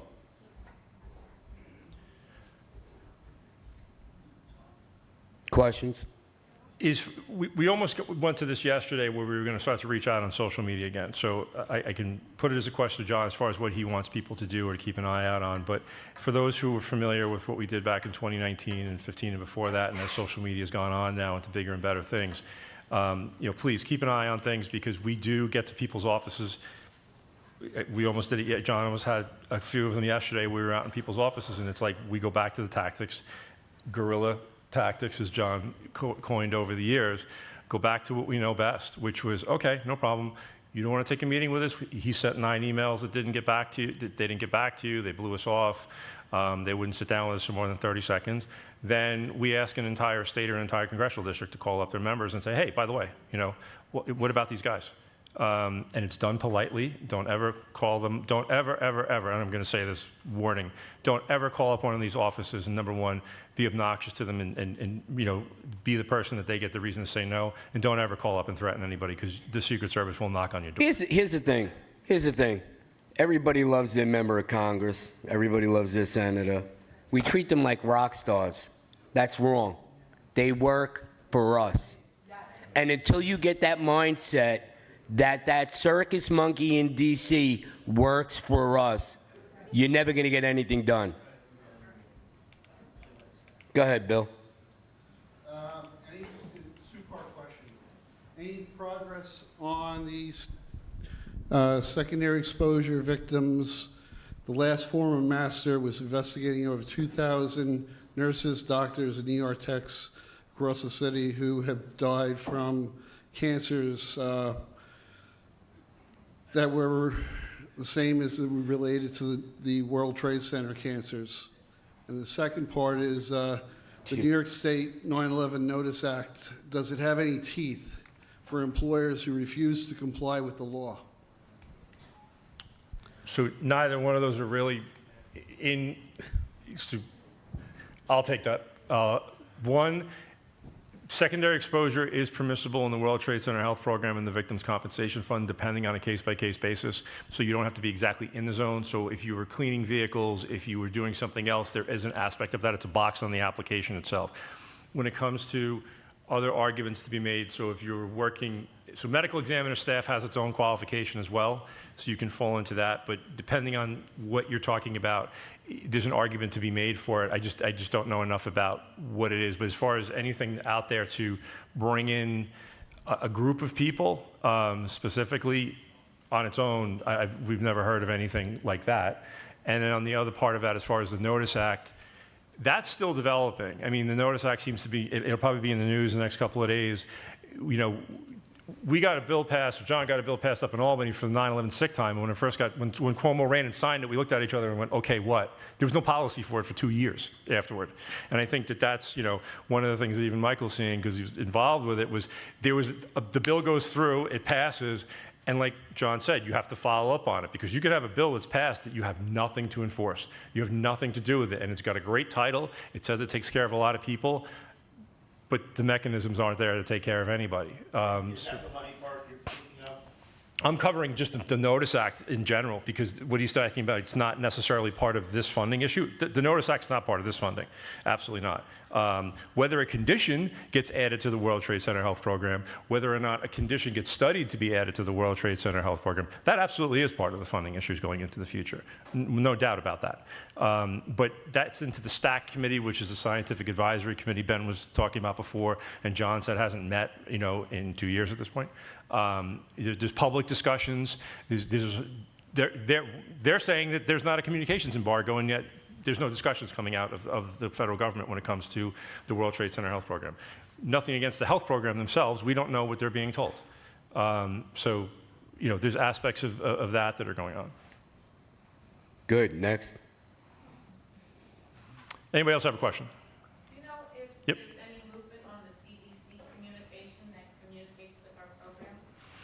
That's That's the exact thing I was just talking about. So recently in the news, you have the discussions about, some people call it a communications embargo.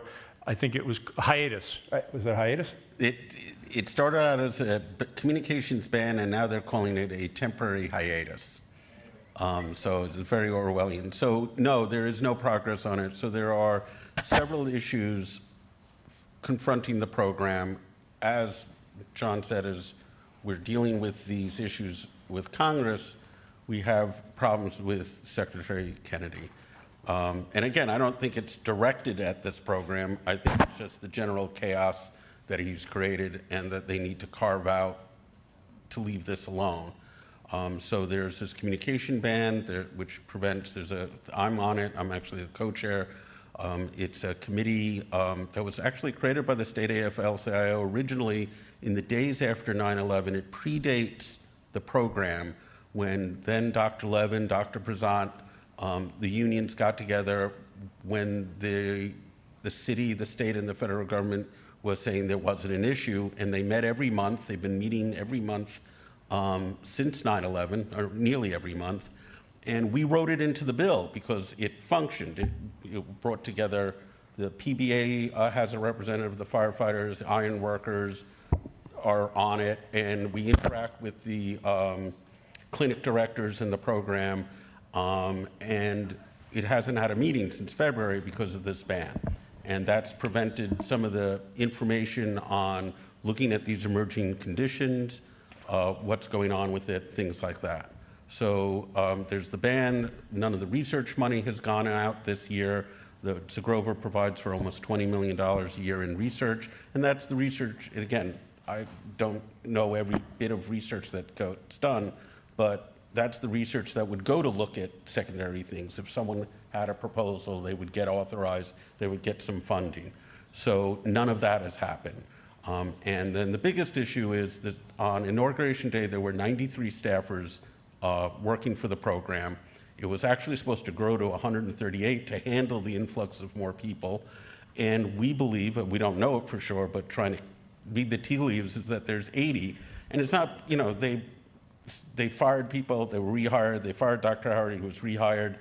What happened is there was this thing called the fork in the road, where you could, trying to get employees to take 3 months paid leave and then leave. A bunch of the staff took the deal. So there's a hiring freeze, so the staff can't be replaced at the moment. And one of the things that we hope that the Secretary will do is end the hiring freeze. So the short answer is no. You know, there's a group of people who were supposed to be in today that actually couldn't make it because you have people who actually got themselves down in D.C. This isn't all paid for by private companies or anything else. Like, we all make sure to take care of people and get things done. But people have to travel back and forth. People who are in their 40s, 50s, and 60s who are in wheelchairs, oxygen tanks. And right now, there's a group who can't be here today.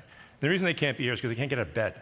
You have 20-something people yesterday that were down in D.C. who opened over 100 doors.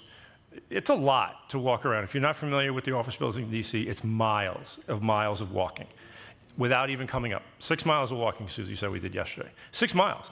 That's not exaggeration. This isn't like, oh, we walked 1,000,000 miles. 6 miles of walking is what the average person did yesterday down in D.C., going door to door to door to door to say, hey, we want to give this to you. 2 days ahead of, by the way, we know your boss is going to say something. And unfortunately, the bill is named after everybody who's passed away. 2 of the 3 passed away during the time period we were fighting for it, and Joey was actually, as the bill was leading to its maturity. We've said to them, who's going to be the next person on the bill? There's people in pictures that aren't with us anymore. It continues on. And this is one of the things with the funding and John and keep moving forward, you know, it just needs to get done. We're not out there asking for anything. It's just a matter of getting it done. Next. Question? I'd like to make a statement, if I may. Oh, boy. My name is Alan Grandy. I stand before you today not just as a member of New York City Transit Authority and TW Local 100, but as someone who deeply cares about the truth and justice and the dignity of all those who have served our country during the darkest hours. I am here to raise awareness about the issues that continue to affect many brave Americans. First responders,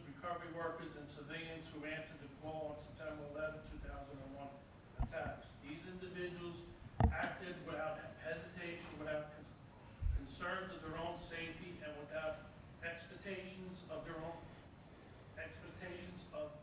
recognition. Yet today, far too many of them are being forgotten. Their stories are in danger of being erased, their service overlooked, and mostly disturbing. Their access to critical health care and financial support is being denied because of their never formally recognized. Let me be clear, this is not a bureaucratic oversight, it is a moral failure. The World Trade Center Health Program through both the city program and Mount Sinai and the national program have provided essential support for many survivors and responders. These programs, backed by the leadership of CDC and NIOSH, have shown us effectively compassionate response looks like. Both the truth is not everyone who served is being included, and that has to change. We respectfully call upon President Donald J. Trump and Robert F. Kennedy to lead their voice and leadership in this cause. We need action, we need acknowledgement, and we need to ensure that all who stood up for the country in the aftermath of 9/11 receive the care, respect, and dignity they have earned. This is not a matter of politics, it's a matter of justice. Let us remember that the measure of a nation is not how it treats the powerful, but it honors the sacrifice of those who gave everything when it mattered the most. Respectfully, thank you very much, Alan Grandy.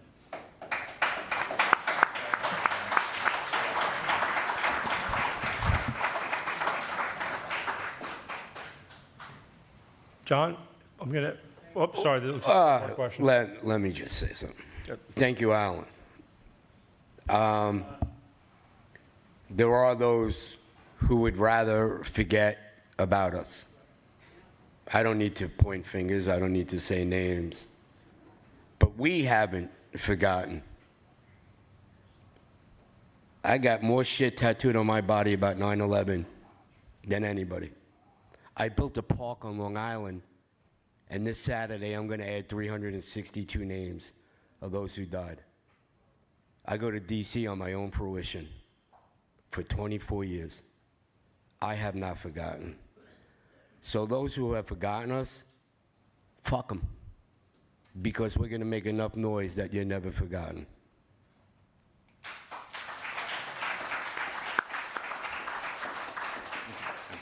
Ben? I'm not following Go that. ahead. I have a question for Ben. Actually, two things. Could you repeat the congressional reach out? Some of us weren't able to copy it down quick enough. Sure, so you can And go. one other thing. Sure. I believe the federal hiring freeze is concluded on October 15th. That might be important to find out. That's what they've said. The problem is, this is getting into the weeds. This is a mandatory program. This shouldn't be part of the appropriation. It's not part of the appropriations process. It should never, the hiring freeze should never have applied to this. And what they're going to do on October 15th or not, I don't know. But the track record so far has not been very good. As to the number, the website is renew911health.org. And then you'll come to the main landing page, and then there'll be at the bottom a thing called Take Action. Ben, really quick, I think you should explain mandatory and discretion, because our bill is one of only a couple in Congress of every bill that is mandatory. Sure. So we fought very hard when we were coming up to, when me, Dr. Milius from the Laborers, and some others were working on drafting the actual legislation. One of the things that we wanted to make sure was that we were not part of the regular appropriations process, because as time faded, we were concerned that we would be in competition with other programs, and it would be a yearly struggle for funding. So the program is what's called mandatory funding, or some people call it an entitlement.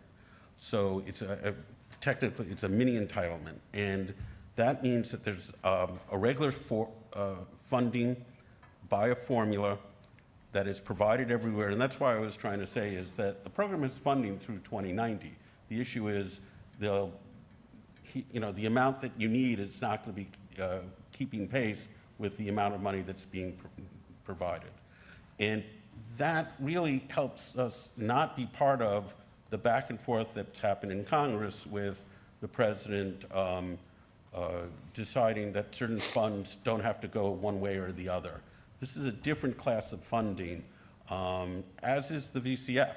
So when the government shuts down, right, which we fully expect is going to happen at the end of this month, this program and the VCF don't shut down, right? They still answer the phones because these are mandatory spending. They're not part of the appropriations. Next. No, he wants us to stop. We don't have to stop. Next. Hi, John. I'm glad you're still here, along with some of the other responders that gathered together at the Jefferson Firehouse. It's good to see people are still alive. That's the main thing. And then another thing is, too, no, serious, this is serious. You know, there's the World Trade Health Program been around for a long time, but yet I'm noticing, I brought 2 women here last year, all right? And these women are like working the workforce and stuff like that, and they're being denied the health care from the World Trade Health Program. I found a lot of women, DEI, that don't look like the reflection of this room, but work in the labor force and do not, and is getting denied by their employer. And not only that, when they turn around and they fall sick, get in the hospital, and then they turn around and have to come out and then seek additional housing because they're being gentrificated. You understand? That when you go into these health trade the program, they act like they can't do the social work process. They direct you to mental health. Mental health is not going to get you housing. Mental health is not to get your paperwork pushed in your department. You know what I mean? And then there's nobody that can sit there and say, well, with all this money coming down, why they wound up in a system that does not get no money from the World Trade Health Program, the 9/11 community.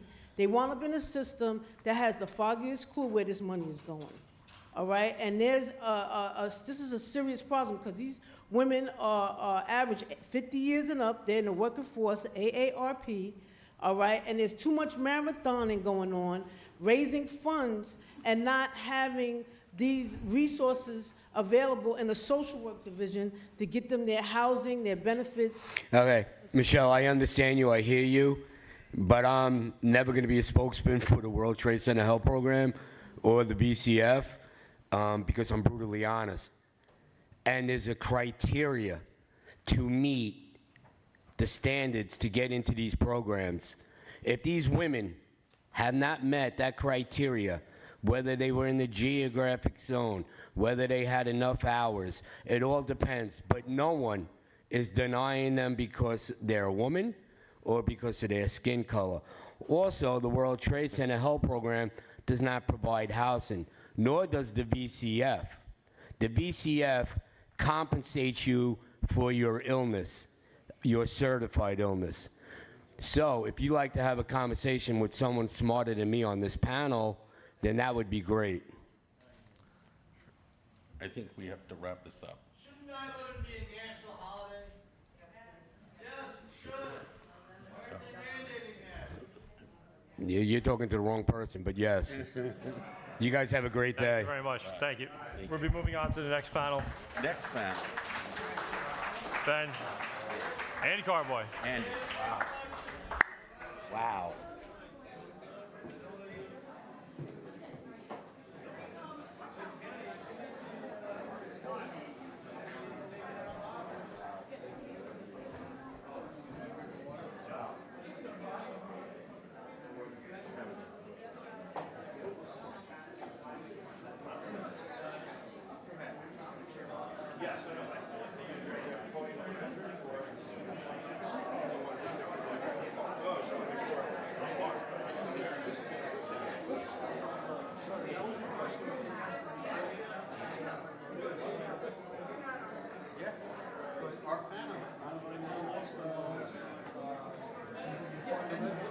Ben's my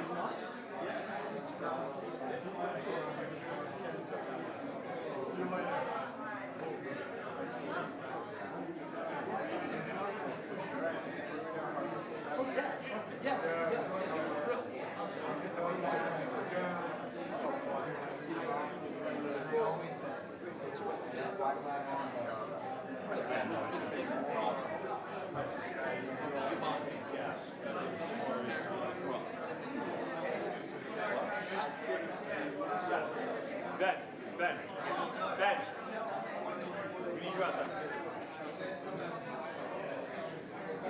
a quick picture. Okay.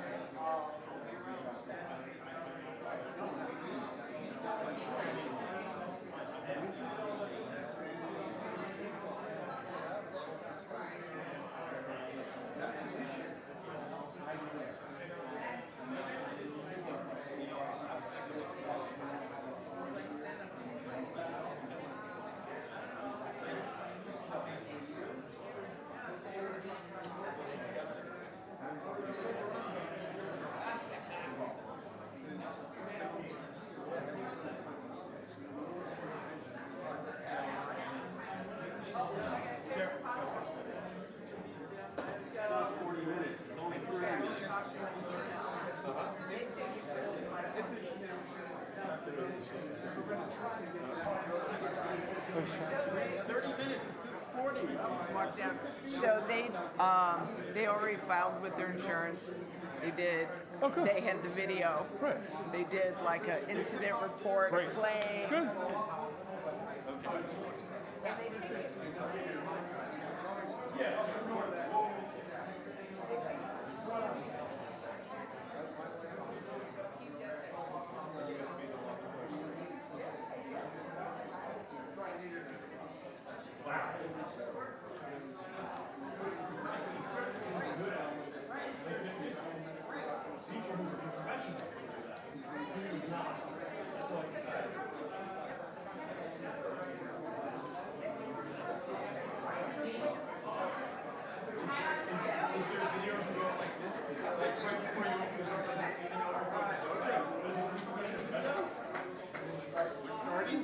Please find your seats. The program is about to begin.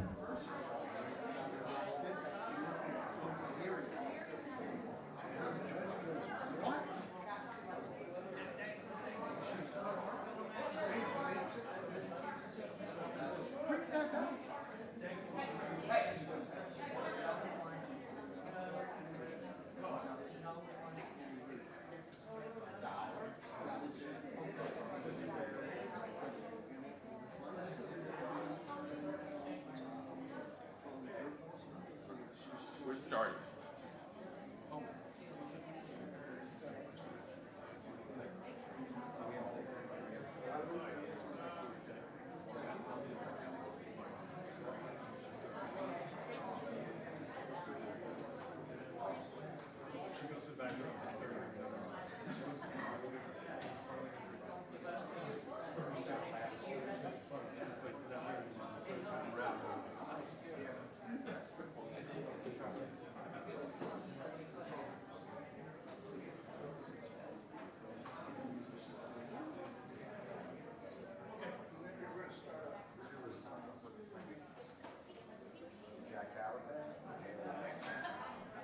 Okay. He's shaking his head no. Go. Okay. Yep. We're good. Hi, everybody. Welcome back. We are now on our 315 I'm sorry, on our 215 panel. And it's an interesting topic. What's that? 245. Sorry, 245 panel. And we have an interesting topic to talk about, which is a new thing that is involving what turned out to be legislation in the city about finding about information about old documents. So it's also known as City Council Resolution 560. Ben Shavat from 9/11 Health Watch, Andy Carboy and myself were involved with this, and I'm going to allow Ben and Andy to introduce themselves. Okay? Sure. Ben Shavat, 9/11 Health Watch again, and Andy Carboy, and Ben Shavat is our client in this lawsuit we brought against the city. Yes. So I'm really glad that Mary and Frank had this segment because I think it's calling attention to something that happened over the summer that didn't get enough attention. And I think that's going to be pretty consequential for the 9/11 community. I'm going to just tell a little bit about the background, the journey to get here, and Andy's going to fill in about the FOIA issues, and Matt's going to talk a little bit about some of the concerns the city has. So this started when my old boss, Congresswoman Carolyn Maloney, and Congressman Nadler, in the run-up to the 20th anniversary, sent Mayor de Blasio a letter. And all of this is on 9/11 Health Watch's website on New York City documents, if you want to read along. And what that letter was to the mayor saying I'm paraphrasing, it's the 20th anniversary. It's now time for the city to sort of release documents as to what the city knew about the dangers of the toxins at Ground Zero, and when did they know it. And again, that's a very paraphrasing version of it. Mayor de Blasio didn't respond. He left office. Mayor Adams came in, who everyone knows is a 9/11 responder himself, having been NYPD captain at the time, and basically sent the same letter. The mayor responded, unlike Mayor de Blasio. He responded and he says, well, I want to, and again, paraphrasing, I want to meet with you and tell you why we can't do this. And as the press reports about that meeting, the city corp council representatives, I wasn't there, came in, and they basically said, we have these documents that talk about what the city knew and when it knew it, but that we don't want to release them unless you get liability protection, more liability protection for the city. And when I saw that, and I talked to the staff that had the meeting, it was kind of, concerning, because it was like they kind of have something, but they don't want to give it out. And it's not like, well, we might have something. So there was several more letters back and forth between the members of Congress. Then Congressman Nadler and then Congressman Goldman followed up. And talking to the board of 9/11 Health Watch and talking with my friends Andy Carboy and Matt McCauley, I said, well, we should do something about this. We should try to highlight this issue, because these are city documents under the law in the state of New York. They're public, and they can't just, whether there's a issue with liability, which Matt will talk about, or not, that's not one of the exclusions that you have under the law. And we brought the action, and I'm going to turn it over to Andy, because that's a story on itself, and then Matt will fill in some of that. So. Okay, so basically, we knew the congressional delegation had sought these documents. Essentially, these are risk assessments. To Ben's point, what did the city know and when did it know it? Why did the city make the decisions it did? Paramount among them, the decision to reopen the schools. There had to have been risks, right? But the city slanted toward benefit. So I want to take you through the broad categories of documents we requested. Models and estimates of exposures and expected illnesses. Deputy Mayor Robert Harding authored a memo in which it was predicted, this is the fall of 2001, that there would be 10,000 liability claims. Well, why was the city projecting that so early on if it truly believed and understood the air quality to be safe. The decision to reopen the school, what information, what studies were looked at to make that decision. Air testing conducted after the 1993 bombing, we learned from litigation the Port Authority had with its insurance carriers that started back in the 90s.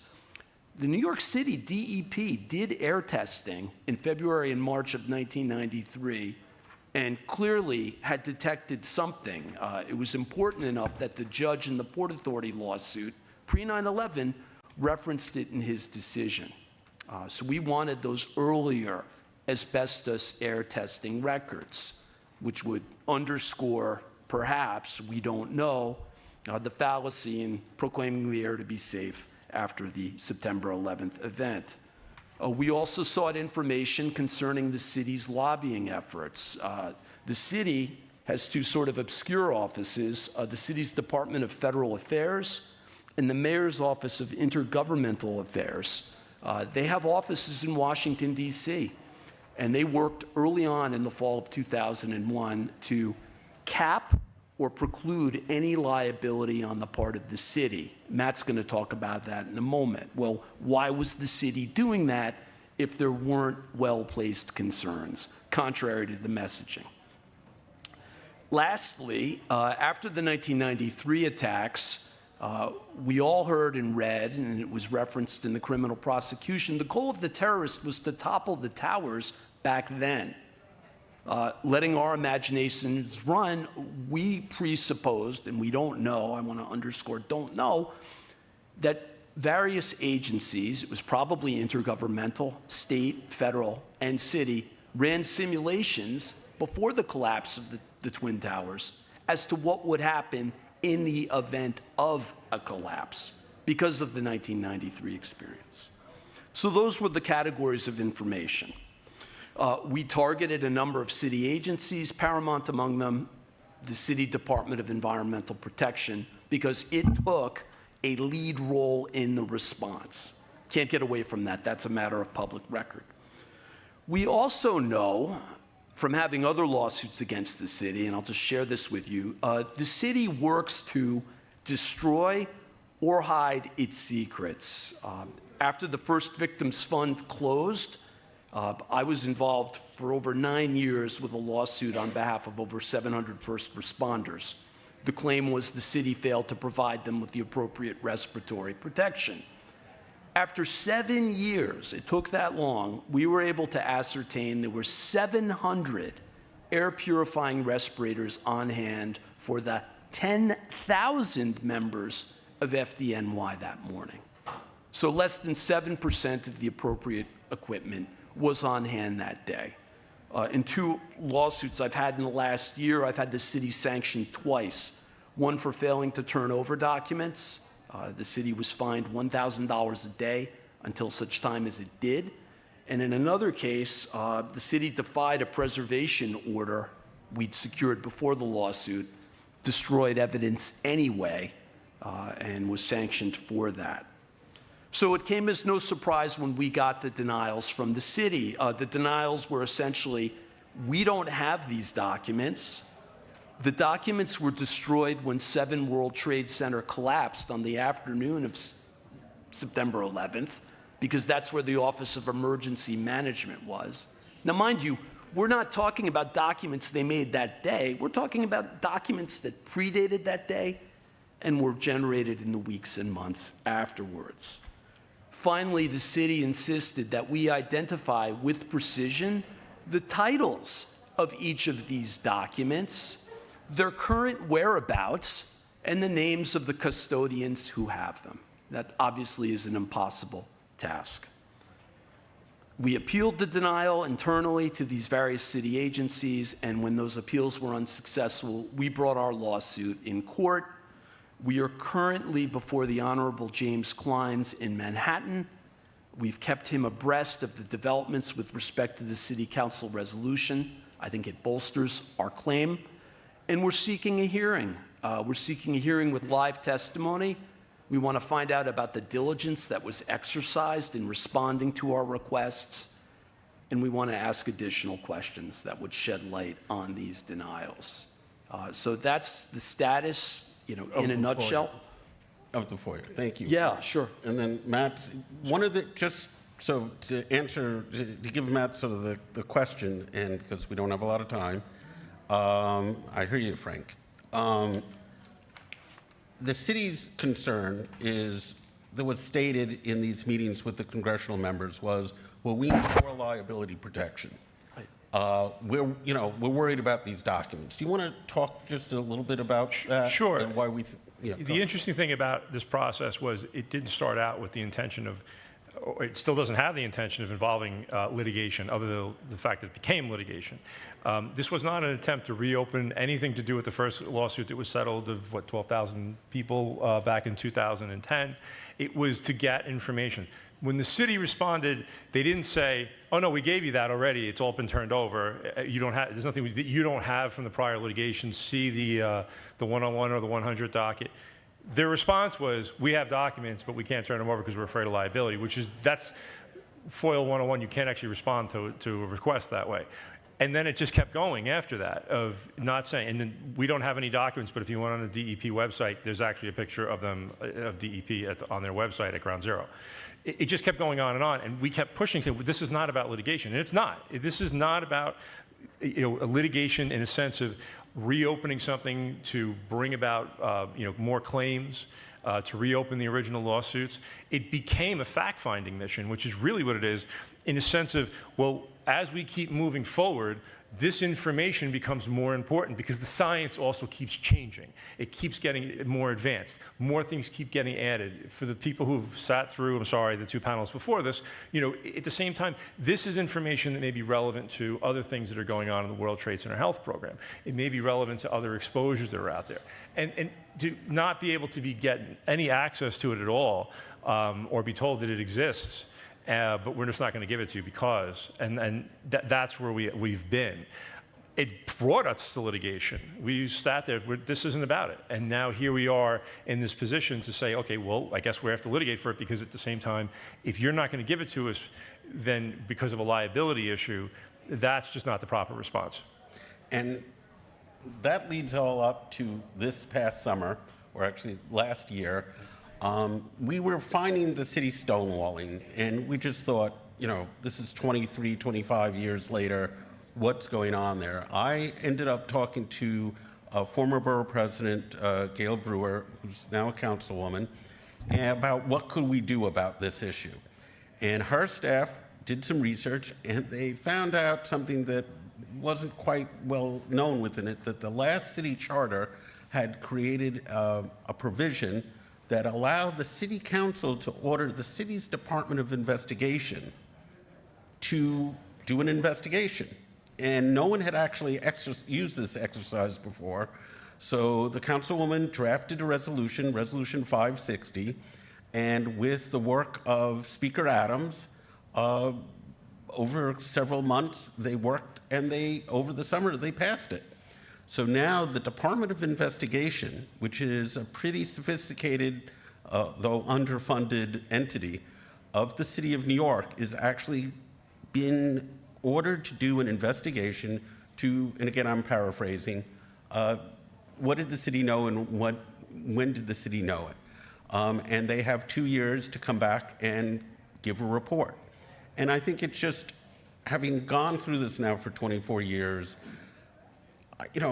I can't make judgments about mistakes that were made by the city of New York or, what they did in the response to this terrible day.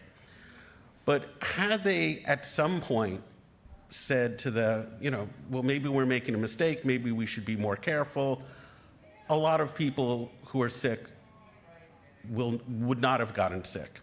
Had they made the decision to admit that maybe there was something going on here, and not, because what happened, having been on the receiving end when I worked for Congressman Maloney and with the delegation, we had to fight that the city, the state, and the federal government said there was no danger and there was no impact. And that took time, and we're still doing this, fighting Congress to provide the funding.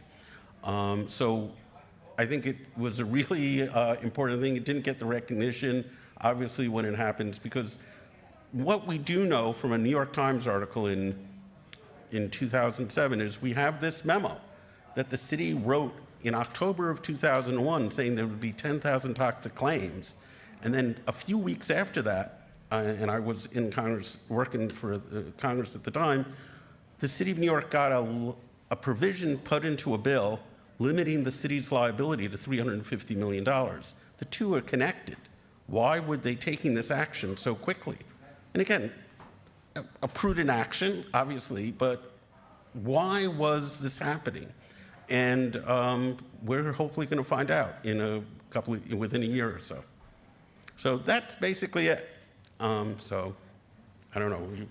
You want to? Yeah, just a closing Anyone thought. closing? Yeah. Yeah, Ben has always said, and I think this is right. Sure, mistakes were made, but there were some bold decisions made back then that were probably ultimately beneficial. It's a mix. And as disaster relief, and we're hearing this and reading it in the newspaper, becomes less federalized, with federal money now flowing more to local agencies and authorities, this model, this example of the September 11th response becomes extremely important. The future of disaster response to some, and this is probably right, will be more local. And in New York City stepping up when it did, there's certainly important lessons to be gleaned from that.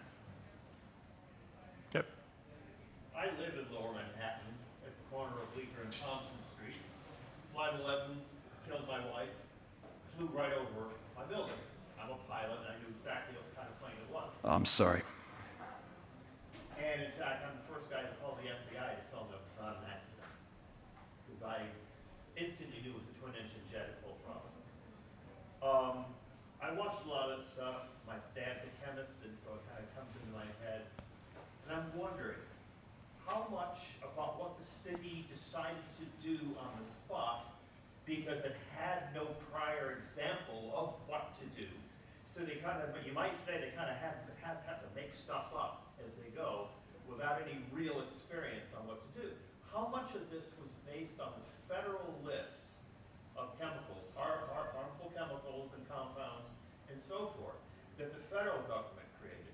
Because remember that the head of the EPA, what was her name? She was governor of... Christy Todd Whitman. Christy Todd Whitman, thank you.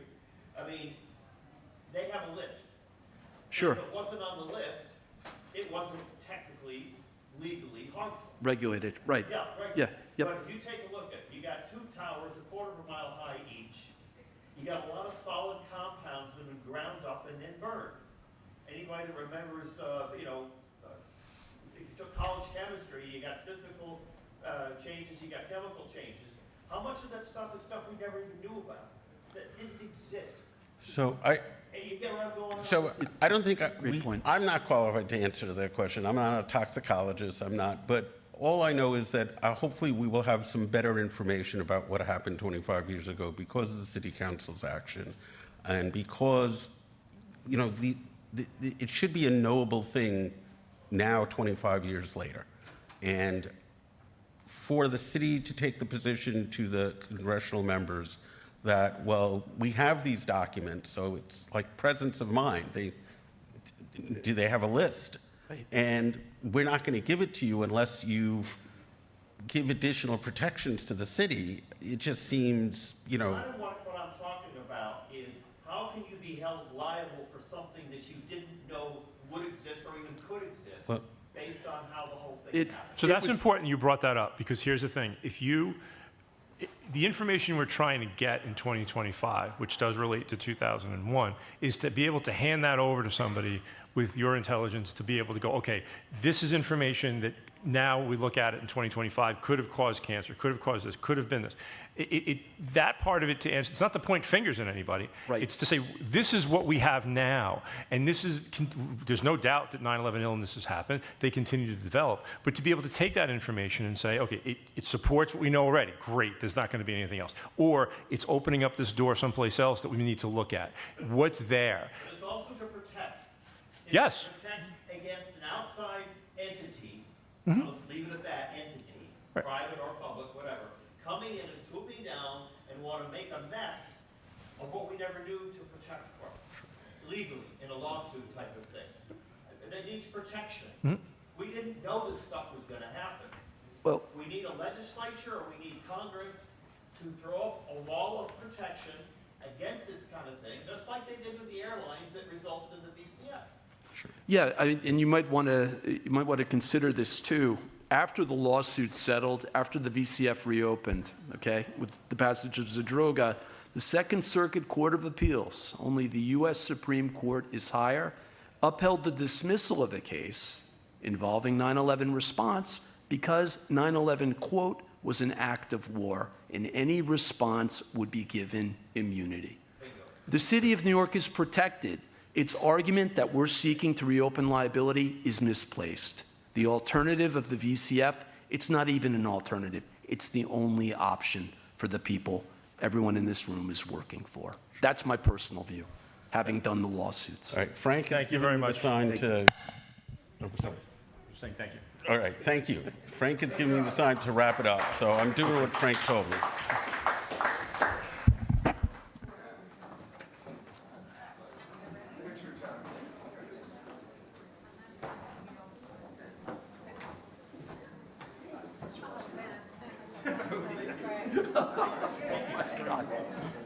Hi, Mary.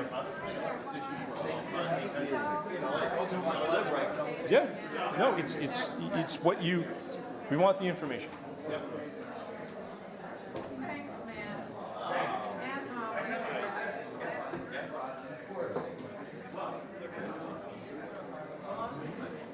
Kate, could you go out and let people know we're going to get started again?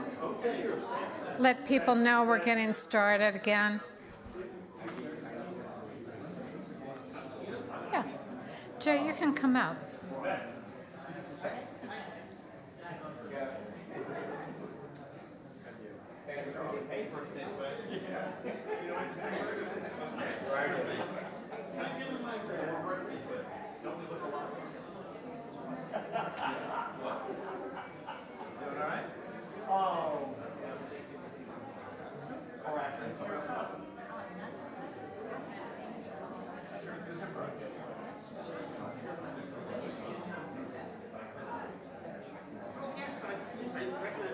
Beth, you can come around. That's not a step there. Good to see you.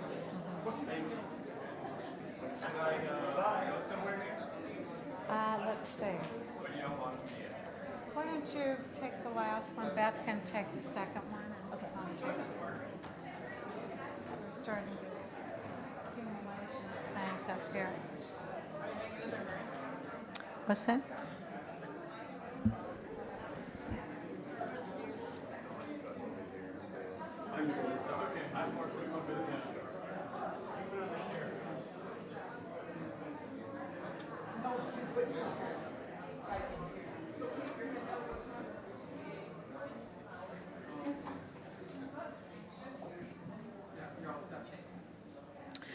Okay, we're going to get started on the last panel, and it's no surprise that we have the 25th anniversary coming up next year.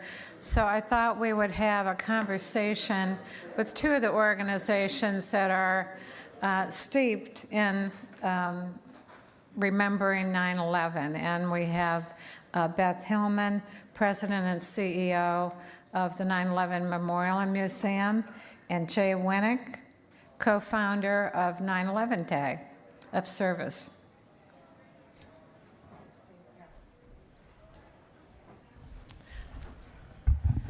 So it seems like it was yesterday we were here talking about the upcoming 24th anniversary. So I'd just like to start by asking, what are the plans? It's the anniversary tomorrow, and what are the plans at the museum, Beth?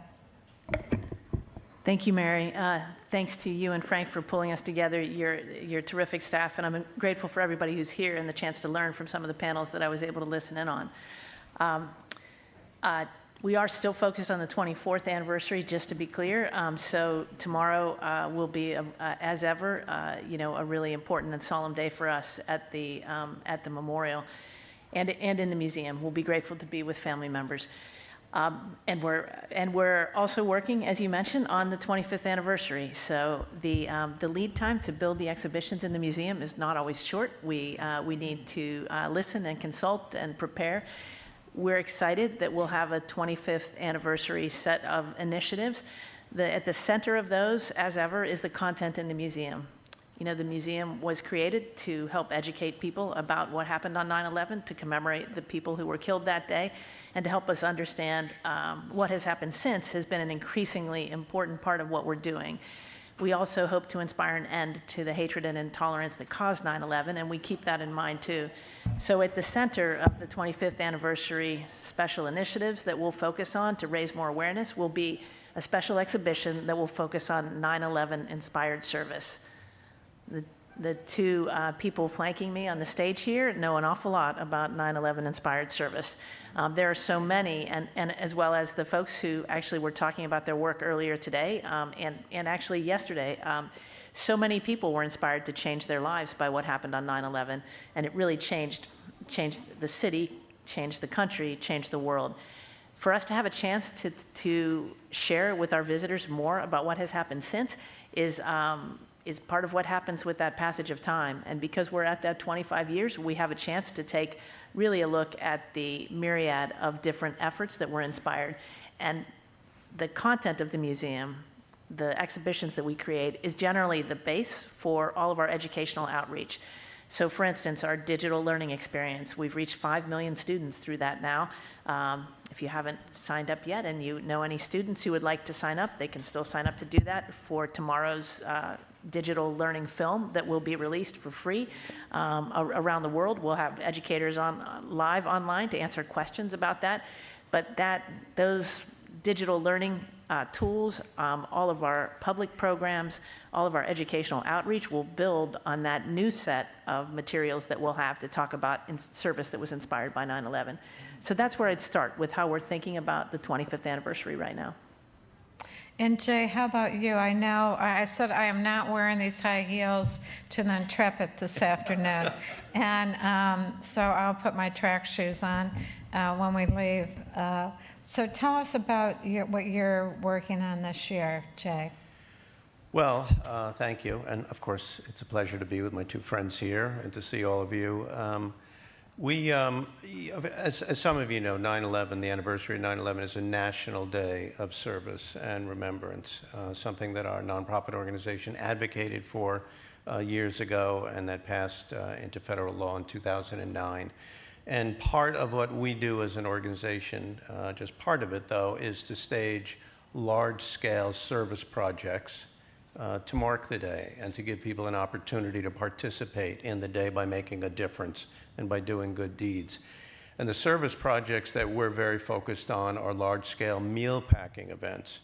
So in New York today, as we speak, as well as tomorrow, there are thousands of volunteers gathering on the Intrepid, the aircraft carrier in the Hudson River. And they are packing non-perishable, shelf-stable meals to be donated to City Harvest and the Food Bank for New York. And those meals will be distributed to individuals and families who are at risk of hunger. We're doing that tomorrow in 24 cities around the country. And collectively, 9 million plus meals will be packed in one day. And those meals will stay in those cities where these events are happening. And so it's, it's very heartwarming as a 9/11 family member and as somebody who's been working on this almost since the beginning, to see the way Americans have responded to the fact that 9/11 is both a day of service and a day of remembrance with action, with service, with wanting to participate. There are more than 700 companies who are sending employees to pack meals in all of these meal packs. So it may be the largest day of corporate charitable engagement on the calendar as well. So there's an awful lot going on around the country.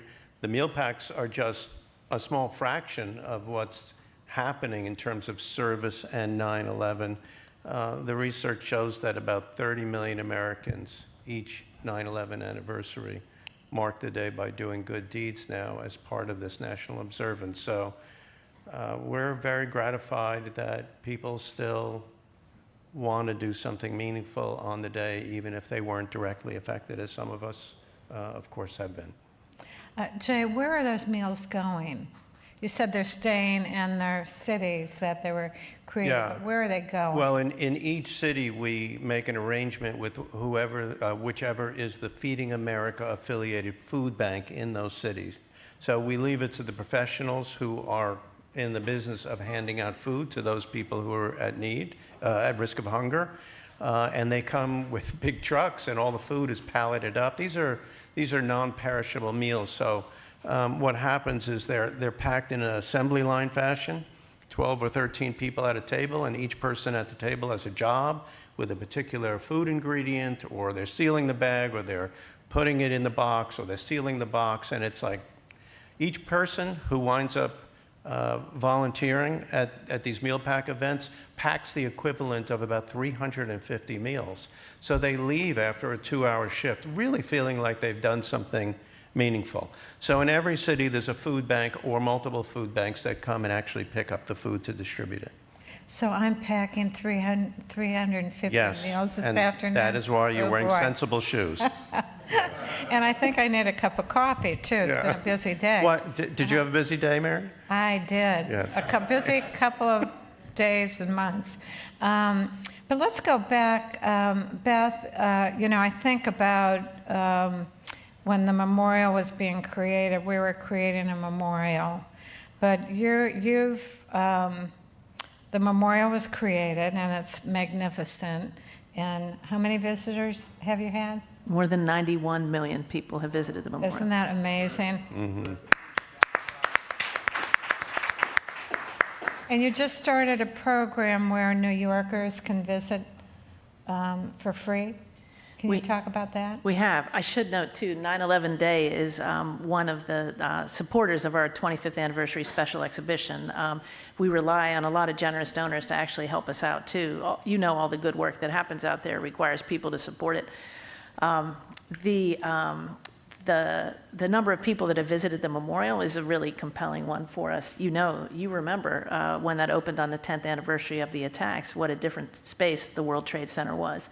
And the fact that we're now at this hub of what is, again, a thriving part of the city, a growing part of the city in terms of residents, and also a space that's a hub of commerce and of culture, that's helped make the museum, and the museum has helped make that happen too. We've had 26 million visitors to the museum, actually, since it opened in 2014, which we're really proud of. And then the outreach to people around the educational programs has made a big difference too.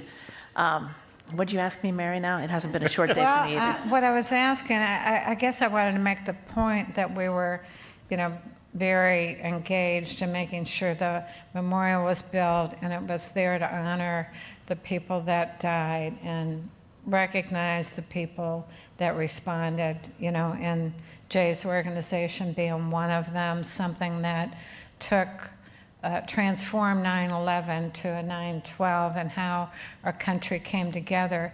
But now you've moved beyond that. So it's, I don't want to say not just a memorial, but it's a living, breathing entity that has programs. And I wondered if you could elaborate a little bit more about that living, breathing entity portion of the museum. Sure, you're really an excellent advocate for the museum, just in the way you described it right now. I think in many ways, this kind of symposium, we're hearing from the people who already know those stories. But what you're pointing out is that we have a chance, because of the audience the museum has generated over the years, to actually share the stories of what you talk about here with so many more people. So one of the ways in which the history that we share is evolving is just what has been a primary topic of the symposium here today, the impact of the World Trade Center dust on the people who came to help and who were already here, and who survived the initial collapse. That's an increasing part of the museum's artifacts, collection, and the stories that we tell. So the collection and then the exhibitions are the baseline, but we build public programs and educational programs on top of that, including the impact of that dust on the people who experienced it. There is a new installation in Foundation Hall that is called Dust, Illness, and Advocacy After 9/11 that tells some of the story of that intense and tenacious work that enabled the creation of the World Trade Center Health Program and the ongoing efforts to recognize, to treat, support, and raise awareness of what has happened as a result of that dust. In addition, the other parts of that response are becoming more a part of our collection too. We have a set of Joe McNally portraits that is now in the North Tower excavation down at Bedrock in the museum that tells more of the stories, has more of the images of the people who responded and helping to understand that. And it's a growing part of our public programs too. We realize that the young people who come to visit us, and now there are 100 million Americans too young to remember 9/11, the museum, while initially we were thinking about folks who would come to visit the museum who had a lived experience of 9/11, who remembered it themselves. Now we have many, many visitors who don't have that lived experience, and they're encountering this material for the first time. And actually, the story of the toxic aftermath of 9/11 is one in which they're very interested. Environmental toxicity is not a foreign concept to many young people today. They recognize that. And we learned so much from 9/11 about responses, good and bad in terms of initial responses and the longer term effects. Our ability to tell that story is better for the collection that we have and the stories that people have shared with us. And some of the folks from the museum, Jan Ramirez, Amy Weinstein, folks who have collected those stories over the years enable us to have that collection and that relationship with the community so we can actually tell those stories. That's at the baseline of our, what is, as you put it, a living, breathing museum and memorial that continues to collect more artifacts, more stories, and more expand our ability to actually share those with the people who we think can benefit from learning them. Well, you mentioned the public programs. Could you talk a little bit about that? Maybe give us some examples of the kinds of programs you have? Sure. The largest of our programs is the digital learning experience. Each year, our education team creates a new 30-minute film that we make available. We also post previous iterations of that film so that people can look at those, that tells stories of people like you all, firsthand accounts of eyewitnesses, survivors, first responders, people deeply affected whose lives were changed, family members, by what happened on 9/11. We find that direct encounter with someone who experienced and had this, and you know there are just so many stories to tell. That actually is a very compelling learning experience for young people. So that gets the biggest reach of all of our programs, that learning tool that we put out there for educators to use when they're teaching. We have done some research that tells us that most teachers want to teach about 9/11, and most also say they don't have the tools they need. So that's an example of us giving them a tool. But we also have worked with some of the folks who were here earlier today and others to tell stories of folks less represented in the narratives of 9/11 that have been most told over the years.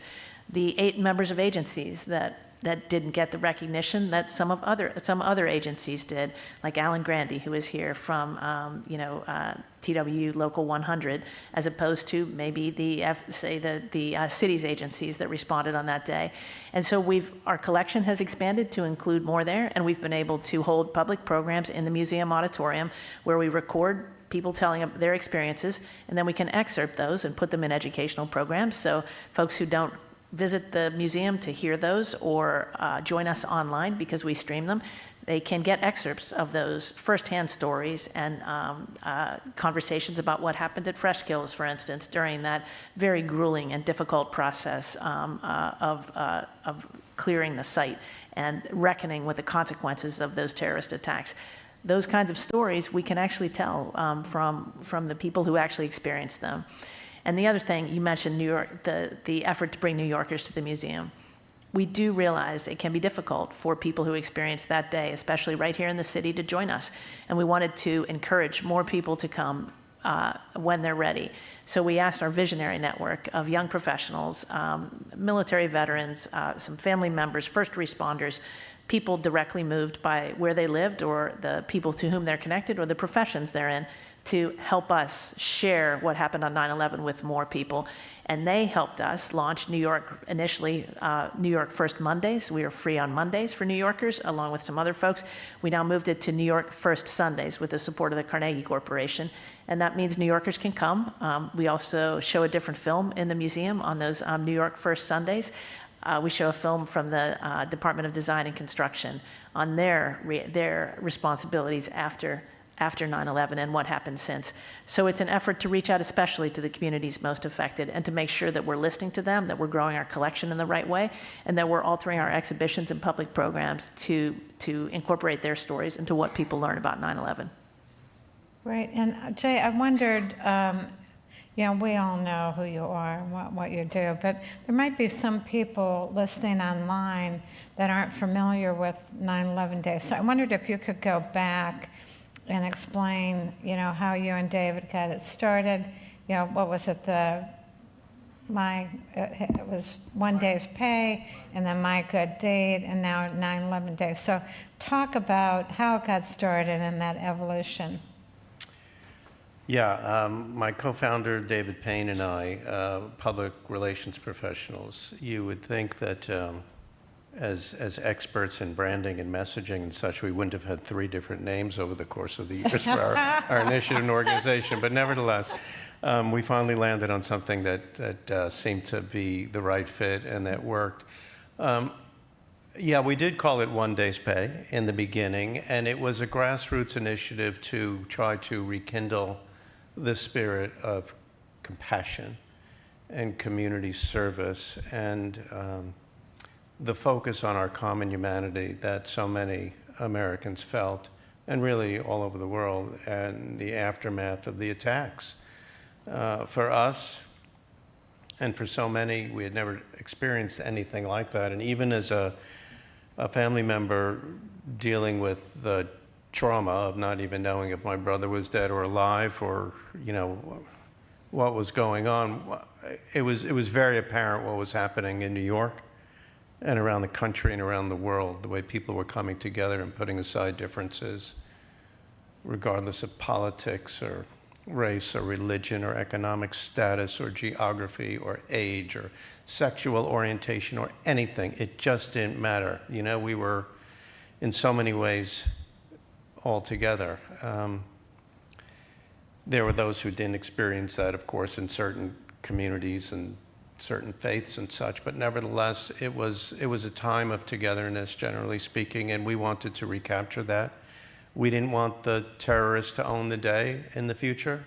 We wanted the way people responded in this country and around the world to be at least part of the definition as future generations learned about 9/11. So we set about to try to start a little grassroots initiative where people would do good deeds on 9/11. And we had a longer range goal of trying to get 9/11 recognized as a National Day of Service. For me personally, it really mattered because my brother lived his life and died in service to others. Glenn was a volunteer firefighter, a volunteer EMT in our hometown on Long Island, was a partner at a law firm, Holland & Knight. Their offices were 2 blocks from the Trade Center. And so he raced into the South Tower. So for me personally, I wanted to do something that reflected the way Glenn lived his life. And this made sense. And my friend David called me from California with an idea. And long story short, we said, let's get going. And one of the first things we did was we met with leaders of many of the 9/11 organizations that had surfaced, including Mary and Frank and so many others, maybe some of you in the room. And Darlene was there early.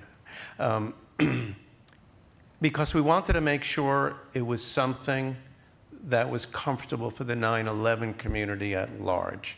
Because if the response we got from within the community was, no, a day of service and remembrance isn't quite the right thing for us, then maybe we would have had second thoughts about it. But the response we got from those who we spoke with was really genuine and heartfelt and appreciated, and then we felt like, okay, the door's open.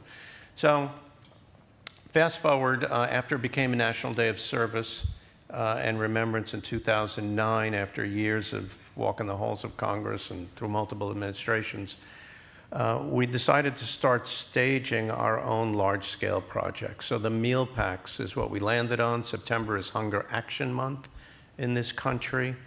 Unfortunately, every county in this country has a problem with hunger for some people, and in many cases, a lot of people.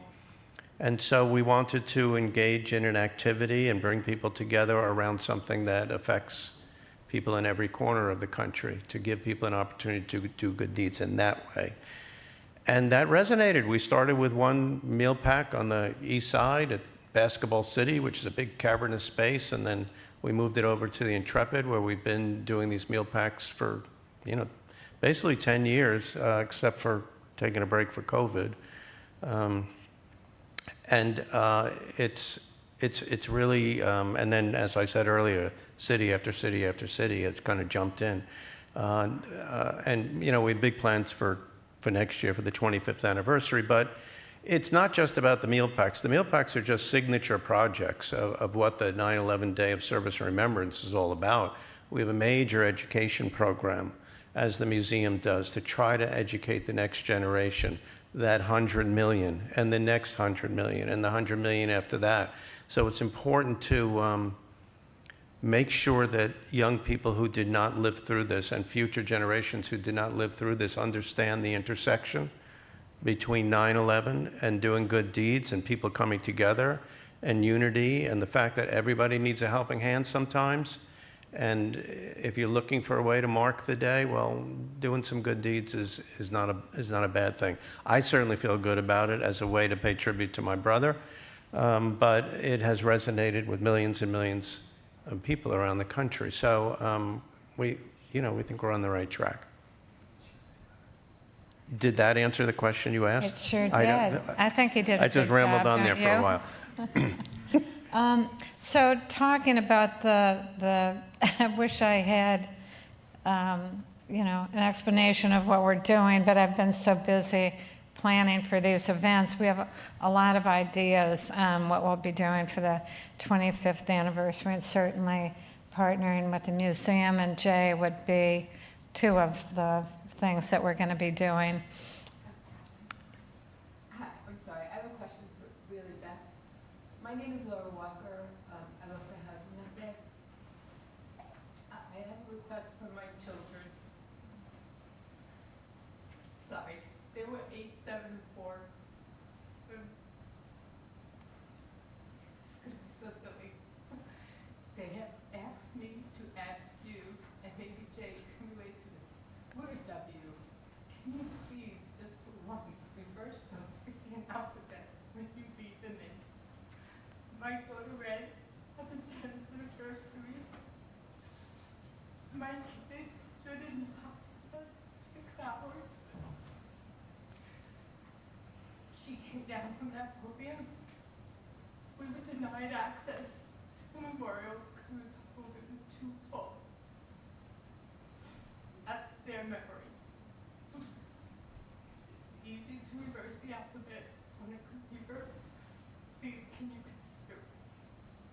This was 24 years. You might repeat the question so we can go back. It's 24 years. The media cuts out, doesn't show the whole thing. They're terrified to come down here on the day. They're convinced something else is going to happen. They want to see their fathers being read. So this is, I'm so sorry. Let me restate the question as Frank suggested. That is that if your last name starts with a W, as Mr. Walker's last name does, it's a long time to wait for the name to be read in the reading of the names that happens on the anniversary commemoration every year.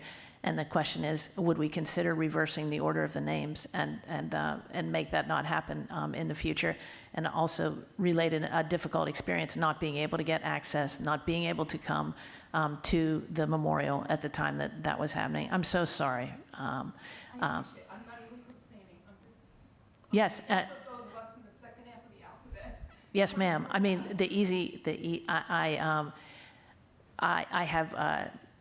I just want to say that everyone who works at the Memorial Museum cares deeply about family members not having the experience that you just described.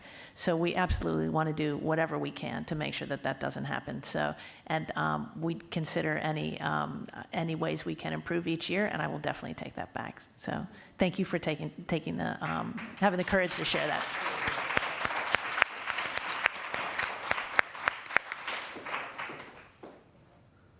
So what are the plans for the 25th anniversary? I think that's an excellent idea. I know Charlie Wolf, too, had the has the same experience with band. Oh, uh-huh, yeah. Our chairman does always stay the whole time. I will put that out there, and I will definitely be there, and we'll do our best to keep the commemoration as solemn and as appropriate as it can be, right until every last name is read and understood. Re your concern. For the 25th anniversary commemoration, we're thinking about, and you all have been through this. I've not been through a milestone anniversary, with these especially. When we get so much more attention than we do at other years at the Memorial and Museum. But we will consider what elements we can add to the commemoration that will help recognize that 25 years have passed since that terrible day. And we'll look to seize on the attention that will come to those events on that day to make sure we don't ever forget and we can celebrate the lives of the people who were killed that day, as well as raise awareness of how they died. I mean, that will be our effort. There is usually a more elaborate commemoration. We will have different elements. I don't know yet what they're going to be. We would love to work with you. We would love to work with Jay and others here to make sure that we do justice to what we ought to do for such a milestone as the 25th. Mary, I was going to say, with 93 countries impacted, it's probably not within your scope as a museum, but it seems like it's an opportunity. Most of these larger countries have memorials built. Are there things we can do creatively to get that woven together in a seamless way where people are acknowledging this milestone with so many countries that were impacted? I don't have the answer, but I just throw that out there as an idea. So if you didn't hear that, Frank said we should work with other countries that have had people killed on 9/11 to make sure that the commemoration that we do is connected to them and that we get the global awareness that we ought to about the need to end this kind of hatred and intolerance. And so noted. I have a question. So the tribute center closed down a couple of years ago, and something that they did, which I know I really appreciated as someone who lost my father in Vietnam, is they had access to, they partnered with the, thank you. So they had partnered with the observatory to grant access to family members. And when they partnered with the observatory to grant access to family members, it allowed, I think, 4 tickets a year or something like that. When they closed down, that option for family members to have free access to the observatory went with it.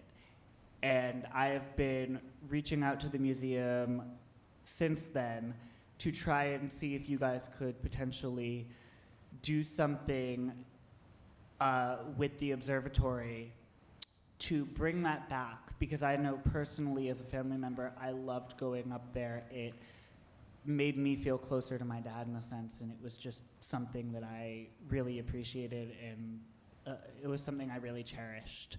So that's something I'm hoping you guys could potentially work on. And then on top of that, on another note, I'm a musician, and I wrote a song for my father, and I dedicated it to all of our loved ones who have passed. And I was donating 50% of the proceeds to the Tribute Center and towards trying to help them reopen. It's looking like that's never going to happen, and for the past 2 years, I have been reaching out again to you guys to see if I could start donating the proceeds to you guys. no one's gotten back to me. I've been told someone was supposed to email me about that multiple times. No one ever did. So if someone could reach out to me from the museum about that, my name is Aaron Sand, by the way. So if someone could reach out to me about that, I would love to start donating the proceeds from that song to you guys. Thank you for sharing that story. Absolutely, we'll look into that. I regret no one's gotten back to you. We'll fix that. So thank you, and kudos for your generosity and talent in writing songs. So. Hi. I'm going to be working with the Philippine Consulate Office to help them establish a memorial up at the Consulate Office in Midtown. And I'd be able to reach out to the museum to get some information on the 22 Filipinos that were lost on 9/11. But the second part is, Jay, I don't know if you remember me. I did an auto accident with your brother on the LIE by Francis Lewis before 9/11. Wow. I was the EMS lieutenant, in uniform, some years back. One thing I've noticed in the last couple of years is Glenn's like been pushed to the side. Can you bring him more forward, in your advertising and stuff? He's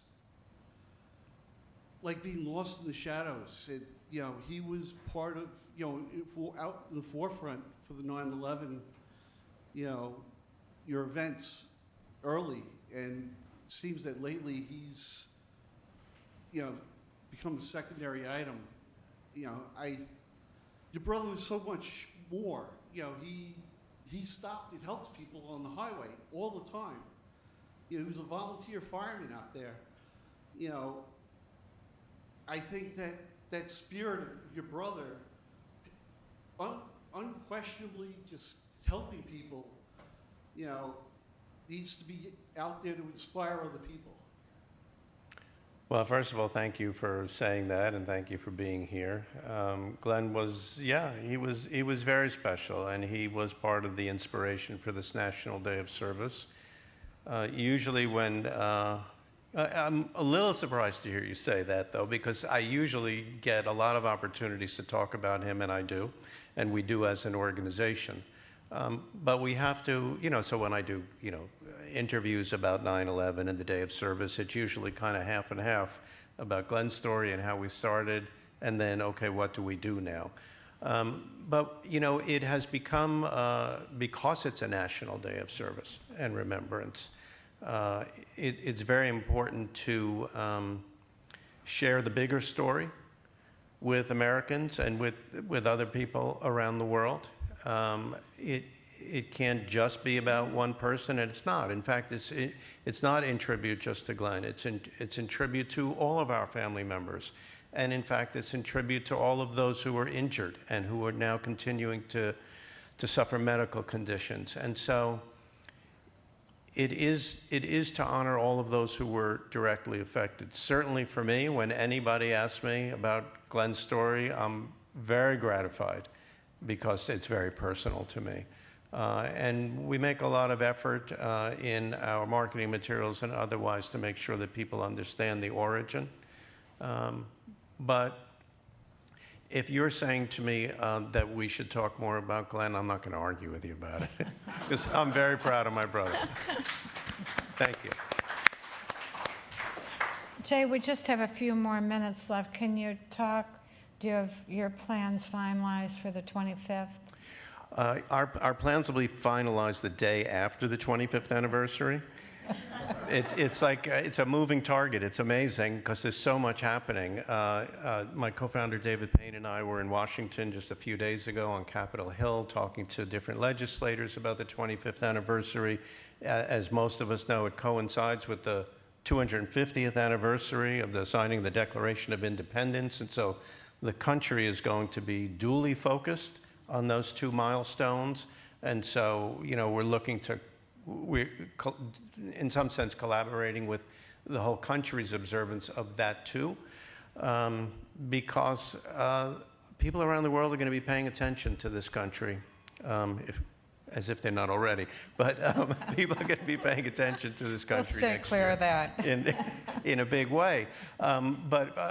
Just, in terms of nuts and bolts, I mean, we're looking to more than double the amount of large-scale meal packs so that we have a footprint in all 50 states with meal packs or large-scale projects like meal packs. Tomorrow, on 80 campuses around the country, they're doing service projects as part of the National Day of Service. We're going to expand that exponentially, so our footprint with college students is significantly larger. We're collaborating with the museum, we're collaborating with Voices and other 9/11 organizations to make sure that we use this. Coming back to the public relations side of my life, clients over the years, oh, well, it's our company anniversary, so can we get some press?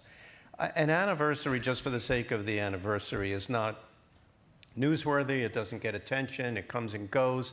You have to take advantage of making it relevant and meaningful and rich for people so that they see it as more than just a day on the calendar. And so we are laser focused on that, working, of course, on the 25th anniversary for months and months, but on a parallel on the 24th anniversary tomorrow, but working on a parallel track with the 25th anniversary. And so we'll do a national PSA campaign that will run everywhere. iHeart has been a wonderful partner of ours for years and years, runs our PSAs on the radio stations, and we'll do a lot more in grade schools too, with our lesson plans that are free and downloadable on our website for teachers and parents and administrators. So there's a lot in the works, but there's also a lot yet to be resolved. Right.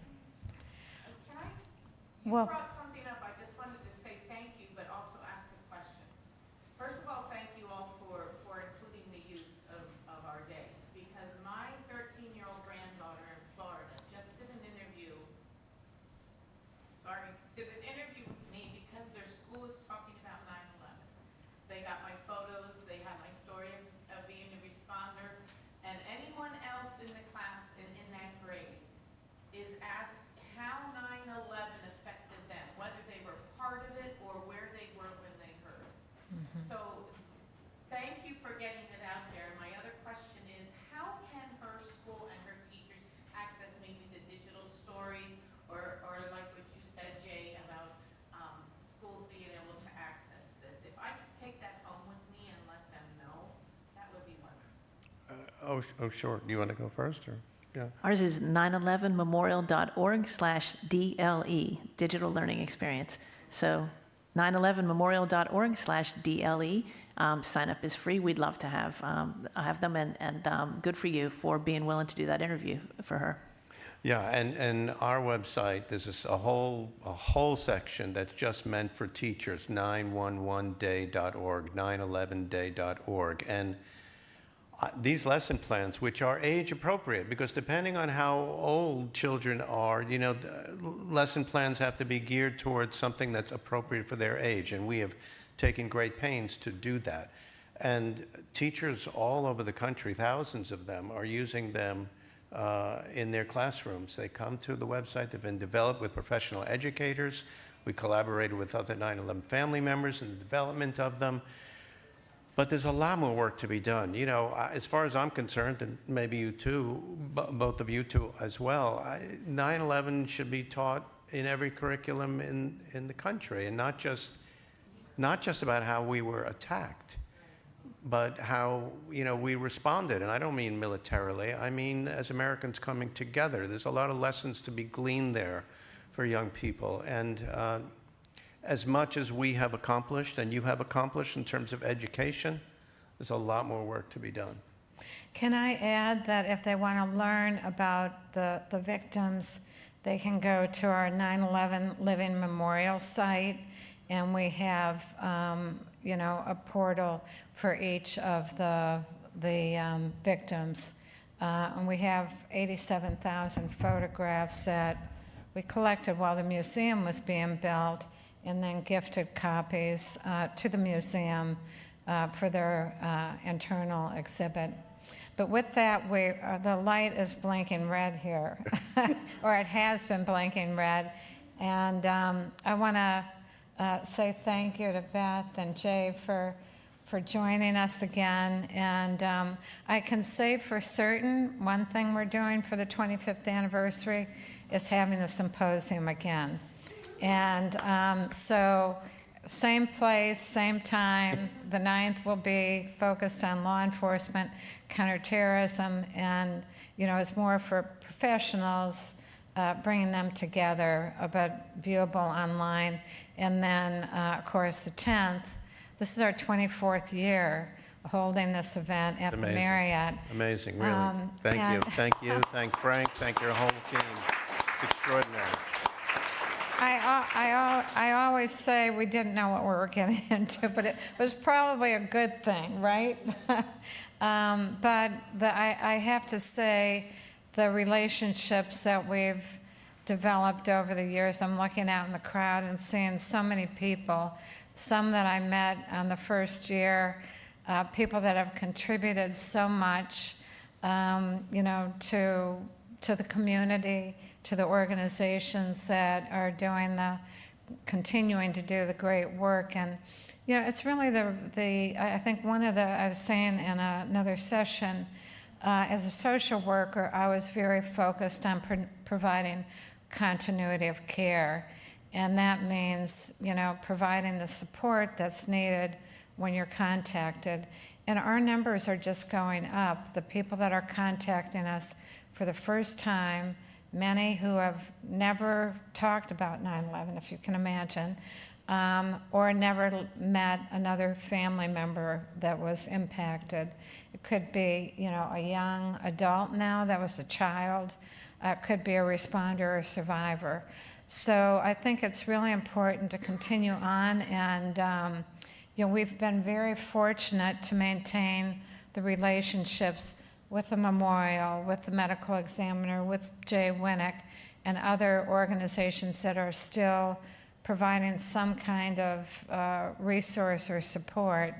And then, of course, to so many of you that have made other contributions working on so many of the issues that we talked about today. You know, the Saudi suit, the Guantanamo, the World Trade Center Health Program, you know, a long list of things that we're still dealing with. And, you know, I think that the contribution that you're making personally is really important. And so any way that we can work with you to get the information out, to make sure there's transparency, you know, we're happy to do that. And I want to thank our sponsors. Without our sponsors, we wouldn't be having this event. We do not receive government funding. It's all through sponsorships and donations and grants that we receive from, you know, our generous donors, including a lot of people from the 9/11 community that are receiving services, and they're free services. So, you know, it's really important to have those donations. The other thing, I want to thank Leadership in Counterterrorism, the NYPD Shield, and Invictum for their partnership on the program yesterday. And most importantly, I want to thank our staff, who I can tell you has worked tirelessly.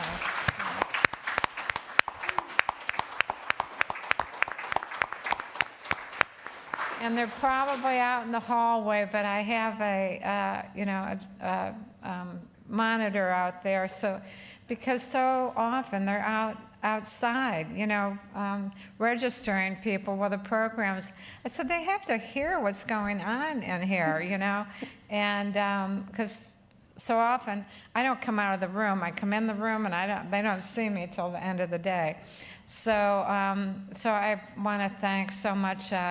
You know, of course, Jason Calfo, Stephanie, Kara Cooper, and Sarah Green, who really has worked so much. But all of our presenters, you know, I'm looking through the room here, Sue and Sean Dudley and Tom Sashecki, who are, arranging this from afar, and all the great work that they do to make sure that we're getting the message out. So I want to just say I hope everybody has a peaceful day tomorrow, and I'm looking forward to once again attending the ceremony at the World Trade Center site. And Jay and I have to shuffle out of here because I guess I have 350 meals to put together. Time to pack meals. So thank you.